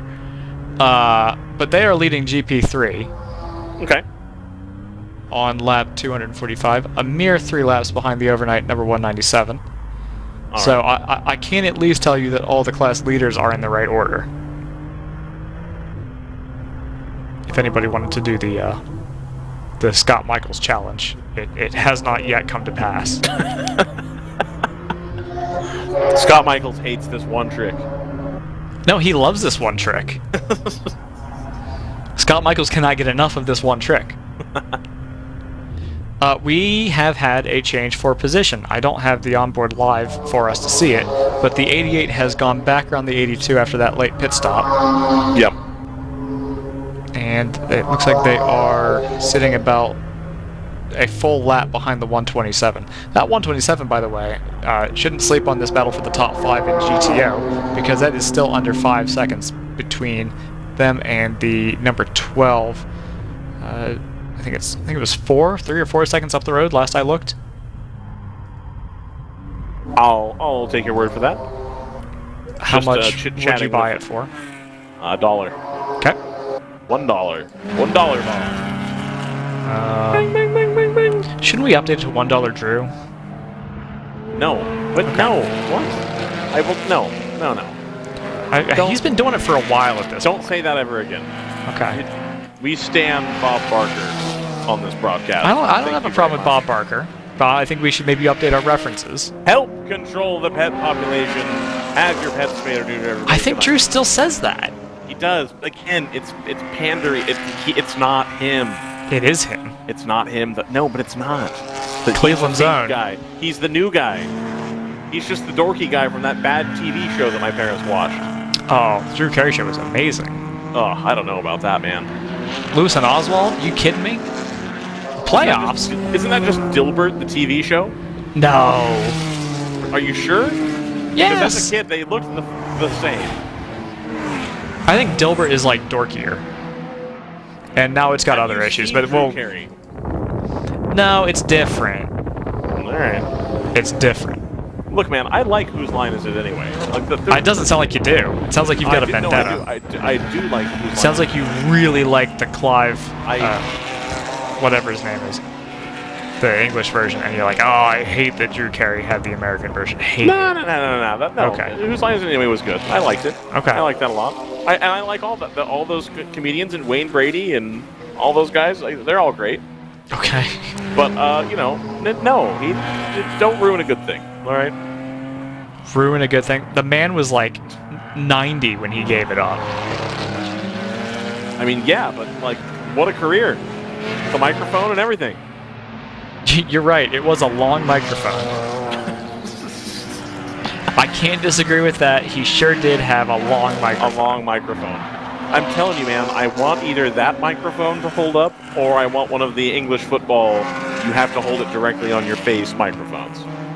And I've looked into both, and both are very expensive. Yeah, that's weird. Otherwise, I would have already done it. Right. I just wouldn't have told anybody, and I'd be doing it. We're here at the dog track, mid-Ohio. Okay. Roughly like that, but less loud. So there's the 12, and there's the 12.7, or the 127 in normal people talk. Oh no, what's happened here? I don't care for that. What's going on? Oh no! Well, can't win them all. No, you can't. Really not this weekend. Maybe it'll magically fix itself like it did earlier. That's good. I want to believe. Did you said you didn't touch it at all, right? No, I did not touch anything. I don't know what happened then. I'm just going to keep resetting it. All right. Do it. See if Play. Here's how good we are, Ryan. How good are we, Joseph? Let's hear it. Clay was in the chat earlier asking if the if following the pack was automatic or manual.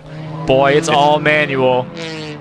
If our what was all manual? Following the pack with the cameras. Oh, that's all manual, dude. That's freaking skill, bro. Are you kidding me right now? Absolutely. How dare you? I am a machine of camera switching. Get him out. That's it. Get him out. Nope, we're not doing it. We are understaffed this weekend because we are split across 2 events, so I cannot wait for our designated camera switcher. Dude, can you imagine this broadcast if we had the correct number of people? Oh my god. It would have been hell of a time. Oh, it would have been great. Loved it. Joseph, I like that we've developed this good working relationship, though. We've had to do this a few times now, where we just take the weight of WRL on our shoulders and just carry it to the promised land. Put the team on our backs. Yes, absolutely. We're just loving it. We're here. We're excited. Get used to it. What's inside the mind of a Greg Jennings? Joseph, do you know who the coach of the Arlington Buffaloes is? I was so proud of myself when I knew. I was like, isn't it Bob Stoops?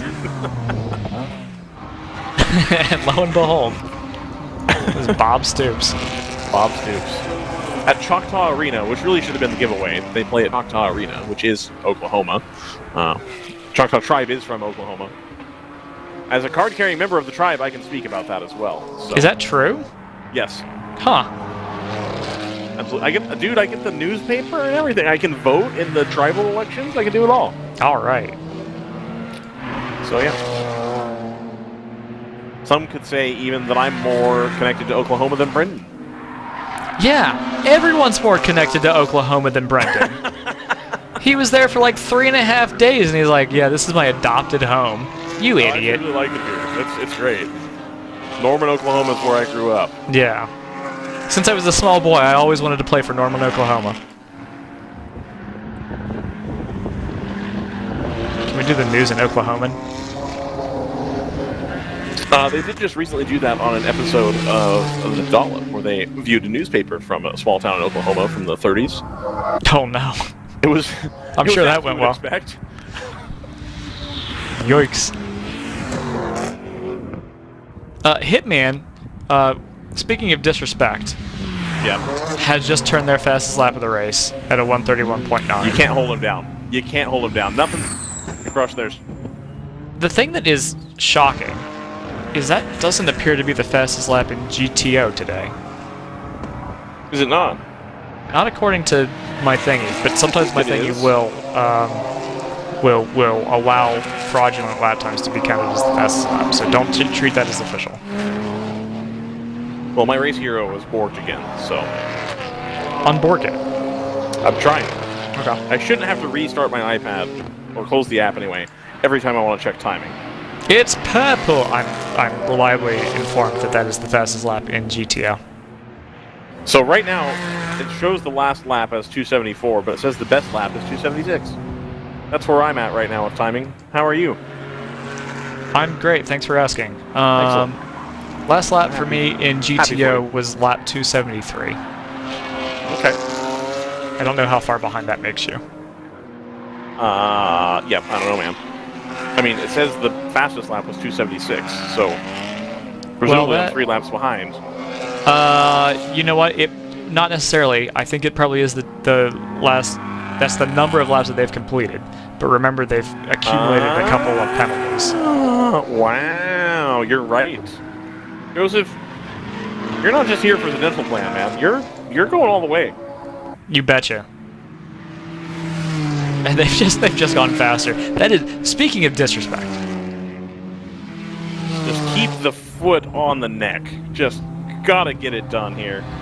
That's going to be another win on the trot for Toyota, also. It's unbelievable. So, it wasn't that long ago when I was ashamed to work for Toyota because they did nothing in racing, and now look at them. Huh. Now look at him. Thank you to Coach Gibbs for keeping him going. All right. I want to thank Toyota of Europe for keeping that going. I want to thank Bill Riley for designing a cool car. To be fair, the Hitman 34 does have a Gazoo Racing sticker on it. Everything has a Gazoo Racing sticker on it. Gazoo Racing is meaningless now. It makes it legit. No, it doesn't. It's meaningless. Everything is legit. Gazoo Racing means literally nothing. It means the little green dude from. No, no. It does. It does. It means the same thing as ERD is what it means now, which is also a brand which is completely valueless at this point. This is I would the like to work Caswell. for Toyota one day, but like this is literally going to be the hill that I die on, and probably will ultimately be the reason I get fired from Toyota, or indeed never offered a job. Which is that they've done a terrible, terrible, terrible job of branding any of their performance-related stuff, and now it actually matters because their performance-related stuff is doing quite well. So it needs to be correct, and it's not. And they really need to sort that out. Well, fastest lap at a 131.788 for the Toyota Supra. If there's anybody from the Toyota San Francisco region listening, I would like to work there. So. Are you sure?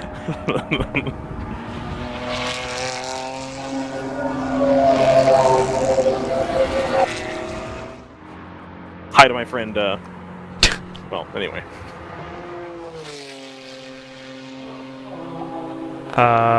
Yes. Something Orica. Something Ipecar. Indeed. 10 minutes to go. Less than 10 minutes to go. Joseph, what's been your favorite part of this weekend? Can we get a highs and lows going? Oh, favorite part of this weekend. Low, getting my pasty face sunburned, setting up cameras. That's a low. That's for sure a low. Yeah.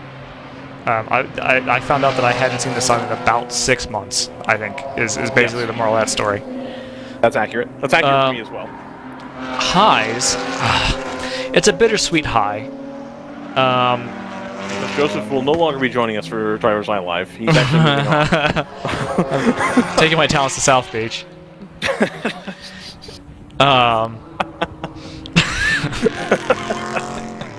Anyway, no, it's there were a lot of penalties that kind of shuffled things up, and I hate when races are kind of zhuzhed up by administrative things, but they're things that need to be, the rules are there for a reason. Right. And it kind of shook things up today. A little bit of recency bias for sure, but I was a big fan of the guests that we had in. The friends that we made along the way. It is. The true race was. Yeah. But we had a good variety of guests. I felt we had some people from the production classes, had some people come in from GTO. Some very exciting stuff on the horizon from several big players. Sounds like it. Yeah, I'm pretty excited for that. Would you say that you're pumped, as the kids would say? Would I say that? What Yes. kids win? Are you stoked? I'm jazzed. Are you fired up, dude? Uh-oh. The 62 got that dog in you? 62 is slow, and it's going to take to the inside of the keyhole. Okay. I don't know how that's going to go. It's 6.5 minutes remaining. I don't know if they're just going to leave that car there. It's in as difficult a spot to hit as possible. So I'm hoping we can. If we go caution, that's how it's going to end. Frankly. Hoping tongue. Sure.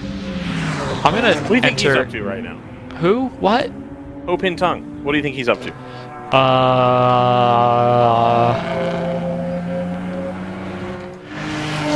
Didn't he have a ELMS seat at some point? He had a WEC seat, Joseph. Okay. Those are pretty close to each other. Depending on what you're driving, they are basically the same. More or less. I'll take that. That's fine. A hypercar seat, different. Yeah, all right, fair enough. So you've enjoyed this weekend overall, is what you're saying. It's your first time at the track in several years as well. How was that? I got yelled at by the flag stand. I didn't love that part. Well, you know, they're doing their job. But I got my bib now. I got my bib. Get your bib. Vest. It turns out we have different definitions. The flag stand and I on what constitutes a vest. Difference between Columbus and wherever this is. Yeah, Mansfield or Lexington, depending on how parochial you'd like to be. Right. Is that what the name of this little village is when you leave the track and turn right? Is that Lexington? If I'm thinking of the right place, then yes. Okay, cool. But it's all right. It says 71 to Columbus or Cleveland. Yeah. We're basically equidistant here between Cleveland and Columbus. Wow. Lexington is left, Brendan says. So oh, that is true. I intentionally don't go that way for IndyCar weekends because it's a traffic jam. Got it. Okay. Well, it's lightning quick for me, so that's worked out quite well. Okay, that's all right. I'd like to say a quick thank you to all the guests who made the trek over here to the infield. Presumably they were on their way to speak to the stewards at some point and then thought they'd stop in, but still, thank you for coming over and stopping to say hi. Even though you're else, thanks for taking a moment to come up here. I really appreciate it. I'd like to say thank you to JC for bringing me some food twice. Both delicious meals. Thank you, JC, for bringing me food. Thank you to RJ for not firing me. I appreciate that as well. The night is I can be a little bit of a Black Forest Racing type person on the microphone from time to time. Okay. No, you didn't. Loose cannon? Black Forest. No. Okay. So, I'd like to thank that. I'd like to thank National Rental Car for hooking me up with a sick Mini Cooper with a bunch of stripes on it. That was pretty tight. I'd like to thank Brendan for not firing me. Again, the night is young. I'd like to thank Joseph for not firing me from his house. That's true. Letting me drink his alcohol and eat his pizza. It's all right pizza. Yep. It was a good lunch. It was a good breakfast this morning. Yeah, I still actually got to microwave some. I don't know how much is left. How much is left? There should be 3 standard slices and then like 2 squares of the barbecue one. All right, I can work with that. You can work with it. Work with it. Perfect. 2:50, or I'm guessing it's 3:57 presumably. Yes, 3:57 right. Eastern time. PM. Yep. The best time zone. #1 time zone in the open market. Not true. That's inaccurate. I don't know about all that. It's been really fantastic to be here with DriverSeye Live here at Mid-Ohio. I'd like to thank WRL and all the competitors for coming all the way up here. Like we said, next month we're going to be at, Joseph? Is it Road America? Road America. Yeah, I knew it. The high speed, the National Park of Speed, as the 34 takes the white flag for the last time this year at Mid-Ohio. They have consolidated their lead. That's going to give them 2 wins this weekend. Is that correct, Joseph? Yeah. The double? That is the dub. They're going to get the dub. They're going to sweep the weekend. They're going to get the sweep. Sweep. Okay. Sweep. They're also going to get the hat trick of being on pole and having the fastest lap and winning the race. 14 for Palomar Racing has just lost 4th place in GP1 to the 701, so position's still changing. Still up for grabs here as we're going through the final lap. The 99 comes through, a strong, consistent weekend for them as well. We're still waiting on that steward's decision to see how that shakes out. So the top 3 very much in flux for 2nd, 3rd, 4th place right now. We're still waiting to see how that pans out. So you'll have to check in on the WRL Facebook page, the WRL app, the WRL website. The 14 has stopped out on track at turn 9. That's the reason why. So it's lost 4th in the dying moments of this race. What a trip for them. They had their recovery drive today. They were in contention for a podium, and that's just a shot to the chest there. That's unfortunate. Rounding the carousel, final corner for the 34 for Hitman. Here we are. The 34 comes across and to take the checkered flag and to take another win, the 4th win for Toyota on this season. Or is it the 5th? I think it's the 4th. 4th sounds about right. And the severalth podium. And here comes the 111. Again, we've got some penalties up in the air. So the 111 may come home in third, may come home in fifth. Not really super sure. 118, of course, the new Supra, the second car in the Thunder Bunny garage. Having a rough weekend, but I think have shown flashes of pace. That should be a competitive car going forward as well. Oh, this could be for position here. Let's Nose to tail, but Choice is going to hold on to it. Oh, the 99, I think, just gets the 511. You're kidding. I think that they got that done. That's I don't insane. know if the 511 was just going slowly or what, but the 99 jumped out and made a big push and got it done.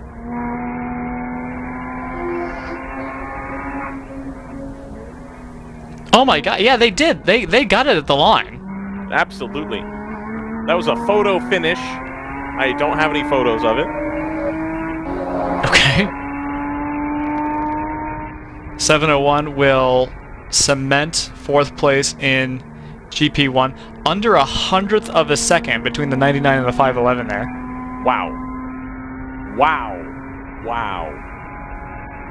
That's wild. Well, it's been a great afternoon, everybody. Please have a safe trip home. Hey, you gotta give me time to put the music on. I put the music on. Why? Because we're professionals. We don't need music. We do. No. What? We do. Bum bum bum bum bum bum bum bum bum bum. Well, not that music for sure. I don't know what Thank you very much, everybody. I don't know about all that. Please enjoy the rest of your Easter weekend. Please get back to your families. Give them lots of love. Say thank you. See? Congratulations, by the way, to, I believe it was Jason Hart, we understand, took the checkered flag, not Jason Marks, for Hitman. Yep. Great final stint to close that out. Absolutely. A heck of a day by the Hitman, a heck of a weekend by Hitman. They've come from behind multiple times, so that's been quite fantastic for them. Good job to all the entrants for making this a heck of a weekend. Like I said, please travel safely, help control the pet population, have your pets spayed or neutered. I'm Brian West, that was Joseph Moonrock. We've had several guests this weekend. I would like to thank everybody for tuning in here to DriversEye Live from Mid-Ohio for the World Racing League 2023. We'll see you in Wisconsin.